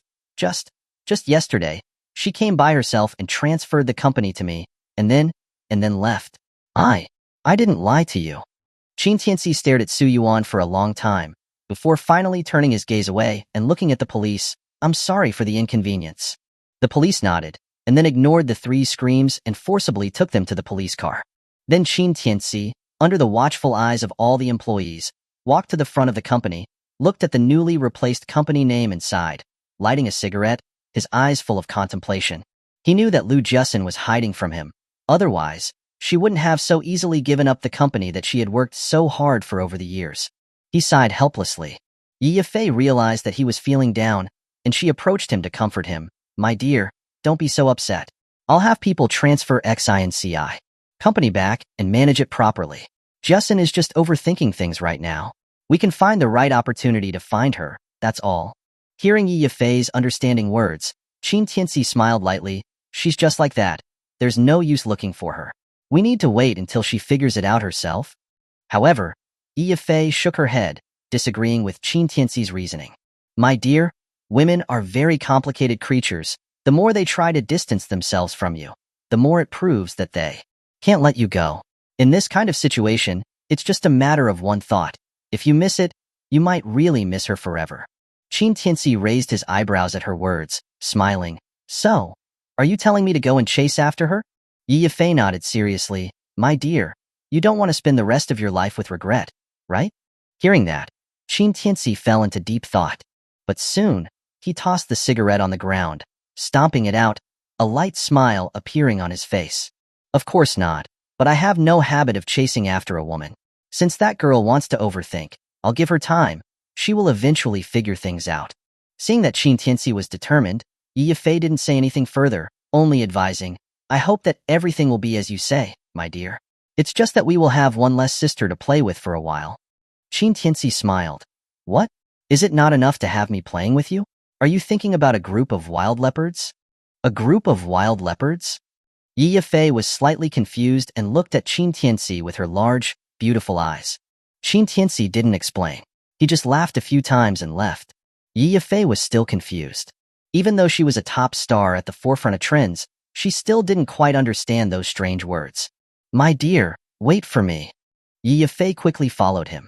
And after they left, the employees in the office were in an uproar. Yesterday's news was actually true. Yi Yifei really does have a fiancé, and that man is actually our former President Lu's boyfriend? Oh my god, a two-timing scum. That's terrible. So what if he's a scum? Didn't you see how respectful Miss Yifei was towards him? And from what they were saying, it seems like he doesn't even care about having a girlfriend like President Lu. Rich people are so wild. You don't understand anything. In my opinion, this man is definitely not ordinary. To get Yi Yifei to come here and get engaged to her, is that something an average person can do? That's right. Did you all think about such a key point? That's Yi Yifei we're talking about. I heard that not long ago, the Hong Kong young master offered her the Moke building as a betrothal gift, and she still rejected him. Holy crap. She even turned down the Hong Kong young master, but accepted this man. Just what is his background? Don't even mention that. I didn't notice it before, but now that I look at him, that guy is actually quite handsome. I think you're just horny. Hee hee hee. Qin Tianci was unaware of the discussions behind his back. When he came downstairs, preparing to go back to Dragon Mansion with Yi Yifei to meet her sisters, a dozen or so Maybachs from other provinces suddenly stopped in front of him. Then a man wearing a suit and an impressive air got out of one of the cars. The other cars were all filled with black-clothed bodyguards. Their powerful presence made the nearby pedestrians quickly move out of the way. Qin Tianci narrowed his eyes slightly. It was obvious that these people weren't here to make friends. Before he could ask any questions, Yi Fei behind him questioned in surprise, "Lei Jun, what are you doing here?" The leader was naturally Mr. Lei Jun. When he saw Yi Fei, his face lit up with a loving smile, as if he was seeing his daughter. "Yi Fei, you little brat, why didn't you tell me something so important happened?" However, Yi Fei wasn't fooled by the kindness he showed. Instead, she furrowed her brow. "I'm asking you, why are you here?" She wasn't stupid, and she knew that Lei Jun was there because of Qin Tianci. She immediately stepped forward and stood between him and Lei Jun. Lei Jun wasn't angry. He focused his gaze on Qin Tianci behind her and smiled in a refined manner. "You are Qin Tianci?" Qin Tianci looked at Yi Fei, then at him, and immediately understood his intention. He put his hands in his pocket and laughed. "If you're here to interfere with Yi Fei's business, then you're talking to the wrong person." No. However, Lei Jun surprisingly shook his head. "Mr. Qin, you have misunderstood. Although it is the Five Goats Association that has been supporting Yi Fei in the background all these years, we will not interfere too much with her personal matters. We just want to have a chat with you today." "What's there to talk about between two men?" Qin Tianci shrugged, completely unconcerned. He wrapped his arm around Yi Fei's shoulder and turned to leave.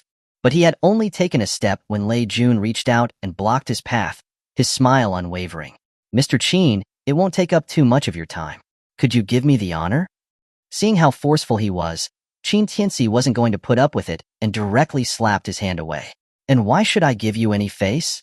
Chapter 314, Utterly Useless. Lei Jun didn't expect Qin Tianci to show him such a lack of respect.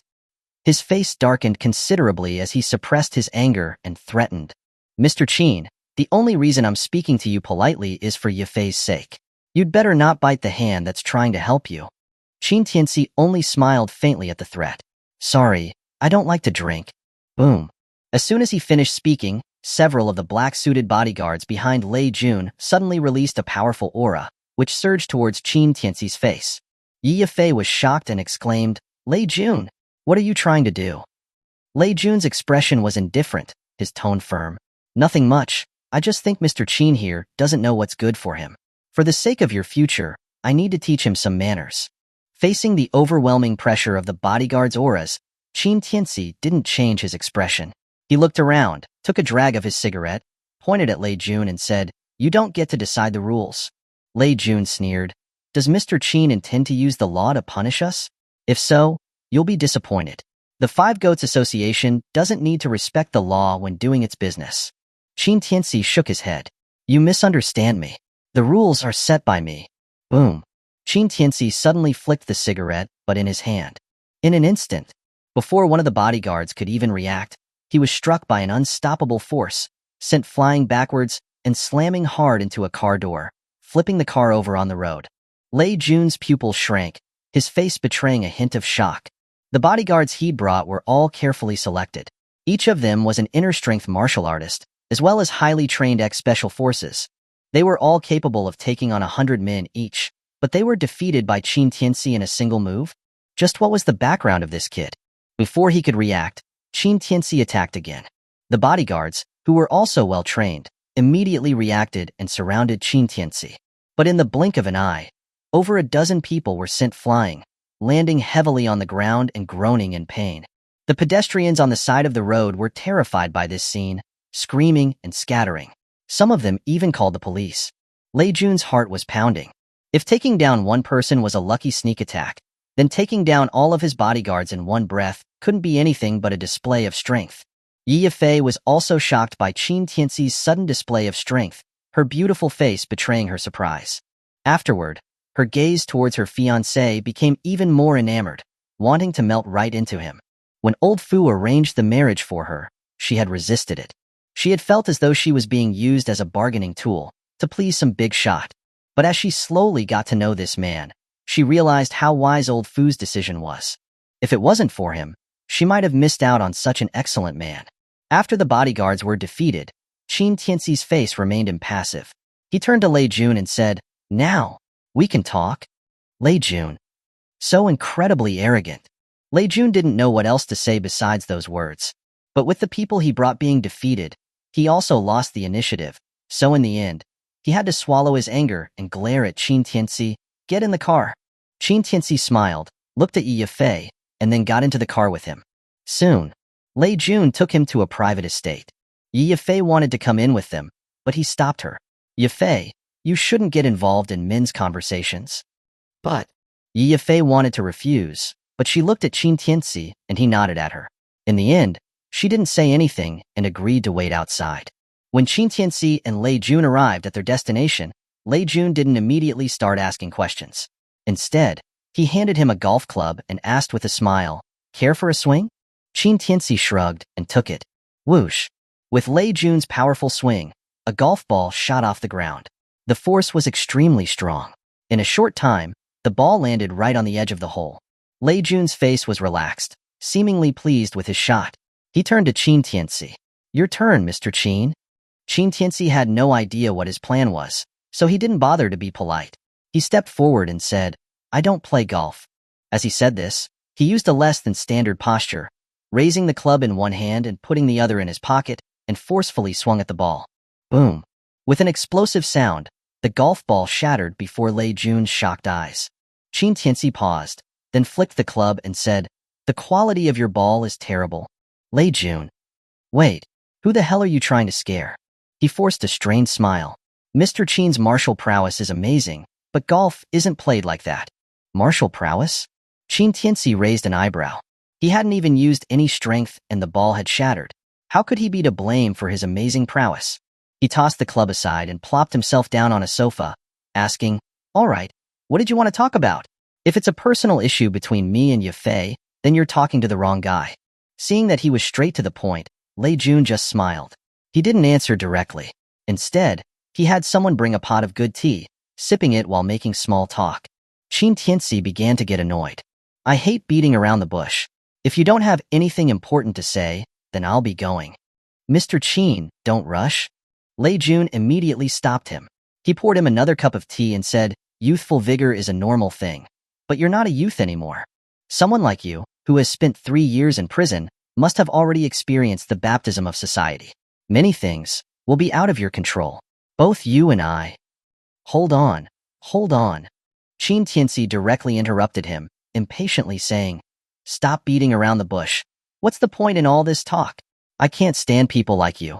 Are you some kind of monk?" Lei Jun's face stiffened, but he didn't get upset. He put down the teapot and asked, "Mr. Qin, have you ever heard of the Five Goats Association?" "Never." Qin Tianci lit a cigarette, saying with a bored tone. He was already annoyed, and he had to listen to a monk's chanting here. Lei Jun chuckled as he explained, "It doesn't matter if you haven't heard of us. The Five Goats Association is the top official organization. In Dragon Country, we usually control the direction of public opinion, and we are responsible for exporting the national culture." Qin Tianci didn't interject, just looked at him silently. Lei Jun continued, "Yi Fei has lost her parents since she was young. I've always treated her like my own daughter. This is also the reason why the Five Goats Association has been helping her all this time. However, her marriage cannot be entrusted to someone we don't understand. Mr. Qin, I hope you can give me a reason and qualification to marry Yi Fei." After he spoke, Lei Jun gently tapped his teacup, as if signaling something. Qin Tianci looked at him, then smiled slightly. "Do you want a qualification, or do you want a reason?" Lei Jun spread out his hands, smiling back at him. "Let's see which one you can give." Hearing that, Qin Tianci took a puff of his cigarette, speaking under Lei Jun's expectant gaze. "I don't have either." Lei Jun's smile froze. He didn't expect that Qin Tianci would respond like this. He then slowly restrained his smile. "Mr. Qin, I'm not joking with you." "Do you think I'm joking with you?" Qin Tianci retorted. He then said calmly, "I said that I don't have it. Or rather, I don't need these things to prove anything, and I don't need to prove anything to you." Lei Jun's eyes narrowed slightly. "If that's the case, it's hard for us to trust Mr. Qin's character, and we definitely cannot give Yi Fei to you." "Is that so?" Qin Tianci smiled dismissively. "That's not for you to decide. The only ones who can decide are Yi Fei, or me." Ha ha ha ha. Hearing his arrogant words, Lei Jun laughed out loud. Mr. Qin is truly humorous. Since our Five Goats Association has been established, no one has ever dared to challenge us like this. Challenge?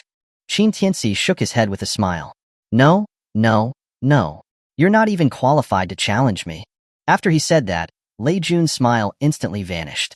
He then chuckled softly. Mr. Qin seems very confident in his own strength. Qin Tianci was not bothered by his statement. With strength comes confidence. After that, the two of them became silent, staring at each other. Their eyes seemed to be giving off sparks, and neither of them wanted to look away. They stared at each other for a long time until Lei Jun couldn't stand Qin Tianci's sharp gaze and had to look away. He suppressed his anger and said quietly, Mr. Qin, I, Lei Jun, am not a materialistic man, but I need you to understand the status of the Five Goats Association in Dragon Country. Tell me about it? Qin Tianci asked with a hint of mockery. Lei Jun glanced at him and continued, I mentioned earlier, the Five Goats Association does not only control public opinion, we are also responsible for exporting our culture to the people of the nation. Yifei's current reputation has a lot of influence internationally. The news about you and Yifei at the concert a few days ago is very bad for her, and its impact is extremely negative. If people were to find out about your past and your ordinariness, do you know the consequences? Qin Tianci looked at him as if he was stupid. What consequences could there be to me and Yifei being together when we both want to be with each other? Seeing that he was clueless, Lei Jun's anger grew. The most serious consequence is the breakdown of the connection between the Hong Kong district and the mainland. Hearing that, Qin Tianci was taken aback, then shrugged and said with a smile, If the connection is broken, I can just use my phone? Lei Jun? This international joke really made him laugh. He then stared at Qin Tianci seriously, the young master of Hong Kong. His father has absolute influence in Hong Kong. He proposed to Yifei before, but she rejected him. Once he finds out that Yifei rejected him because of you, the entire Hong Kong district will completely sour their relationship with the mainland. Do you know what the consequences will be? Hearing this, Qin Tianci finally understood what was going on. They were treating Yi Yifei as a political tool. He instantly felt a surge of coldness in his heart, staring at him indifferently. So, you want to use Yifei as a bargaining chip to win over the Hong Kong district? Huh. What a waste. Chapter 315. What makes you think you're qualified? Hearing Qin Tianci's berating, Lei Jun was stunned for a moment. He never expected to hear such ignorant and narrow-minded words from Qin Tianci. He laughed in anger. To beat Hong Kong until it submits? Ha ha ha. Qin Tianci took a drag of his cigarette and looked at him calmly. Is it funny? No, no, no. I don't think it's funny. I just think that you're too ridiculous. Lei Jun's tone turned stern, even turning into a roar at the end.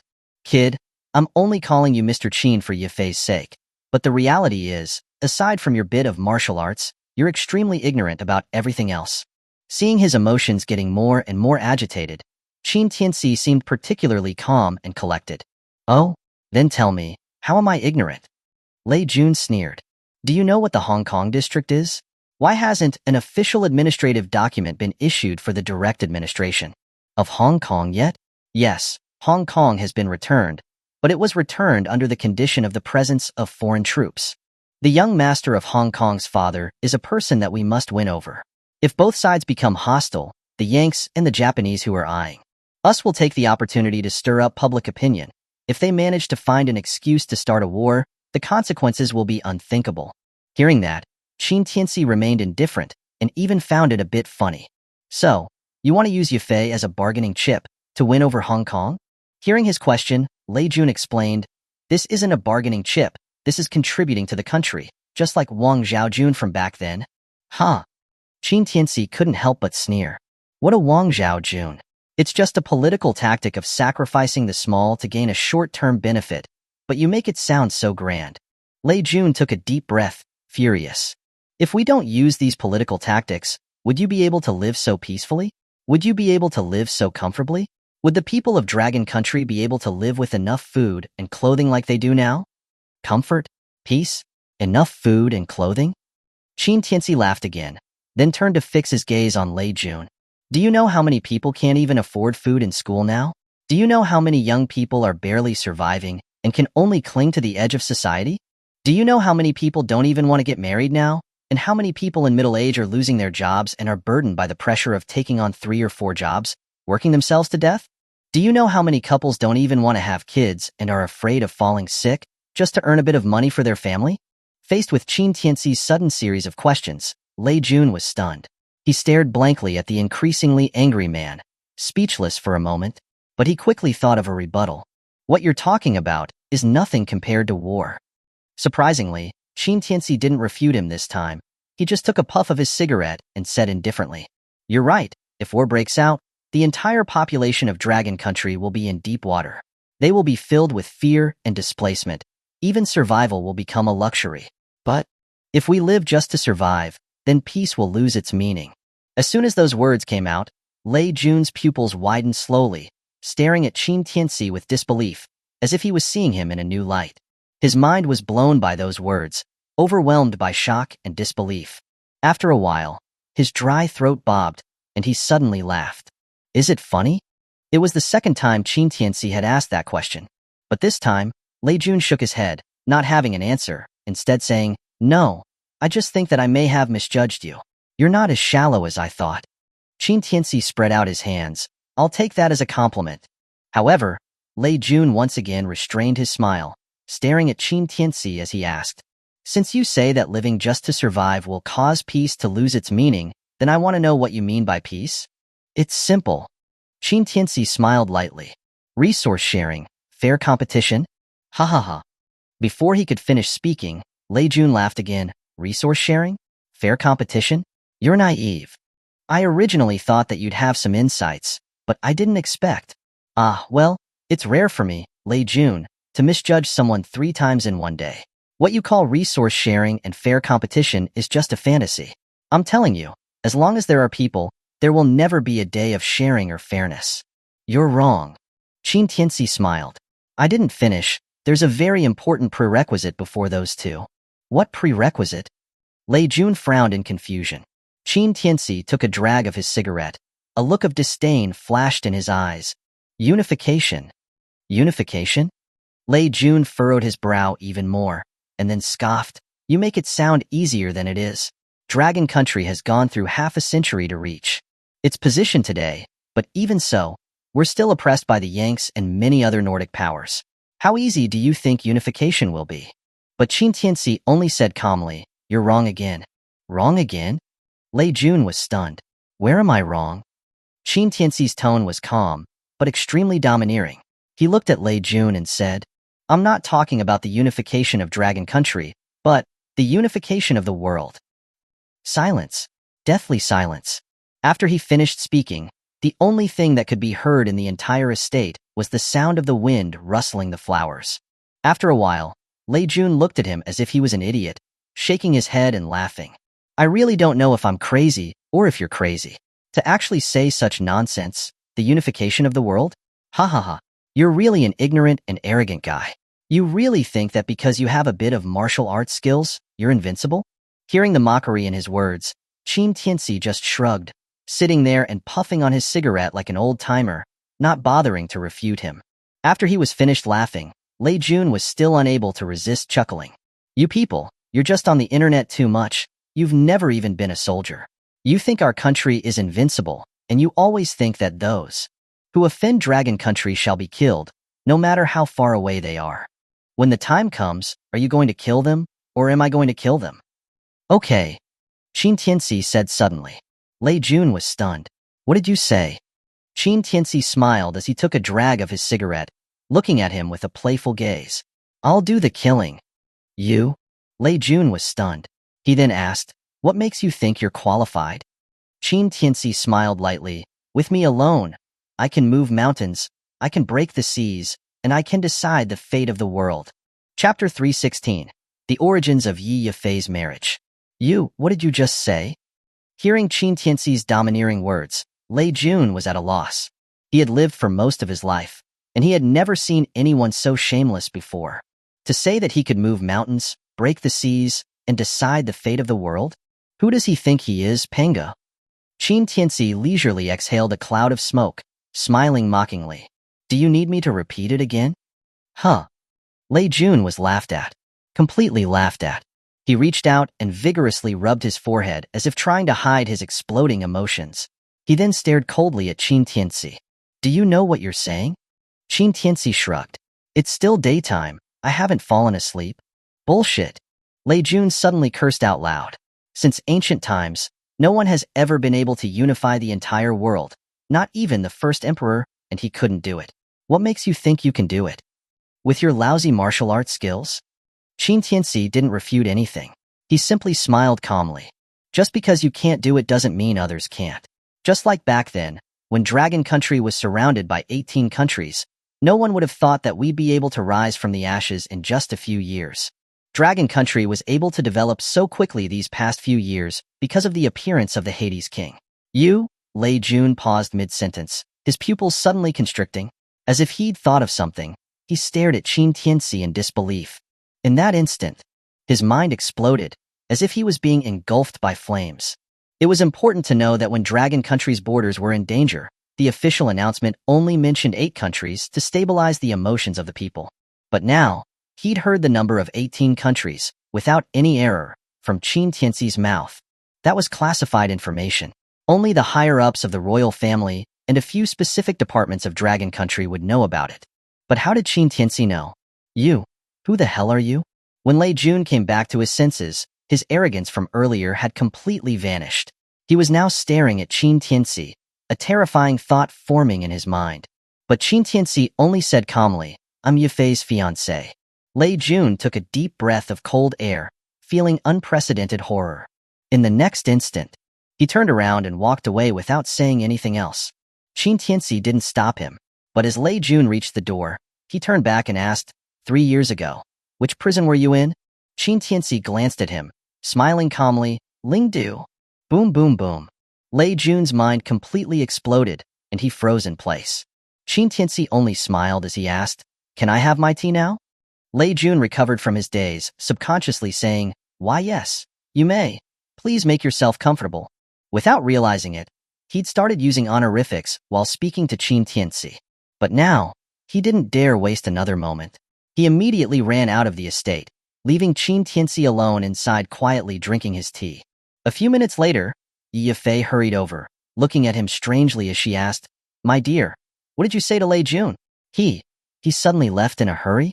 And he looked very scared? Qin Tianci smiled and pulled her into his arms.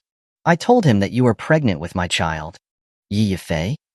You're so mean, how can you lie to him like that? Even Yifei, who was always socializing in upper-class society, had her face flush red. She playfully slapped Qin Tianci's shoulder. Qin Tianci wasn't polite, grabbing her hand and pulling her entire body into his arms, squeezing her as he did. From today on, he won't interfere with your affairs. Hearing that, Yifei was stunned for a moment, and then asked in surprise, Really? Qin Tianci nodded, then looked at her with a playful expression. But you have to tell me, what is your relationship with him? Yifei was taken aback and said with a touch of blame, My dear, how can you think of me like that? I've been waiting for you for 3 years. Qin Tianci was also stunned. You misunderstood me. I was just asking out of curiosity. Seeing that he didn't have that intention, Yifei then explained, Mr. Lei is like a father to me. I've grown up at his side since I was a child. He's the successor of the Five Goats Association and also a leading figure in national film and television, but he has another identity as well. What identity? Yifei smiled. Don't be surprised when I say this. Mr. Lei is also the chief diplomat of Dragon Country. Hearing that, it was Qin Tianci's turn to be confused. The chief diplomat? I remember that our country's chief diplomat is Fu Hua, right? Fu Hua? My dear, you know old Fu? Yifei asked in surprise. Qin Tianci cleared his throat. Fu Hua is a heroic diplomat for our country, and also our most principal diplomat. Is it not normal for me to know him? Hearing that, Yifei understood. It was indeed old Fu before, but old Fu's old, and he's getting more and more health issues, so he found Mr. Lei to take his place. I see. Qin Tianci nodded thoughtfully. Of course he knew Fu Hua. Back when he fought 18 countries alone, Fu Hua was his diplomat to those other countries. Simply put, he was his representative. Normally, Qin Tianci didn't bother to waste his time talking to the envoys of those countries, so Fu Hua would do it instead. But what he didn't expect was that his marriage with Yifei was facilitated by him. It wasn't strange. How could a big star like Yifei be randomly thrown to an ordinary person to marry? Of course, Looking at Lei Jun, it seemed like Fu Hua didn't tell him the truth. Otherwise, Lei Jun wouldn't have come over here in such an imposing manner. However, once Lei Jun went back to the capital, he'd know everything. Seeing that Qin Tianci wasn't speaking, Yi Yifei couldn't help but ask cautiously, "My dear, did Mr. Lei say something that made you unhappy?" Qin Tianci shook his head and smiled. "No, it's just that Lei Jun said something that confused me. What's going on in the Hong Kong district recently?" Hearing that, Yi Yifei revealed a strange look and then sighed. "It's not a big deal. My dear, you should have heard Mr. Lei talk about it. The Hong Kong young master proposed to me before. It's just that this matter is related to some political interests."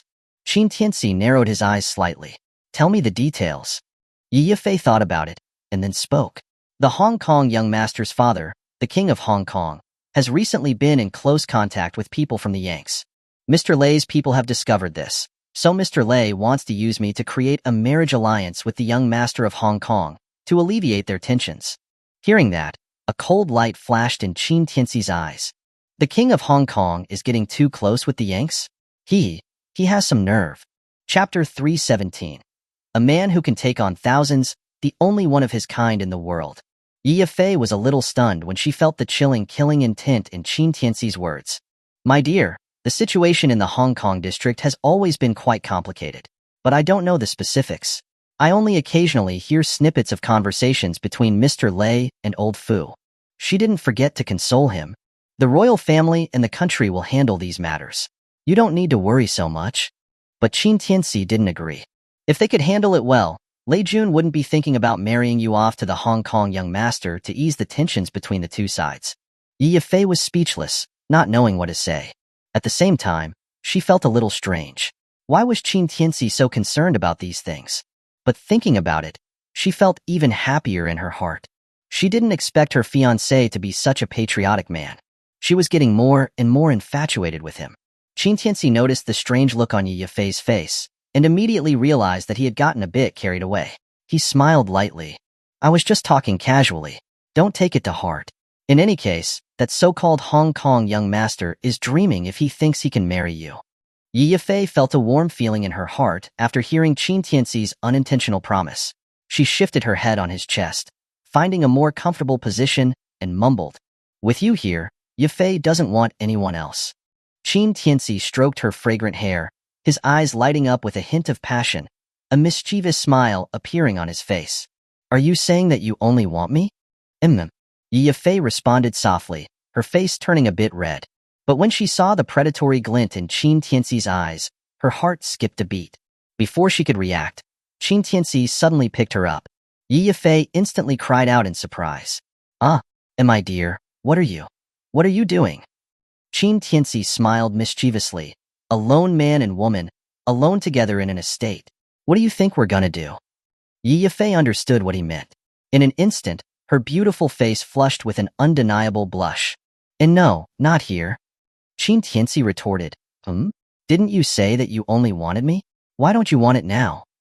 Yi Yifei responded, "This is Mr. Lei's estate. I don't want to do it here." "It doesn't matter. From today onwards, this place is no longer his." "Ah." Yi Yifei was dumbfounded. How is that possible?" Qin Tianci ignored Yi Yifei's excuses and teased with a smile.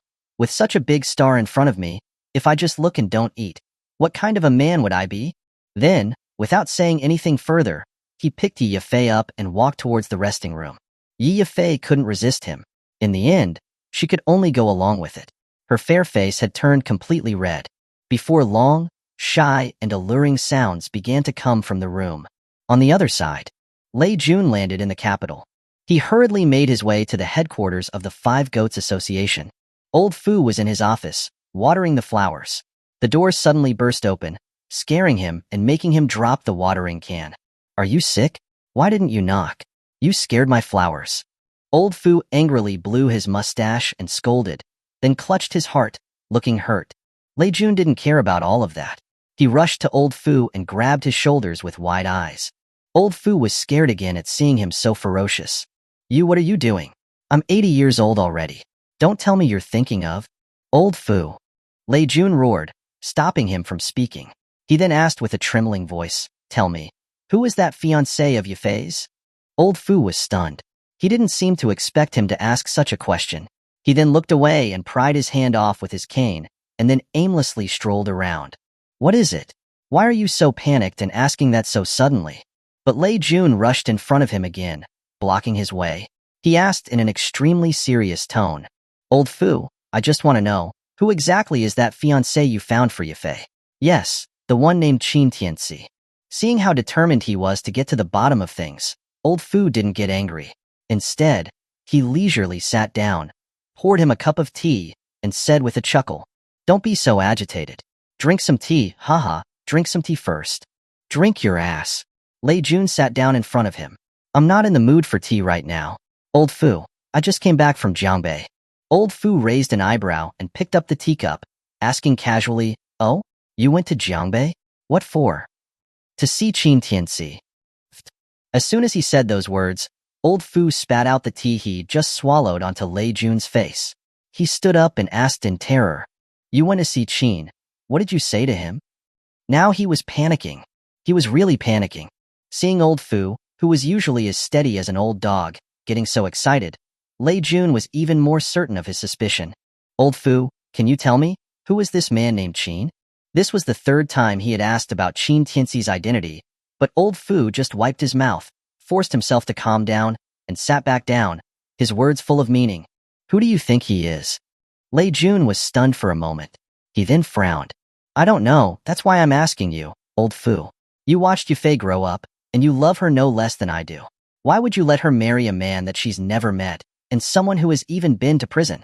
Hearing that, Old Fu revealed a strange smile. Since you've already investigated him, do you not know where he was imprisoned before? As soon as he said those words, Lei Jun's heart skipped a beat. His pupils widened, and he stared at Old Fu without saying a word. Old Fu found his expression quite funny, so he continued to drink his tea. Little Lei, you're actually quite upright, but sometimes when you're looking at things, you can't see what they are. After teaching you for all these years, you should know my nature. I treat Yafei as my own granddaughter. Do you think I would let her marry a worthless man? Or even a man of unknown origin? He had already said this much. If Lei Jun still didn't understand, then it would be a waste of Old Fu's teachings over the years. But after learning the truth of the matter, Lei Jun could no longer stay calm. He even couldn't help swallowing nervously as he asked with a dazed look, Old Fu, is that really such a big thing? Why couldn't you talk to me about it first? Now I've almost offended him. But Old Fu spoke frankly. Do you think, with your current status, you're qualified to know about this? Lei Jun's face was full of embarrassment. He knew he had lost his composure, and all he could hear now was a loud buzzing in his ears. Old Fu then handed him the teacup, his aged eyes revealing an undisguised wise smile. The power to take on 1,000 men, rarely seen in the world. A man who can take on 10,000, only one of his kind in this world. Back then, when I followed him to negotiate with the 18-nation coalition, and wasn't afraid of their auras, what a majestic sight that was. With him around, Dragon Country can stand firmly at the top of the world. Chapter 318. He is capable of small things and capable of great things. Listening to Old Fu's words, Lei Jun felt dizzy, as if he was about to fall down. If he wasn't holding onto the table, he might have already collapsed to the floor. Seeing how flustered he was, Old Fu wasn't angry. Instead, he said with a bit of pity, You're already in your 40s, why are you still so reckless? You didn't even tell me before you rushed to Jiangbei. It's good that you didn't offend him, or do you know what kind of a disaster you'd be bringing onto yourself? Hearing this, Lei Jun smiled bitterly. Old Fu, what if I told you that I've already offended him? What did you say? Old Fu got up again in agitation, glaring at him. Seeing this, Lei Jun quickly tried to calm him down. It's not exactly an offense, just that we debated a little about our opinions. Old Fu pointed at him with disdain. How should I put it?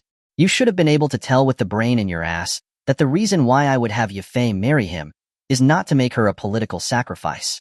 Even our royal family has had countless princesses marrying off for political reasons over the years. Did you think Yafei could have escaped that fate? Among all the people in the world, only he could have changed Yafei's fate. Why couldn't you think about that? Lei Jun didn't dare to say a word after being reprimanded. He was glad that he hadn't said anything too extreme before, otherwise, he might have really become restless right now.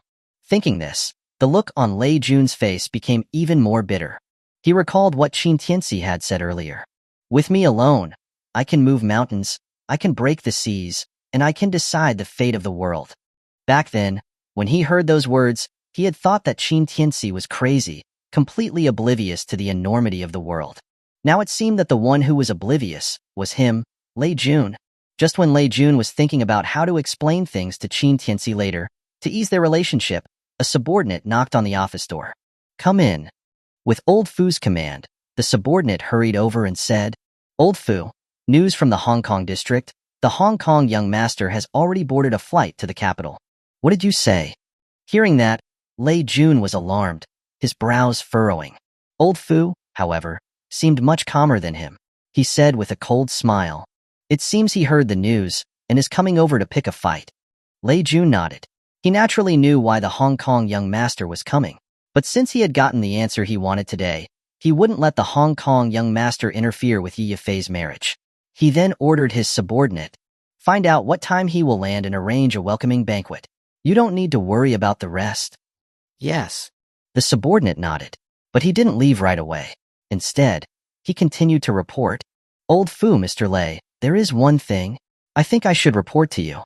"What else is there?" Old Fu and Mr. Lei were stunned, looking at him with confusion. The subordinate hesitated, not knowing where to begin. In the end, he could only take out his phone and show it to them. After the two leaned closer, the subordinate said, "After Miss Yi officially announced her engagement at the concert, many black histories of this Mr. Qin have been discovered, including his time in prison and the accusation of rape. But after that, a group of people, using private accounts, revealed that Mr. Qin is also dating several other girlfriends at the same time. And some of his black history from Jiangling University was also exposed by this blogger, who was also deliberately directing public opinion and mobilizing the emotions of the masses. Now, even our PR is unable to suppress the spread of these rumors. They have already spread to all of the major websites." As soon as he said that, Lei Jun was instantly enraged. "Which damn bastard is spreading this trash? Are they trying to die?" But Old Fu held him back on the chair, and then pointed at the ID of the blogger on the phone screen, asking his subordinate, "Can you trace the IP address of this person? Plenty to use as a facial mask?" The subordinate glanced at it and shook his head. "I'm very sorry, Old Fu. This person is using a private account and deliberately concealed their information. Unless we check the platform's database, we have no way to track them down. Then draft this as an official document and send it over to Qiu Shanghua of the National Security Bureau." Old Fu said casually. "Ah." The subordinate was shocked. "Old Fu, this is an issue of public opinion. Sending it to the National Security Bureau, is that appropriate?" But Old Fu said with a matter-of-fact tone, "I'm asking you, what is the impact of this matter right now?" "It has triggered a massive public outcry." The subordinate answered fluently. "That's right." Old Fu spread out his hands. "So, what's the consequence of a massive public outcry?" "It will lead to social unrest." "If there's social unrest, doesn't it affect national security?" "So, sending it over to the National Security Bureau is perfectly fine." Subordinate. It somehow sounded very reasonable. Lei Jun was also shocked by Old Fu's words. He quickly said, "Old Fu, wasn't it you who always taught me to seek truth from facts? The things that this kid, this Mr. Qin did before, shouldn't we investigate first before coming to a conclusion?" But Old Fu smiled meaningfully, then turned to wave his hand at the subordinate. "Go and do it." "Yes, Old Fu." After the subordinate left, Lei Jun was even more puzzled. "Old Fu, isn't this inappropriate?" Old Fu glanced at him, and then said, "Little Lei, you're still too young. There are many things that aren't just black and white. You only need to know. Everything that damages his reputation is damaging our country's reputation. All of it, put him first. That's enough." Hearing that, Lei Jun took a deep breath and then sighed. "Sigh, I really don't know what this great man is thinking. He clearly has so many responsibilities, yet he still wanders around so recklessly. And now his black history has been exposed." But Old Fu glared at him. "You brat, didn't you ever make mistakes when you were young? To err is human. And he's also shouldering so many responsibilities. Is that his responsibility alone? Is Dragon Country not your country? Don't you have any responsibility?" "Humph." Lei Jun's face turned embarrassed. "I misspoke." Old Fu scoffed again. "Little Lei, you better remember this. The more carefree this great man is, the more peaceful our country will be. If we ever have to disturb him to come out, it means that Dragon Country will be at a do-or-die moment. Do you understand? Hearing that, Lei Jun paused, and then his eyes became serious. Indeed. Not having a sword in your hand, and having a sword and choosing not to use it are two different things. The Hades King is the sharpest sword in Dragon Country's hand. He is capable of small things, and capable of great things. Thinking this, Lei Jun stood up and said, "There's no need for Little Wang to go. I'll personally negotiate this matter with Qiu Shanghua." Chapter 319. The One Thing You Should Not Have Done. At this time, Xiao Fei and Ding Hui were huddled in their room, staring at the computer screen. Seeing that their private account was gaining tens of thousands of followers every few minutes, their hearts were filled with excitement. I didn't expect that this massive traffic was finally about to be captured by me. Ha ha ha, once this account is established, we can start live streaming and make a fortune. Xiao Fei was extremely excited. He had worked under Yi Yifei for several years, but his position had never gone up. He'd also accumulated a lot of debt due to his bad habits. In fact, the salary that Yi Yifei gave to each of her employees was very high. It was the highest in the industry.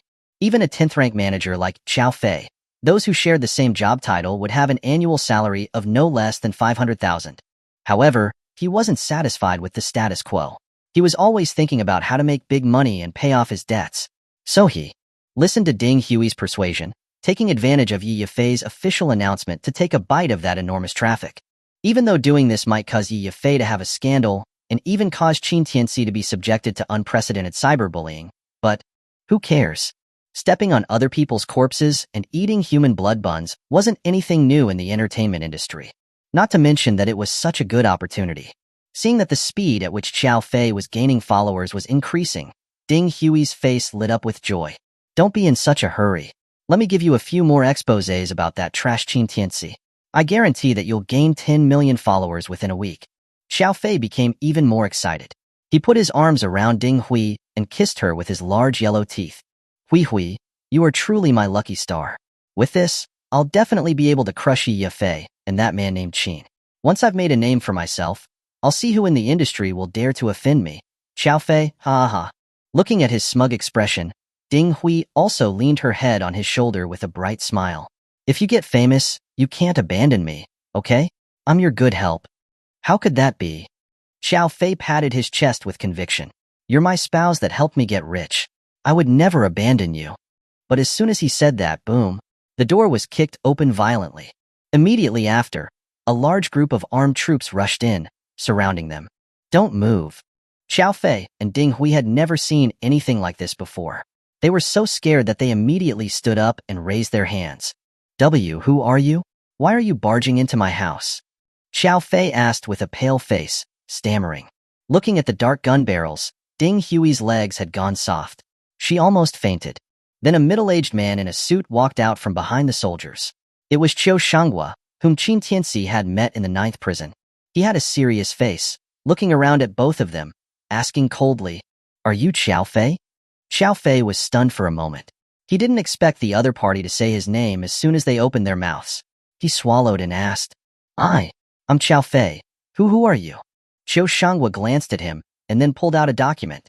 We are from the National Security Bureau. Xiao Fei, you're now officially under arrest for disrupting social order and undermining national stability. As soon as he finished speaking, Xiao Fei's mind exploded. Why, you said what? The National Security Bureau? Even though Xiao Fei didn't know what kind of judicial institution it was, but just hearing the name told him that it wasn't anything he should be involved with. He immediately panicked. When did I ever disrupt social order? I'm just an ordinary citizen.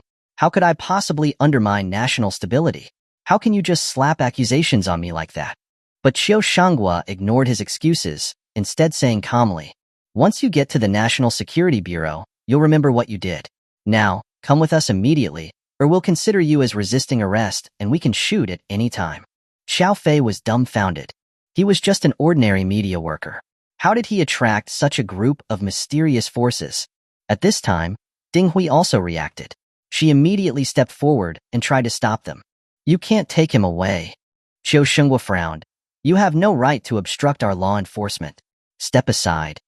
Seeing that Qiu Shanghua didn't seem like he was going to bother her, Ding Hui became even more brazen. What makes you think you can take him away? We're just normal, ordinary citizens. Does the National Security Bureau think it's that great? The National Security Bureau is also a state agency. You're just wantonly bullying us common folk. I can complain about you. The reason why she dared to say that was because she was certain that they were just acting according to the law, and they wouldn't do anything to her as a woman. Seeing that her aggressive attitude was overwhelming Qiu Shenghua, Xiao Fei immediately began to defend himself. That's right. You're just using your power to bully us. I can file a complaint against you. But Qiu Shenghua sneered. Using our power to bully you? No agency can interfere with the National Security Bureau's work. The crime you've committed is endangering the country. With that alone, I can shoot you right now. You hear me? Who do you think you're scaring? Ding Hui's tone became even more shrill. Do you think I don't know the law? You broke into a private home for no reason and are arresting my boyfriend without any documents. How do I know that you're not just bandits who are trying to use this as an excuse to kidnap someone? Qiu Shenghua, looking at the ignorant woman, remained expressionless. He then turned to his subordinates. Take her away too. One of the soldiers rushed forward without saying a word and grabbed Ding Hui. Ding Hui panicked. She struggled desperately. Why are you arresting me? I haven't broken the law. Someone, help. The National Security Bureau is trying to kill people. Slap. The soldier wasn't going to go easy on her. He directly slapped her across the face. Shut up. Ding Hui was stunned for a moment, and Xiao Fei didn't dare to sit still anymore. He immediately roared, faking his anger. How dare you? You've gone too far. I'm going to complain about you. I'm definitely going to complain about you. That's fine. Qiu Shenghua said calmly. I'm Qiu Shenghua, the Minister of the National Security Bureau. You can take any legal path you want. But if you dare to resist again, in 3 seconds, they'll riddle you with bullets. As soon as he said that, Xiao Fei immediately shut his mouth. Take them away. Qiu Shenghua's tone was firm. But when they were about to leave the room, Xiao Fei became completely terrified. He cried and asked, Minister Qiu, can you tell me what crime I've committed? Why are you arresting me? I really don't know anything. Seeing that he was scared, Qiu Shenghua didn't hide anything. He took out his phone and showed him the videos that he'd posted these past few days. Did you post these? Xiao Fei was startled. His face instantly turned dark red. But he still had hope. I was just exposing things. Is that against the law? It's not against the law. Qiu Shenghua said indifferently. But the one thing you should not have done was to slander that great man. Chapter 320. Dogs biting each other. That great man? What great man? Who have I offended? Xiao Fei was bewildered by Qiu Shenghua's words, screaming in terror. But Qiu Shenghua seemed unusually calm. That's right. A rat like you who only knows how to spread rumors behind people's backs wouldn't know his identity. As he said that, he waved his hand at his subordinates, signaling for them to take him away. Wait. At that moment, Xiao Fei suddenly remembered something, his face turning white. If they came to arrest him for gambling, he could still understand it. But now, it was the National Security Bureau that he couldn't possibly contact, and they were also saying that he spread rumors. Wasn't that obvious enough?